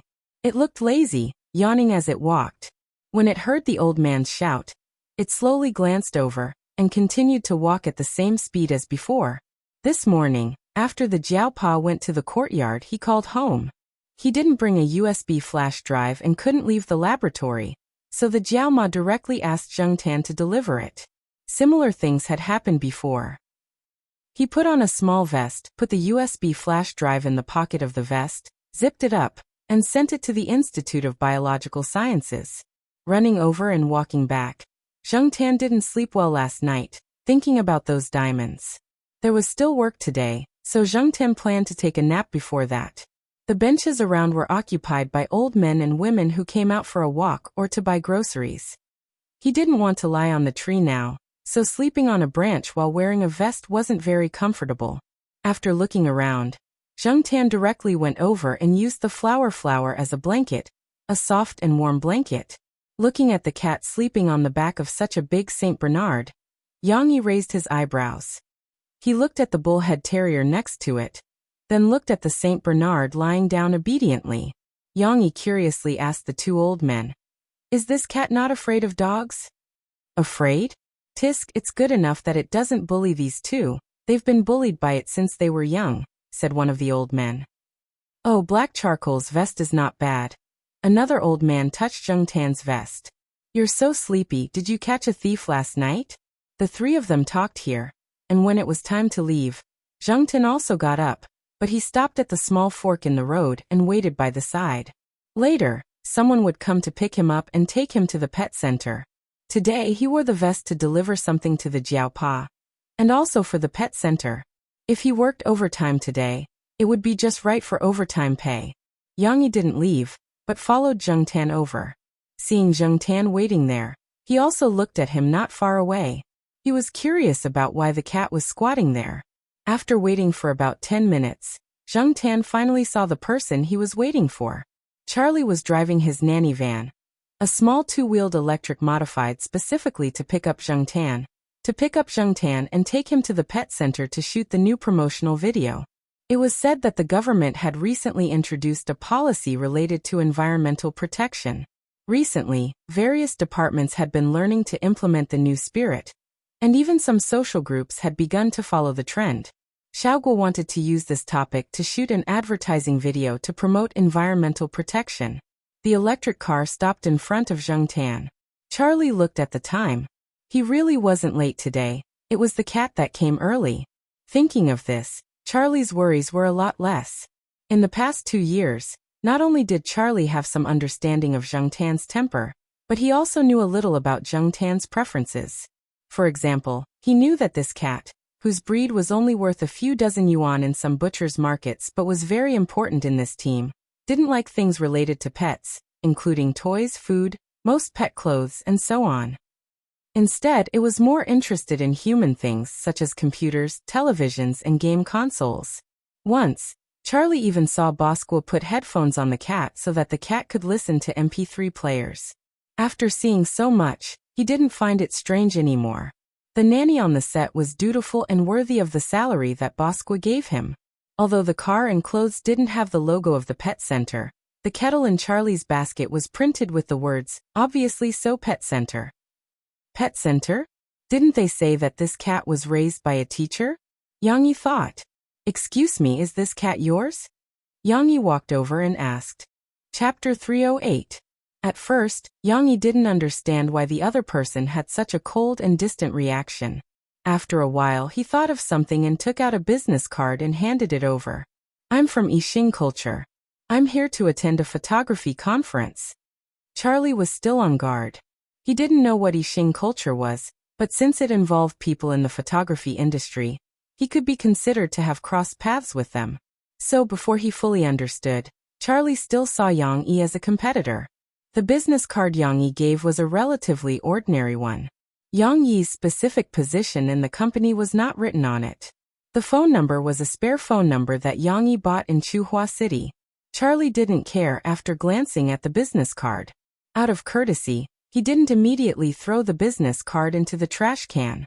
Instead, he put it in his pocket. He wanted to leave with the cat as soon as possible. Seeing that the other person didn't want to continue talking, Yang Yi didn't say anything. After the other person left with the cat on the small electric bike, Yang Yi thought about the scene just now. When the other person knew that he was a photographer, the obvious vigilance in his eyes made Yang Yi speculate a possible answer. He gave the business card out of curiosity. The movie he invested in also involved some cat scenes, but the cats in the movie had to be of expensive breeds. Yang Yi didn't consider the black house cat. His original plan was to find some trained cats that had a bit of intelligence. When he saw the words Ming Ming Pet Center printed on the bag, he thought that if possible, it would be good to cooperate with such a pet center. It was just a spur-of-the-moment behavior of him.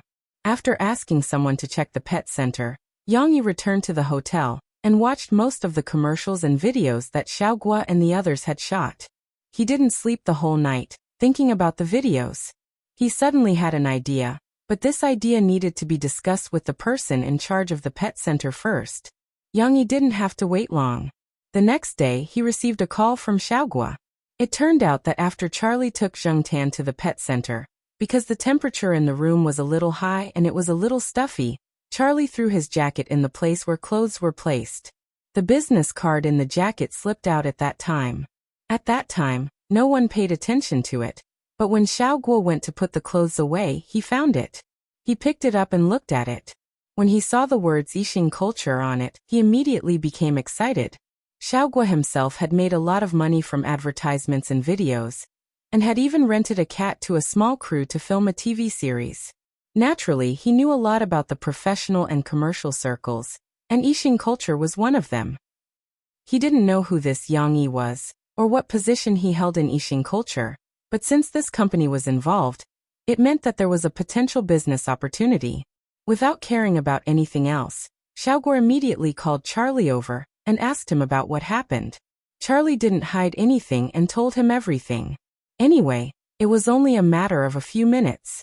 Looking at Bosqua's unpredictable expression, Charlie's heart was pounding. Boss, is Yixing culture that awesome? Could it be that they were also shooting commercials? How does it compare to our studio? Charlie asked. In his heart, their studio was the best in the industry. Of course, this was only limited to the circle of cat commercials. Xiaogua knocked Charlie's head with the magazine in his hand. What do you know? The difference between our studio and theirs is like the difference between braised beef instant noodles and braised beef. Charlie was speechless. Wasn't this the difference between a loser and a Mr. Perfect? Looking at the 2 yuan bag of braised beef instant noodles on the table next to them, Charlie didn't say anything. Xiaogua pondered for a whole night, then woke up in the morning and made a phone call. After receiving Xiaogua's call, Xiaogua introduced himself and had a rough idea. When he was investigating the pet center, he had investigated a few key people in it. He knew what role Xiaogua played in the team. The two made an appointment. Yang Yi came to the pet center and walked around with Xiaogua. He also asked about Zheng Tan. However, Xiaogua didn't want to say too much when it came to Zheng Tan. After Yang Yi revealed his identity, he revealed some secrets. Zheng Tan had always been low-key. Although there were many people in the cat community who knew the name Black Sea, they couldn't match it. Also, Xiaogua deliberately hid Zheng Tan's real information. Since the big boss of Yixing culture was interested in working with them, Xiaogua decided to reveal some information to him. Yang Yi didn't immediately decide on the cooperation. He wanted to know more about the shooting. For this reason, Xiaogua invited Yang Yi to watch the next shooting. Yang Yi's heart had been itching for a long time. He really wanted to see how the photos were taken and how the cats performed. In the videos, many of the cats' performances were perfect, especially the black cat. Moreover, although he usually took some photos of animals, there was definitely a gap between him and a professional pet photography team. Just like his grandfather in the past, he was not good at taking photos of people and scenery, but he was good at taking photos of cats. Therefore, after leaving Chuhua for a while, Yang Yi flew back to the pet center for a new round of shooting. Zheng Tan was surprised when he saw Yang Yi. He remembered this person, but he didn't know why Xiaogua allowed him to watch. Normally, Xiaogua didn't allow others to enter the set, unless it was someone he truly trusted. But this person, looking at Xiaogua's behavior, Zheng Tan felt that Xiaogua was treating Yang Yi with caution. It seemed that Yang Yi's background wasn't small. Zheng Tan wasn't interested in Yang Yi's background. His responsibility was to do a good job today.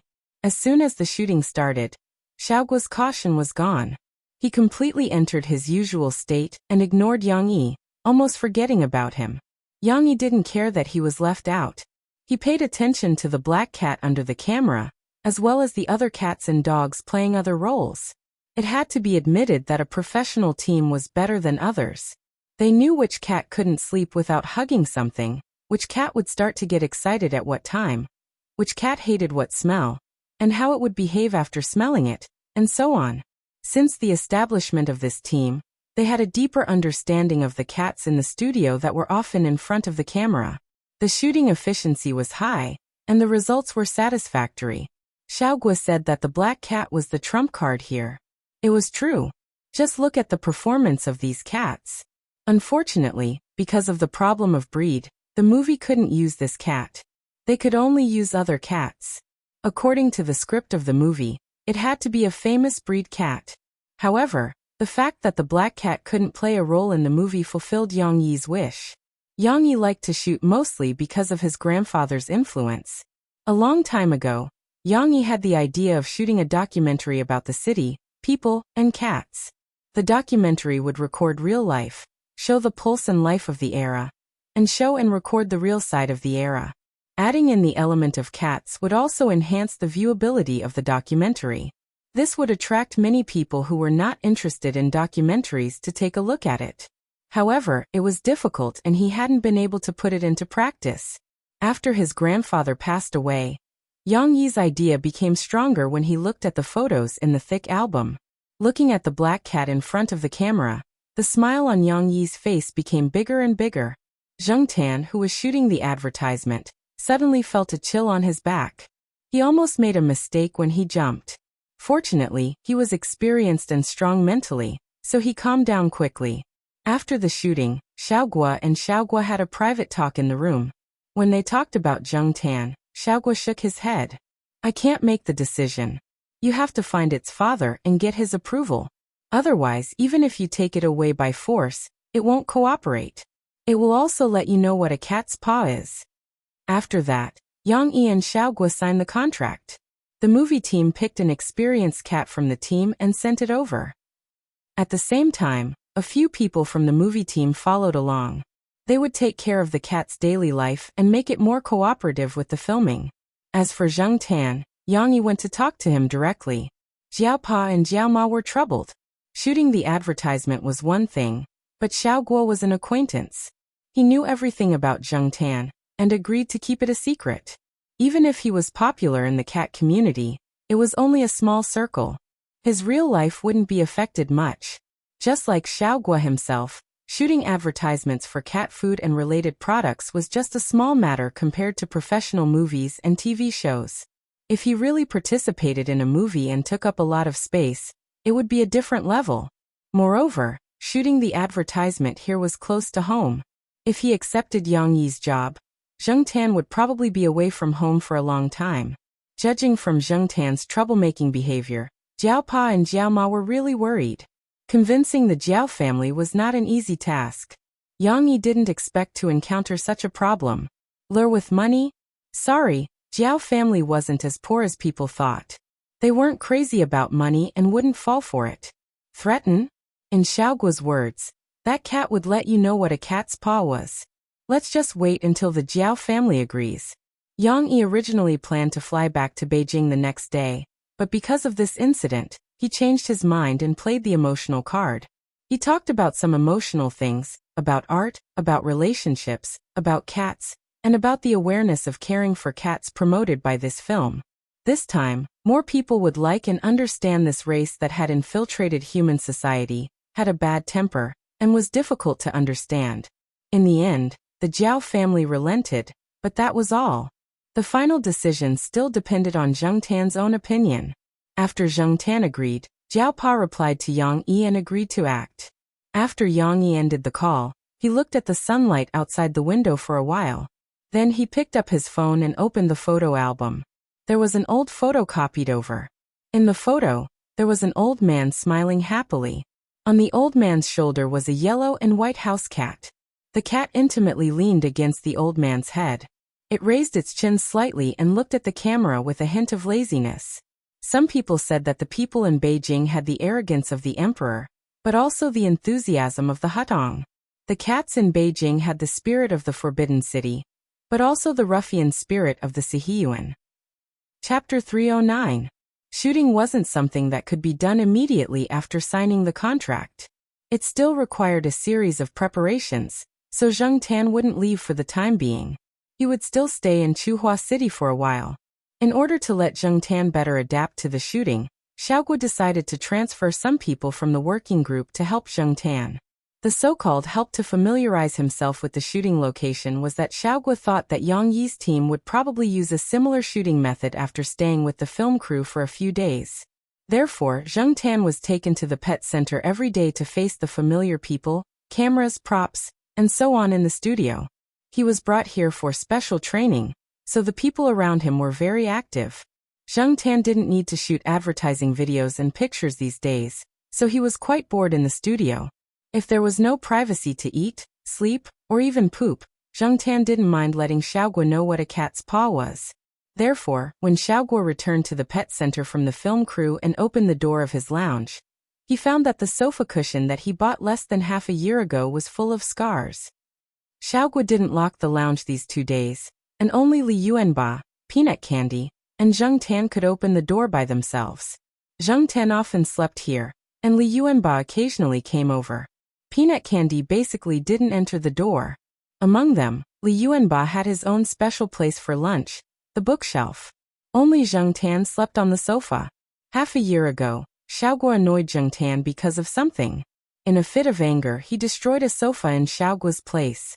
Now, he destroyed the cushion of a new sofa as a warning. After seeing the miserable state of the sofa, Xiaoguo wailed, and then lay on the computer chair. When he looked up, he saw Li Yuanba on the bookshelf. Li Yuanba's eyes made Xiaoguo feel as if he had done something stupid again. "Can't you stop him?" Xiaoguo said to Li Yuanba. Li Yuanba turned his head and went back to sleep. Xiaoguo sighed. He knew Li Yuanba's fighting ability. He could beat up cats, scratch dogs, and even fight thieves. However, he just watched from the side when Zheng Tan destroyed the sofa and never stopped him. They were all ancestors and were really hard to please. Each of them had a bad temper. If only they were as obedient as Prince and the others. However, these few were a little special. That's right, that black cat was different too. So he couldn't treat it the same way he treated other cats. If it was a human, what should he do? Reason with him, do some work, and enlighten him? After making up his mind, Xiaoguo immediately contacted Charlie. Thus, wet nurse Charlie was forced into a corner. For the next few days, Zheng Tan didn't see any of those annoying things when he came to the pet center. However, no matter how hard Charlie worked, Zheng Tan's attitude could only be regarded as normal. Charlie didn't know if Charlie had instilled Bosqua's order into the cat's brain. Bosqua had been busy these days, so he gave Charlie this difficult task to try to arouse the cat's positive emotions. Charlie didn't know what a cat looked like when it was in a positive mood. He only knew that when he was working, he talked until his mouth was dry. In the end, he found that the cat lying lazily on the chair narrowed its eyes and yawned. Then it ignored him. Charlie's mood at that time. Speaking of it, he felt like crying. For the sake of the high salary, he accepted it. Xiaoguo came back early that day. When he came to the studio, Zheng Tan hadn't left yet. He was lying on the sofa and sleeping. Charlie next to him had a tangled look on his face. No one knew what he was thinking. Seeing Xiaoguo, Charlie got up and talked about today's situation. Still the same. Xiaoguo frowned. This cooperation with Yang Yi was an excellent opportunity. If the cat didn't agree, it would be fine.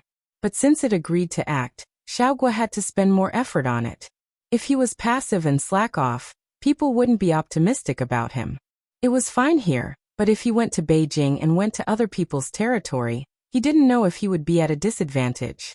Throwing his coat on the sofa, Xiaoguo didn't bother to change his shoes. He wiped his face, rolled up his sleeves, and walked to Zheng Tan. He squatted down and looked at Zheng Tan, who had just woken up. He waved his fist seriously to encourage him. Black charcoal after this job will be rich. Zheng Tan and Charlie. Simple, direct, and effective.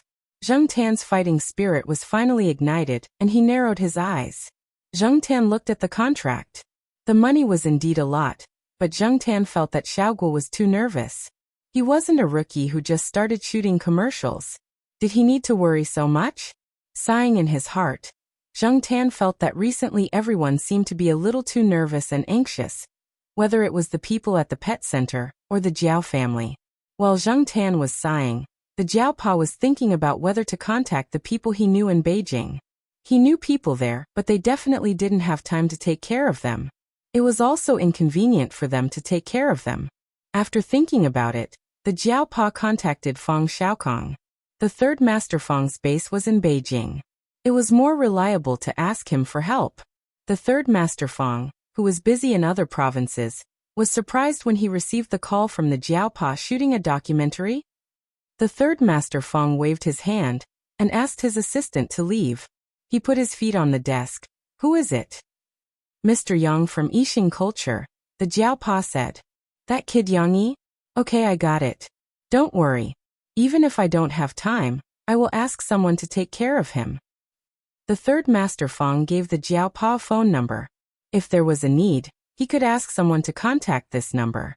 With the third Master Feng's promise, the Jiaopa suddenly felt a lot more at ease. But he wasn't completely relieved. After all, that cat was really a troublemaker. After the third Master Feng hung up the phone, he flipped through his contact list and dialed a number. It rang for a long time before it was picked up. "Hello." The other party didn't seem to be awake. "Hello, Yang Yi. It's the third Master Feng. I heard that you are shooting a documentary about cats?" Yang Yi was a little confused. He didn't sleep the whole night after organizing some materials. He went out again in the morning, and only started to catch up on sleep when he came back at noon. He didn't expect to receive a call from this person. Oh, Uncle Fong.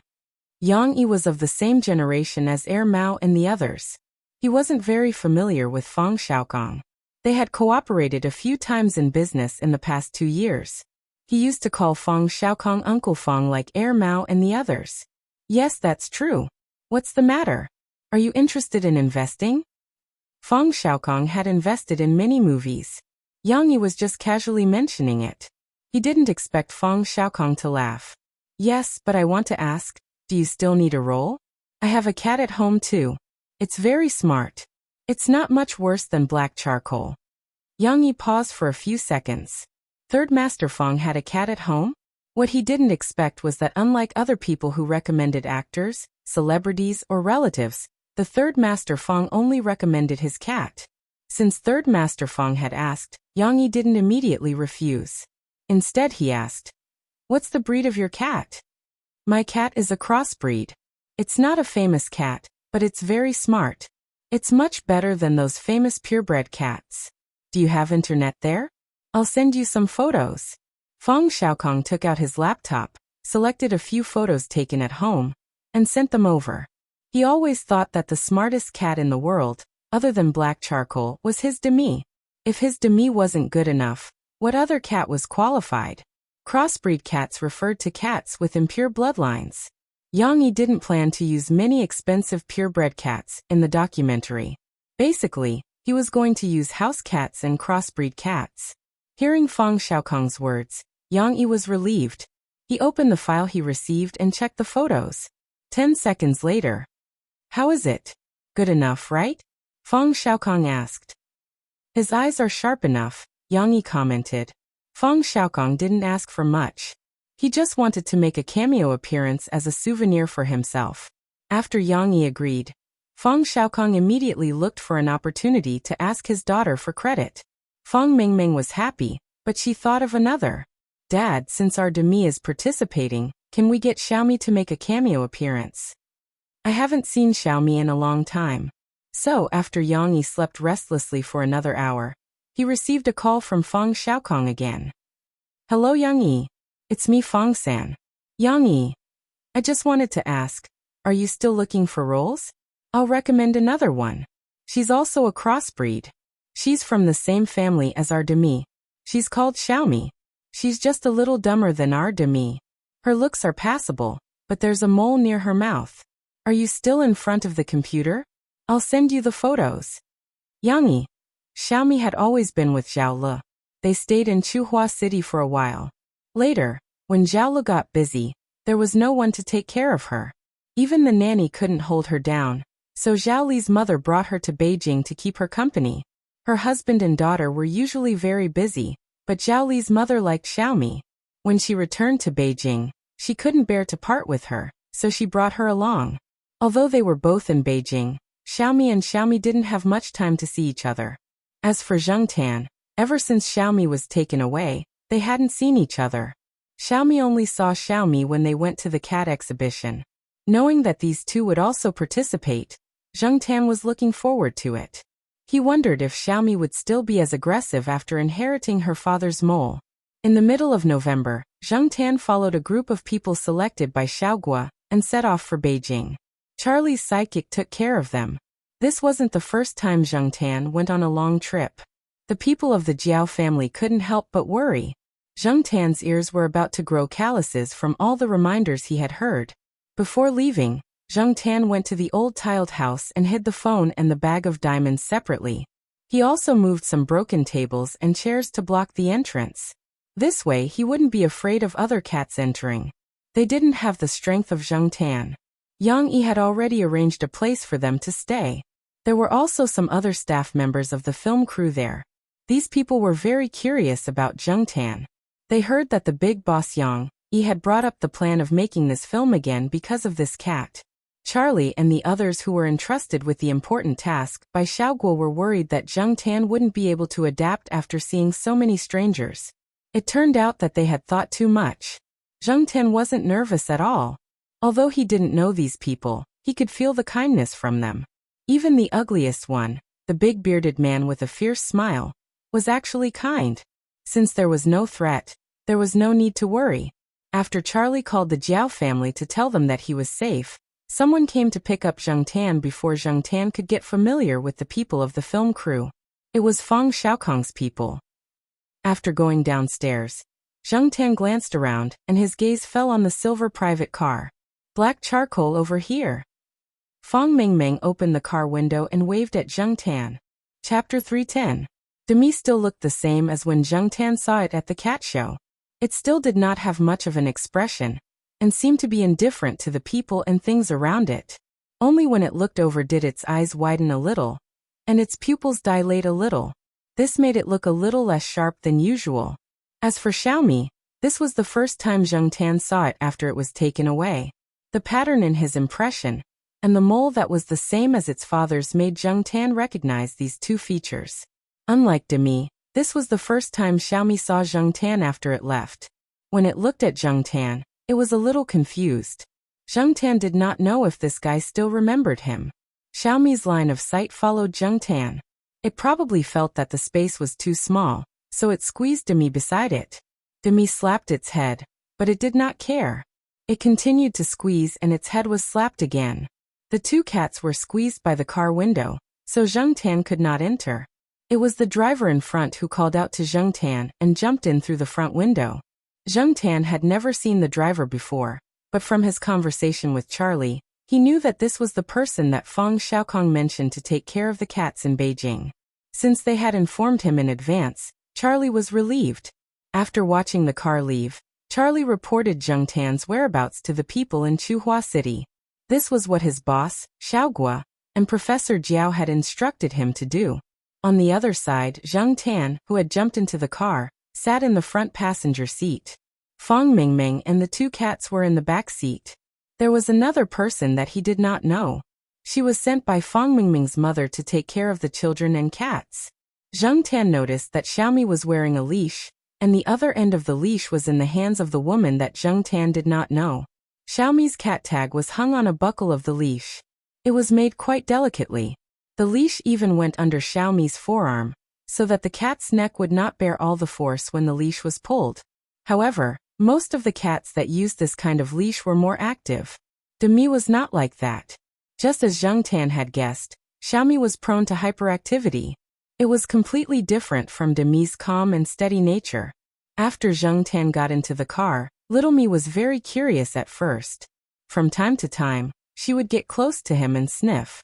It was unknown whether she had remembered or felt that Zheng Tan was not a threat, but she kept walking around.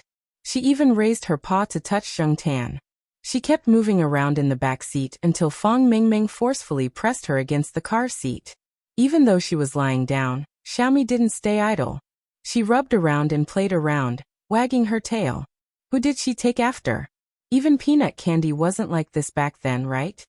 Another thing that made Zheng Tan unhappy was the difference in size. From Zheng Tan's point of view, peanut candy was one generation younger than him, and Big Rice and Little Rice were one generation younger. Standing beside these two juniors, Zheng Tan had to look up to them. After arriving at Fang Mingming's house, Zheng Tan realized that he had underestimated Xiaomi. Zheng Tan lay on the sofa and watched Xiaomi play with a tennis ball all over the house. From time to time, she would provoke Zheng Tan, who was on the sofa, and Demi, who was on the cat tree. Then, she would be slapped by the two of them. She never got tired of it. He didn't know if she would get into trouble during the filming. However, those were the worries of Yang Yi and the filming crew. Zheng Tan didn't think about it anymore. Fang Mingming took many photos of Zheng Tan, Demi, and Xiaomi with her camera. Demi was already used to it, and Xiaomi didn't seem to care about the camera. Sometimes she would curiously move closer to the camera and take a few photos of her big nose. The mole beside her mouth was especially obvious. Zheng Tan didn't stay at Fang Mingming's house for long. The next day, Yang Yi drove over to pick him up. The filming crew didn't have much free time. There were many areas that needed to be adjusted. Yang Yi had placed a lot of hope on Zheng Tan. Many people said that documentaries were the eldest son of movies, and the poor brother of feature films. Just as Zheng Tan knew, not every documentary could be recognized by the public. Most of the documentaries were shelved. Many people had never heard of the title of the film. Even if they had heard of it, they wouldn't be interested in watching it. Many people were also not optimistic about the film that Yang Yi had spent so much effort on. Of all the things to film, why did he choose to film a documentary? He might as well use that money to film some celebrity commercials. Regarding this, Yang Yi didn't care at all. Zheng Tan wasn't a Beijing cat. Since he wanted to tell the story of a Beijing cat, these stories definitely wouldn't be the real Zheng Tan. Authenticity was the essential attribute of a documentary. It recorded objective things so that the audience would have a more realistic experience. Therefore, Yang Yi wouldn't make up nonsense, and he wouldn't let Zheng Tan act in those fake stories. Zheng Tan wanted to act in something that used to be real. In other words, Zheng Tan wanted to act in another cat that was no longer in this world. He had to change the location and the mentality. Compared to 20 or 30 years ago, the current Beijing had changed a lot. The scenes and things in Yang Yi's memory couldn't be recreated as they were. Therefore, this involved a method of using scientific and technological means to create a virtual reality. Of course, virtual didn't mean that the story was real. The scenes and things created by scientific and technological means were also real and had historical basis. Therefore, some parts of the documentary needed to use a combination of virtual and real shooting techniques to recreate the real story. Humans had the ability to recreate the past. Those past events were scenes that existed in Yang Yi's memory. Yang Yi said that he wanted to achieve a resonance in terms of thinking. Zheng Tan felt a bit of pressure. Whether it was the lineup or the atmosphere, it was very different from Xiaoguo's studio. During the shooting process, the focus was on the control of the light ratio to improve the visual effect of the image. Therefore, the technical level of the camera and the cameraman was higher. The cameraman had to adjust the light ratio to ensure the beauty of the image, so that the filmed content could be shown to the public at the most beautiful angle. The advanced shooting equipment and the skillful cameraman showed the importance Yang Yi attached to this documentary from these two aspects. The post-production requirements for the technical processing of the image were also high. They had to be able to ensure the authenticity of the filmed content and modify the image to enhance the visual effect. This required the relevant filming technicians to have strong technical skills. Sure enough, there was a big difference between filming a pet commercial and this kind of documentary. No wonder Xiaoguo had been nervous before. And even Charlie had been nagging at the side for fear of causing trouble. Yang Yi, Charlie and the rest of the team sent to Beijing by Xiaoguo talked about the next few scenes to shoot, how to walk, where to look, how to bark, and so on. Zheng Tan listened at the side. The old man who acted with Zheng Tan, and many people in the filming crew did not understand Yang Yi's approach. At the beginning, when they knew that Yang Yi wanted to shoot this documentary, they knew that it would be very difficult. People were easy to deal with, but cats were notoriously difficult to deal with, much more difficult to deal with than dogs.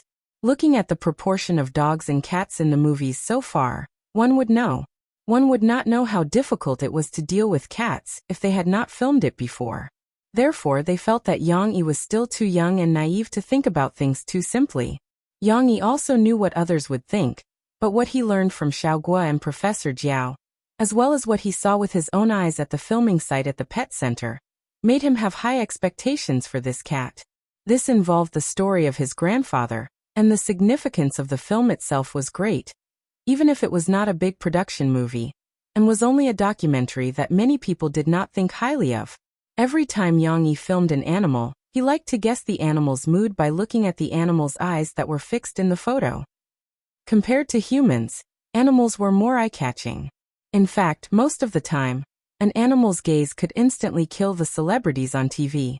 It was not that they performed better than the celebrities, but it was how much of an impact their gaze would bring to the people who saw it. Those who loved pets sometimes, even if their pets did something wrong, they would be prepared to reprimand them. But when faced with the pet's coquettish or pitiful eyes, they would abandon their armor.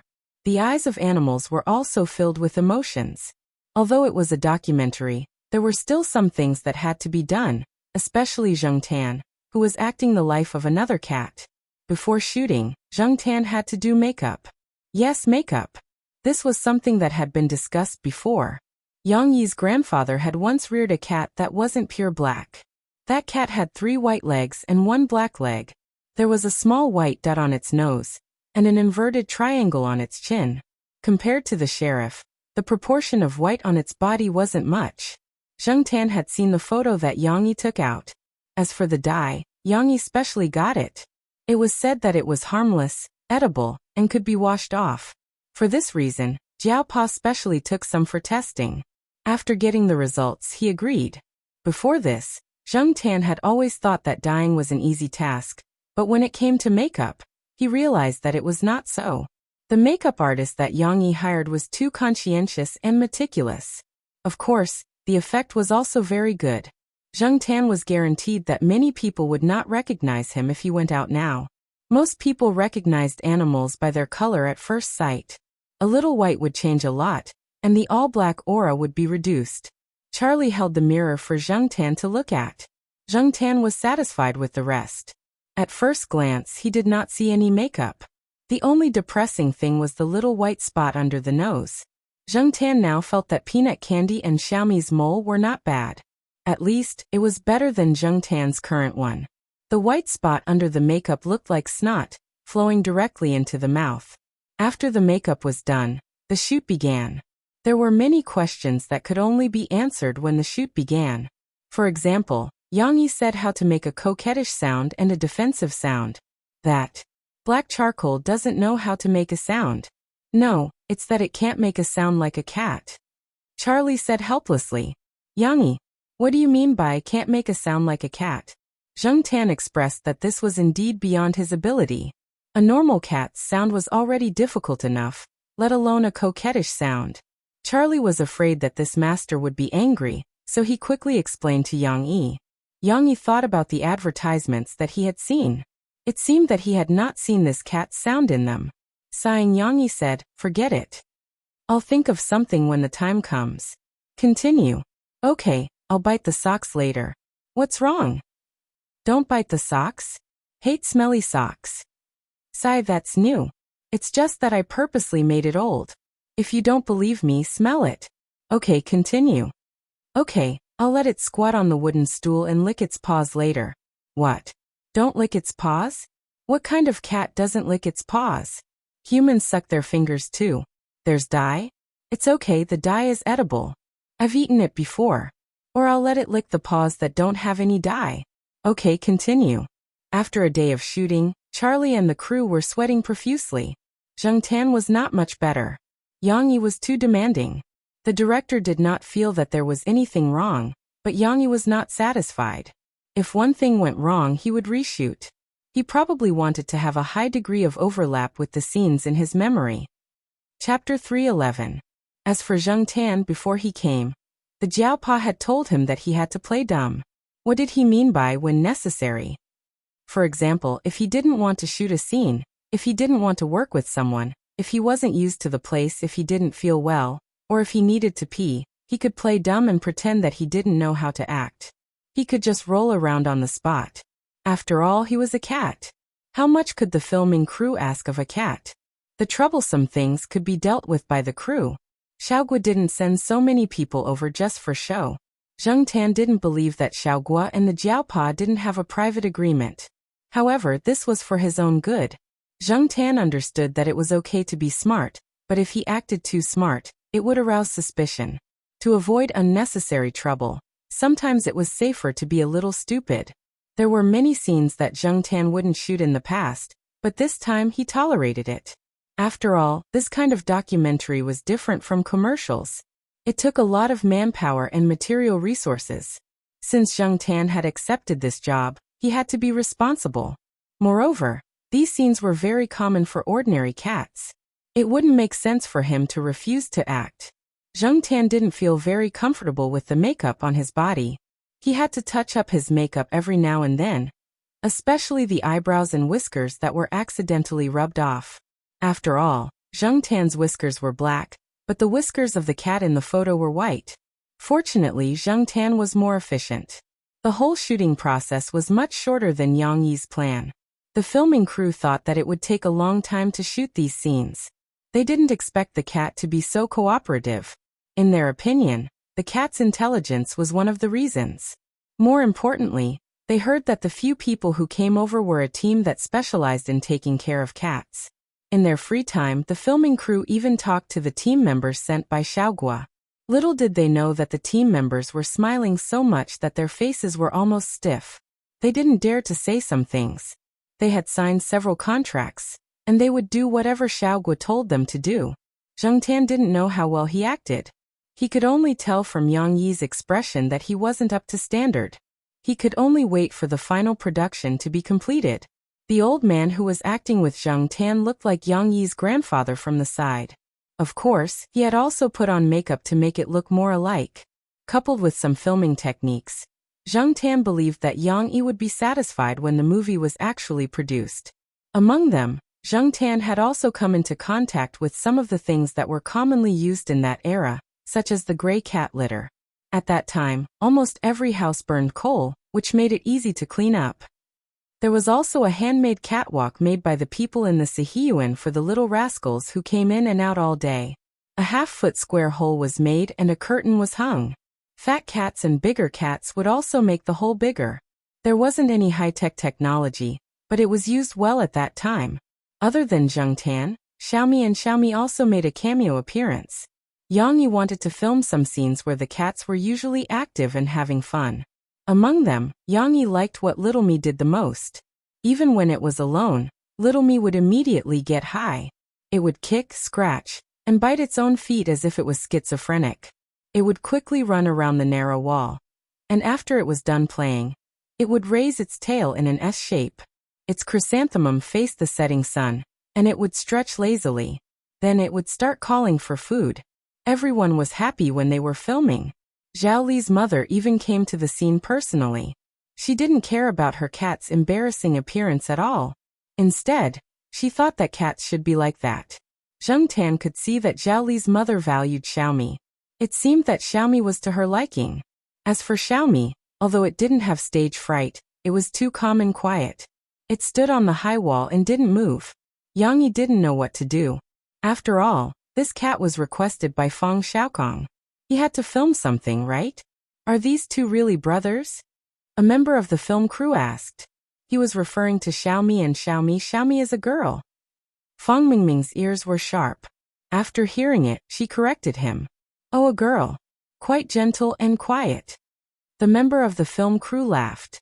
He didn't know much about cats and didn't know how to determine the gender of some special cases based on their patterns.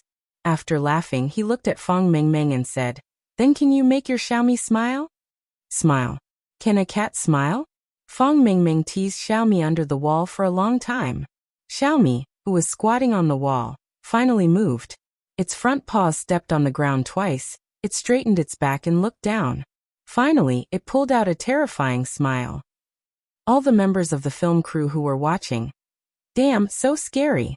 A few of them even unconsciously scratched their arms, feeling goosebumps all over their bodies. Feng Mingming didn't think much of it. Xiaomi was usually more natural in front of people it was familiar with. Once it was unnatural, it would either have facial paralysis or this kind of expression. It was even worse when it was in a bad mood. Feng Xiaokong knew this very well. Now, Xiaomi probably felt that there were too many people it didn't know under the wall. The atmosphere was a little dull.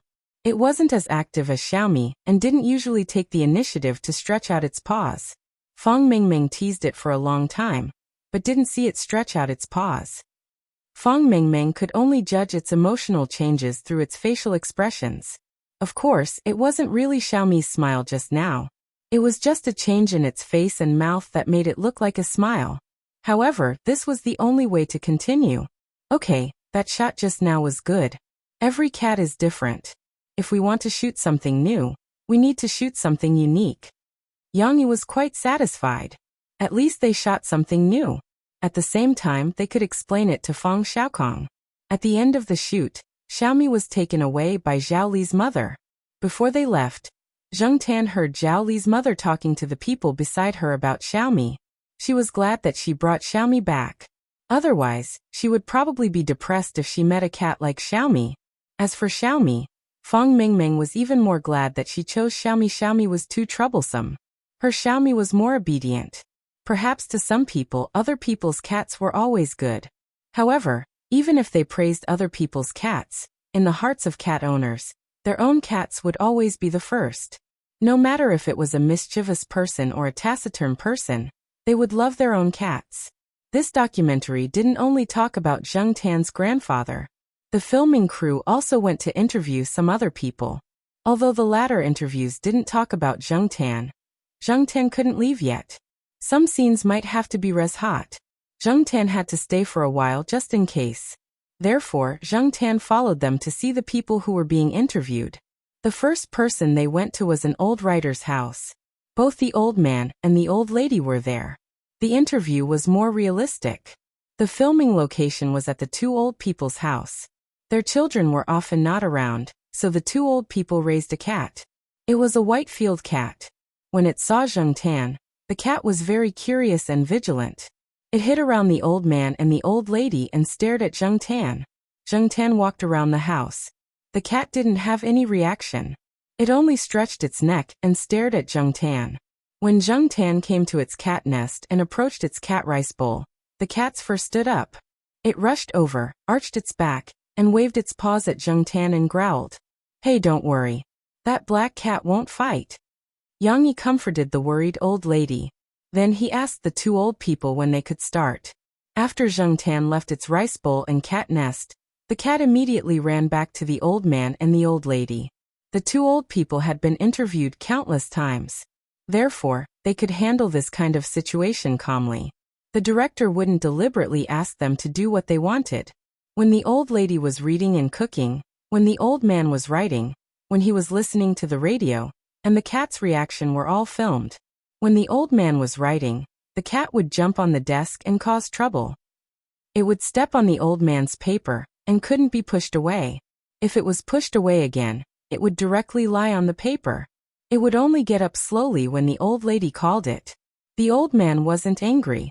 He smiled and scratched the cat's chin with the end of the pen. "This guy is very arrogant. When I sit here, it comes over to bully me. Wife. My wife doesn't say anything about it. Instead, she asked me to write some articles to praise it." Looking at the old man's face, he didn't feel wronged or angry at all. Instead, he was very happy. The old man said that the literati in the capital liked to raise cats. He also gave a few examples of writers of the same generation. Under the literati's pen, the cats in the capital were somewhat like young masters who were spoiled in every aspect. Although most of them went from catching rats to eating, drinking, and playing in high-rise apartments to pets, they still had a sense of manliness in their bones. They didn't care if the person they were facing was a literary expert or a small citizen. What were the morals of Chu Hua's cats? Zheng Tan thought about the few cats he knew. Thinking about it carefully, it seemed that the few cats he knew were somewhat special. Perhaps they were representative of Chu Hua's cats. In addition to the current cat, the old man also recalled the cats he had raised in the past. The old lady also took out a photo album and showed it to everyone. During the interview, the two old people were often immersed in their memories. Sometimes they would quietly think, as if they forgot that there were people filming the interview around them. There were several times when there was silence. However, neither Yang Yi nor the other people in the film crew turned off their phones or interrupted them. There was no impatience on their faces. Before coming, Zheng Tan had been told by Charlie about this situation. It was probably Yang Yi's instructions. Every time after the silence, the old man's words were more vivid, very real, and very lively. When talking about the last cat, the old lady's eyes turned red several times. That cat had accompanied the two old people for more than 10 years, and had died of old age. The filming crew then went to interview a Chinese art master. During the interview, the old man even took out a painting full of cat footprints. At that time, the old man was painting a fish. In the end, his cat jumped on the table and caused trouble, leaving ink prints everywhere. After that, the old man fixed the painting, framed it, and collected it. When the guests at home talked about related topics, the old man took out the painting to show off, saying that his cat was quite talented in art. Zheng Tan also went over to take a look at the painting. Needless to say, it was quite artistic. As expected of a master of Chinese art. Just like in the movie about Tang Bohu, he could always turn something rotten into something magical. The photographer was very good at capturing some details, which made the whole film more vivid and full of soul. During the whole filming, among the cat owners interviewed, there were artists, educators, several famous schools in Beijing, libraries, and some ordinary people. Zheng Tan followed them through the streets and alleys. Different venues, different backgrounds, all kinds of cat owners, cats with different temperaments, combined together with the professional production and polish. Zheng Tan believed that this would be a good film. No matter how others looked at it, Zheng Tan thought that it was very good. Chapter 312. Zheng Tan came to Beijing in the middle of November. By the time the part about him was finished, it was almost the middle of December.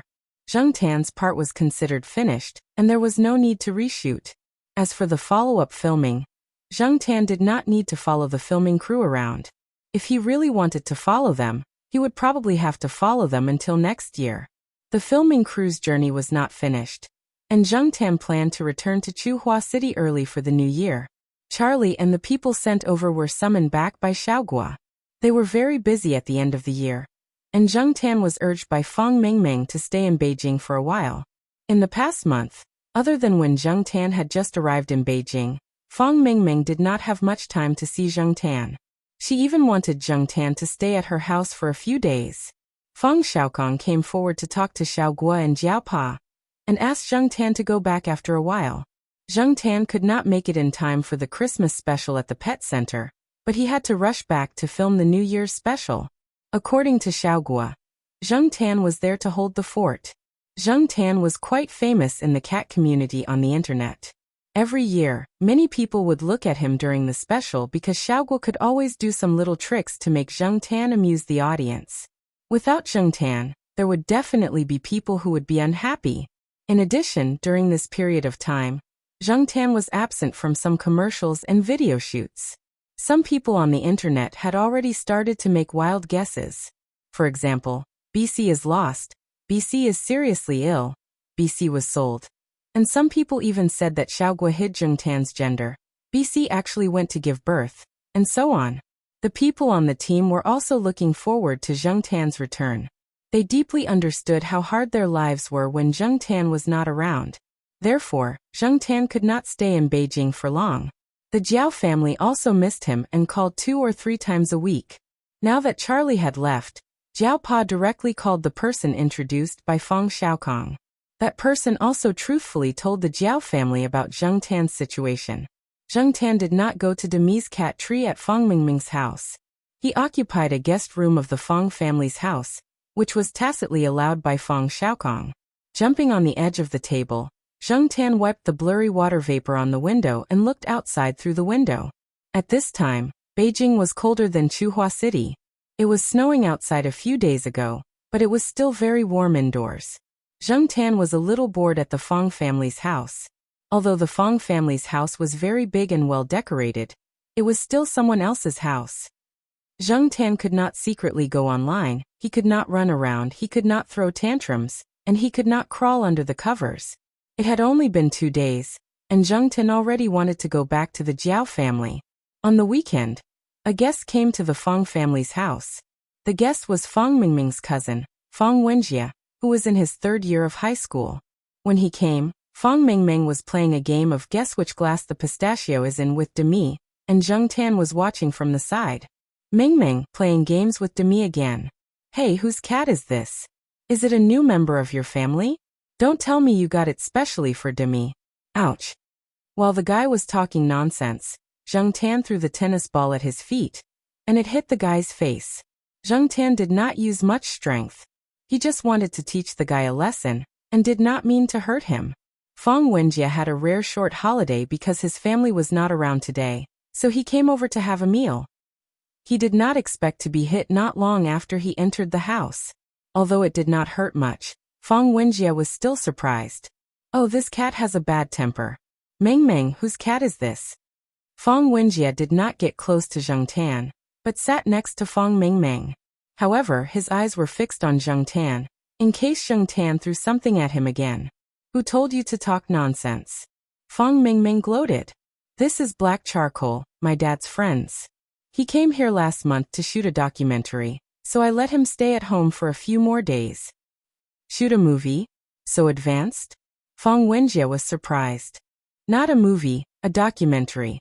Fang Mingming corrected. Same meaning. Fang Wenjie was no longer afraid of Zheng Tan throwing things at him. He got up and walked around Zheng Tan. Based on my experience, this cat is a Mumbai cat known as a little black panther. Wrong, this cat is an ordinary field cat. Fang Mingming despised.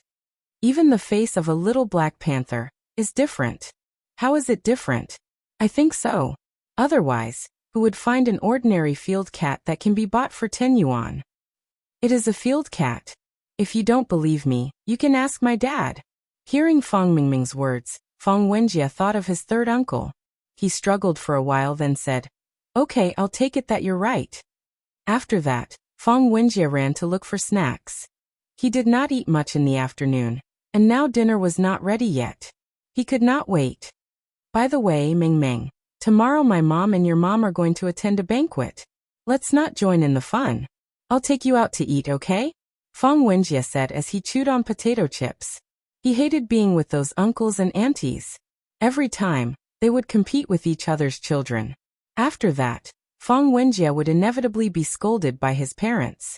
He was very unhappy, so he did not want to go to the banquet at all. He would be looking for trouble if he went. Okay. Fang Mingming did not want to go either.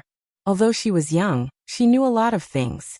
For example, those who did not have a good relationship with her family, because of her father, immediately came up to her when they met at the banquet.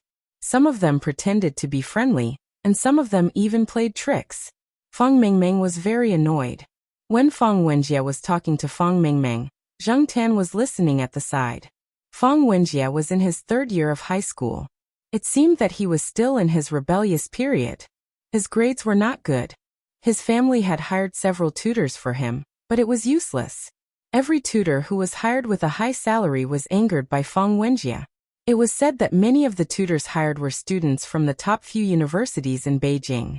Among them, there were even graduate students and doctoral students. It was useless. Although the Fang family was rich and capable, even if they could operate in college, their grades could not be too bad. They could not afford to lose face. Listening to Fang Wenjie's tone when he was talking, it seemed that he hated those tutors. He felt that those tutors were too arrogant and self-righteous, and Fang Wenjie was just a dandy in their eyes. Explaining to him was simply like playing the lute to a cow. Even a pig would understand, but this person still had a blank look. Now that the winter break was coming, and in the last half of high school, Fang Wenjie's parents had started to find people to tutor Fang Wenjie during the winter break. Fang Wenjie could already see the dark winter break this year. Moreover, Fang Wenjie's family had restricted him from now on. He was not allowed to go out and have fun with his friends frequently. His pocket money was limited, and he was even cut off from the internet. Thinking that this kind of life would continue for another half a year, Fang Wenjie felt that his vision was dark. Just the last half a year. After that, it will be easier. Fang Mingming said, "It's easy for you to say that. When you reach my age, you will know how unhappy it is. It's stressful." Fang Wenjie sighed. Zheng Tan and Fang Mingming both looked at Fang Wenjie. They did not see any stressful expression on his face. The next day after lunch, Fang Wenjie went to Fang Mingming's house. He was not yet 18 years old, and did not have a driver's license. His family was strict, so he could not drive his own car. However, they had a driver. Zheng Tan would definitely follow them when they went out for a meal. If they did not go out for a big meal, were they going to stay here and eat cat food like Demi? Zheng Tan would not do that. Therefore, Zheng Tan decided to follow them out for a big meal. Zheng Tan felt a shiver when he walked out of the door. He quickly got into the car. It was really cold outside. No wonder Fang Mingming was wearing so much. Zheng Tan's fur was short, unlike Demi and the rest. However, Demi did not seem to like going out with Fang Wenjie. After seeing Fang Wenjie, Demi jumped onto the sofa to sleep. Fang Mingming did not call it anymore. It was already used to this. When Fang Mingming got into the car, she was carrying a big backpack and a white pet suit. This was bought when Demi was still young. However, Demi did not wear it much after buying it. It did not like to wear clothes, so Fang Mingming did not throw it away. She liked the suit very much. It was in the style of a polar bear, so she kept it. She did not expect it to come in handy today. Zhang Tan also did not like to be tied down by those clothes. However, when he thought about the temperature outside and did not know how long he would have to stay outside in the afternoon, Zhang Tan decided not to treat himself harshly. He let Fang Mingming put on the white clothes that looked very warm. There was also a hood on his head. After putting it on, Zhang Tan looked at himself in the rearview mirror. The clothes looked a little silly. Fang Mingming even took a few photos. Fang Wenjie sat in the front passenger seat and laughed. It was still early. Lunch had not been long ago. They would not go straight to eat. Before that, they had to go to the bookstore. Fang Wenjie wanted to buy a few reference books. His mother had listed them for him. He could not refuse to buy them. Fang Mingming was not against going to the bookstore. Instead, she was looking forward to it. Children who did not need to buy reference books, and practice questions were good. The driver was sent away by Fang Wenjie. The bookstore was very close to the place where they had lunch. There was no need to keep the driver waiting. After lunch, Fang Wenjie would call the driver to pick them up. When Fang Wenjie and Fang Mingming entered the bookstore to read, Zhang Tan would definitely follow them in. There were many people walking around in the bookstore. He did not know if there was a pet restriction. Zhang Tan still had to stay in the backpack. Black charcoal, stay in the backpack when you are inside. Don't run around and bark. You will be beaten out with a mop, Fang Wenjie said as he carried the backpack. There was a heater in the bookstore, so it was warmer. There was a section in the bookstore about the college entrance examination. It was full of practice questions and practice papers. There were quite a lot of people, but most people were only paying attention to the reference books in their hands, or looking for books on the bookshelves. They did not notice the cat's head in Fang Wenjie's backpack. A few people saw it, but they just looked at it curiously and did not pay it any more attention. Fang Wenjie quickly found 2 books. When he was looking for the third book, he had to squeeze in further. He was not polite. When he saw the book on the bookshelf, he forced the person in front of him to the side. The movement was too big. The book in the person's hand fell to the ground because of Fang Wenjie's push. After saying sorry without any sincerity, Fang Wenjie did not even look at the person, and went straight to find the reference book. The person who had the book pushed out frowned and squatted down to pick it up. He was about to put it back when he looked up and saw the cat's head outside the backpack. The white polar bear pet's hat was on Zhang Tan's head. A white hat and a black cat's face. The person who was holding the book paused.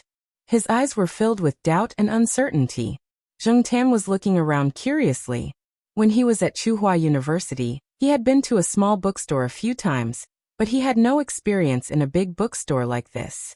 His curiosity was piqued, especially when he saw the few pretty girls not far away. Zhang Tan took a few more glances. It was not until Fang Wenjie made a big push that Zhang Tan retracted his gaze and looked at the unlucky guy. Zhang Tan was dumbfounded by what she saw. Chapter 313. Wasn't this the Zhong Yan who always squatted in the corner, carried bricks at the construction site behind his family's back in his 3rd year of high school? Thinking back, this guy should be in his 3rd year of college now. Zhang Tan really didn't expect to meet this guy in this place. Zhong Yan's eyes were filled with doubt. Even if he felt like it, Tsinghua City was so far away from Beijing, and he didn't know the guy with the bad attitude. Zhang Tan was still dressed like a white ball, so it was already hard to recognize him. Now it was even harder to be sure. Zhong Yan actually didn't think this was the cat he knew. But this cat's expression was too familiar. Even if he hadn't seen it for more than 2 years, among all the cats Zhong Yan had seen, this one was the most special. Look, it's even waving its paws at me. Is it really that cat? Should I ask this guy? While Zhong Yan was hesitating, Fang Wenjie, who had already gotten the reference book, turned around and saw someone standing behind him, staring at his backpack. He stared at him and said, "What are you looking at? Have you never seen a cat before?" Fang Wenjie turned around and was about to leave. After taking 2 steps, he heard a voice behind him, "Black charcoal?" Hearing this, Fang Wenjie stopped and turned around to look at the person who had just spoken. Is it really black charcoal? Zhong Yan's eyes lit up, and the annoyance from the book being pushed away dissipated. You know it. Fang Wenjie was puzzled, and raised his hand to point at the backpack behind him. Yes, but isn't it in Chuhua City? Zhongyan wondered if this cat had been sold to Beijing, but didn't they say that this cat had someone backing it when they were at the construction site? Hearing Zhongyan say Chuhua City, Fang Wenjie lowered his guard a little, but he wasn't sure. He took out his phone and called Fang Mengmeng, asking her to come over. The bookstore was too big, and there were too many people, so it was easier to contact her by phone. However, even a Jiao family might not be able to recognize all the people Zhang Tan knew. Many of the people he met while walking around didn't even know the Jiao family, let alone Fang Mengmeng. The two Fangs could only determine if they were acquaintances through Zhang Tan's attitude. Fang Wenjie's plan this afternoon was to buy some books, and then sleep in the bookstore. It was too cold outside and he didn't want to move. When it was time, he would go straight to the restaurant to eat. Now that he met Zhongyan, he was bored and wanted to talk to him. He was curious how Zhongyan knew the black cat. As for Fang Mengmeng, she left after coming over. She had found a few books that she was interested in, and wanted to read them for a while. Fang Wenjie immediately rushed over and occupied 4 seats before the others sat down. He used his bag and books to occupy the empty seats. Zhongyan came with his friends today. When he was a freshman, he worked part-time in a fast food restaurant and made 2 friends. They were from different schools. The person who came today was one of them. The other one had graduated this year. Zhongyan's tutoring job was also introduced to him by this friend. In the morning, he would tutor a third-year student. In the afternoon, Zhongyan and his friend, who was also a part-time tutor, would come here to look for tutoring books for third-year students. Many people said that the college entrance examination was not a fair platform and was full of regional discrimination. Zhongyan didn't care. He had already passed the exam. Taking the tutoring books for third-year students was just to tutor another third-year student. There were also differences in the college entrance examination system in different provinces.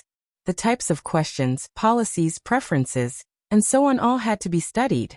After 2 years of tutoring, he wasn't used to it in the first year. However, it was much better in the second year. Zhongyan was never a rigid person. He knew how to be flexible and could solve the problem. His reputation was good, and the parents were willing to give him money. Zhongyan's classmate was originally chatting with a girl. When he saw the situation here, he came over and the 3 of them started chatting. One of them said, "It's tough. We have to tutor during the holidays." The other 2 nodded. "Yes. Every time we tutor, those students look at us as if we are their enemies." Zhang Tan listened to them talk. From their words, he knew that Zhongyan didn't go home after coming to Beijing. He also earned his own tuition and living expenses. It seemed that his relationship with his family was still at a freezing point. No wonder he hadn't seen Zhongyan in Chuhua for 2 years. Fang Wenjie was quite excited when he heard that Zhongyan was a super dark horse during the college entrance examination. He directly flew from the ordinary level of the class to the top 3 of the school. He slapped some people's faces loudly. He felt that a creature like a dark horse was simply a beast that pretended to be pretentious and slapped people's faces. Even Zhongyan was more pleasing to the eye. Although Zhongyan didn't talk about his own matters, he would still meet his high school classmates in Beijing. Those who were close to Zhongyan had more or less heard about it. Therefore, when his friend mentioned it, Fang Wenjie was excited. He couldn't stop the topic. As Fang Wenjie chatted, he pondered in his heart. His mother was currently looking for a tutor during the winter break. Instead of finding someone he didn't like, it would be better to just let Zhongyan and the others go over. When he was bored, he would have someone to talk to. When he was chatting just now, Fang Wenjie felt that Zhongyan and the others were quite interesting. They weren't like the tutors his mother hired before, who always had arrogant expressions like, "I'm a genius. My words are more correct than the reference answers in the reference books. You have to listen to whatever I say," and so on.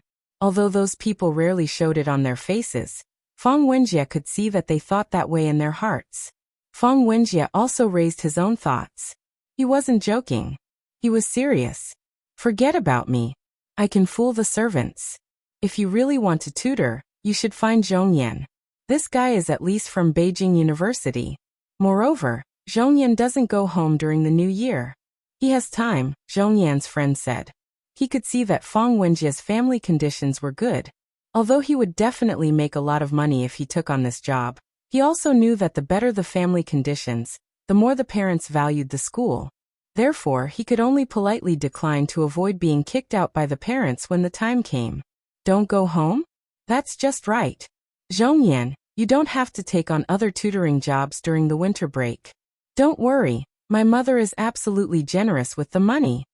Feng Wenjie's words were not wrong. His mother was indeed very generous to tutors.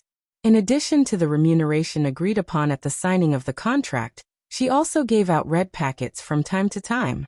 The money in the red packets was definitely not much less than the remuneration in the contract. This was also one of the reasons why Feng Wenjie was very displeased with those tutors. How could they have the face to receive red packets when they didn't produce results? Therefore, Feng Wenjie had an excuse to find fault with those tutors. The last tutor was directly scolded away by him. After all, most intellectuals were thin-skinned. Zheng Tan felt that the people of the Feng family were very unreliable on the surface, but in fact, that was not the case. Feng Xiaokong was an excellent example. And as Feng Xiaokong's nephew, Zheng Tan did not think that Feng Wenjie was a stupid person. Take the matter of hiring a tutor as an example. Feng Wenjie did not impulsively send out the invitation. The so-called pleasing to the eye was naturally one of the reasons. Another reason was that when they were chatting just now, Feng Wenjie's seemingly casual and hot-headed complaints were mixed in with a few learning questions. These questions were all solved by Zhongyan in a simple and straightforward way that was easier to understand, which made Feng Wenjie very satisfied. Feng Wenjie never felt that he was stupid. He felt that it was very difficult for him to understand the things that those senior tutors said before, mainly because every time those people opened their mouths, they used a lot of professional jargon. If they said it bluntly, it would make them lose face. Would it kill them to be more vulgar? Was there really such a clear distinction between elegance and vulgarity? Feng Wenjie listened impatiently. Hey, bringing this cat out was really the right thing to do. Carrying such a heavy bag for so long was not in vain. Feng Wenjie was very happy. If this matter was solved, he would not have to live in darkness and oppression this winter break. Compared to Feng Wenjie's carefree heart, Zhongyan's heart was much more complicated. What his friend could see, he could naturally also think of. He was still very confident in tutoring Feng Wenjie. He knew that this person was not stupid, just a little rebellious. If he took this job, he would not have to worry about tuition and living expenses next year. Under normal circumstances, he would not have such an opportunity. If he had not met the cat today and talked to Feng Wenjie, even if he was at Beijing University, he might not have been able to get into the tutor's good books. It could be seen from the disdain in Feng Wenjie's eyes when he talked about his previous tutor. Glancing at the black cat on the chair next to him, who was dressed like a polar bear and stretching its neck to look at something, Zhongyan thought for a moment. It seemed that every time he met this cat, his luck was good. Meeting an old friend in a foreign land, Zhongyan could finally understand the reason why the ancients put this as one of the 4 joys of life. This kind of feeling could only be deeply understood when one was really in that kind of situation. Even if this was the capital, Zhongyan still missed home many times. When he occasionally heard the moonlight in the city, from more than 10 years ago, he would feel sad. Every time he called home, he was not very happy. He had not been home for 2 years, not even during the holidays.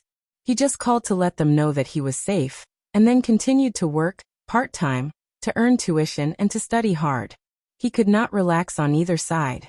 He had not officially stepped into society, but he already felt that his shoulders were heavy. It could be said that in the past 2 years of studying in Beijing, it was not easy. Classmates. Of course, he had met them. There were many schools in Beijing, and he often went out and met a few junior high or high school classmates, but their relationship was not very good. There were also 2 high school classmates who did not like Zhongyan, the dark horse in the college entrance examination.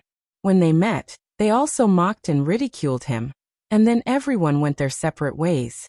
They were not old friends. Dark horse? Kind of. But even the biggest dark horse would become ordinary in Beijing, where there were so many talents. Everyone wanted to soar into the sky, but how many people could really do it? Zhongyan once thought that he would be one of them after the college entrance examination, But after experiencing some reality blows, his confidence faded a lot. The world was very exciting, but also very helpless. How should one walk? After stumbling and falling, one still had to continue walking. If one could walk through this, there might be a better future. After staying in the bookstore for more than 2 hours, Zheng Tan saw a few good-looking girls, 3 of which were of mixed blood, and a celebrity who wore a hat and scarf to cover half of her face. However, the celebrity quickly ran away when she was recognized. When the people in the store chased after her, she was already gone. Fang Wenjie looked at the time and called Fang Mingming back. He pulled Zhong Yan and his friends to eat together. The target restaurant was a building with a more retro architectural style, like an ancient restaurant. There were even big red lanterns hanging outside. When they walked to the door, someone came out of the parking lot. Little Jia. A shout made Fang Wenjie, who was running in, stop. He looked over and immediately smiled.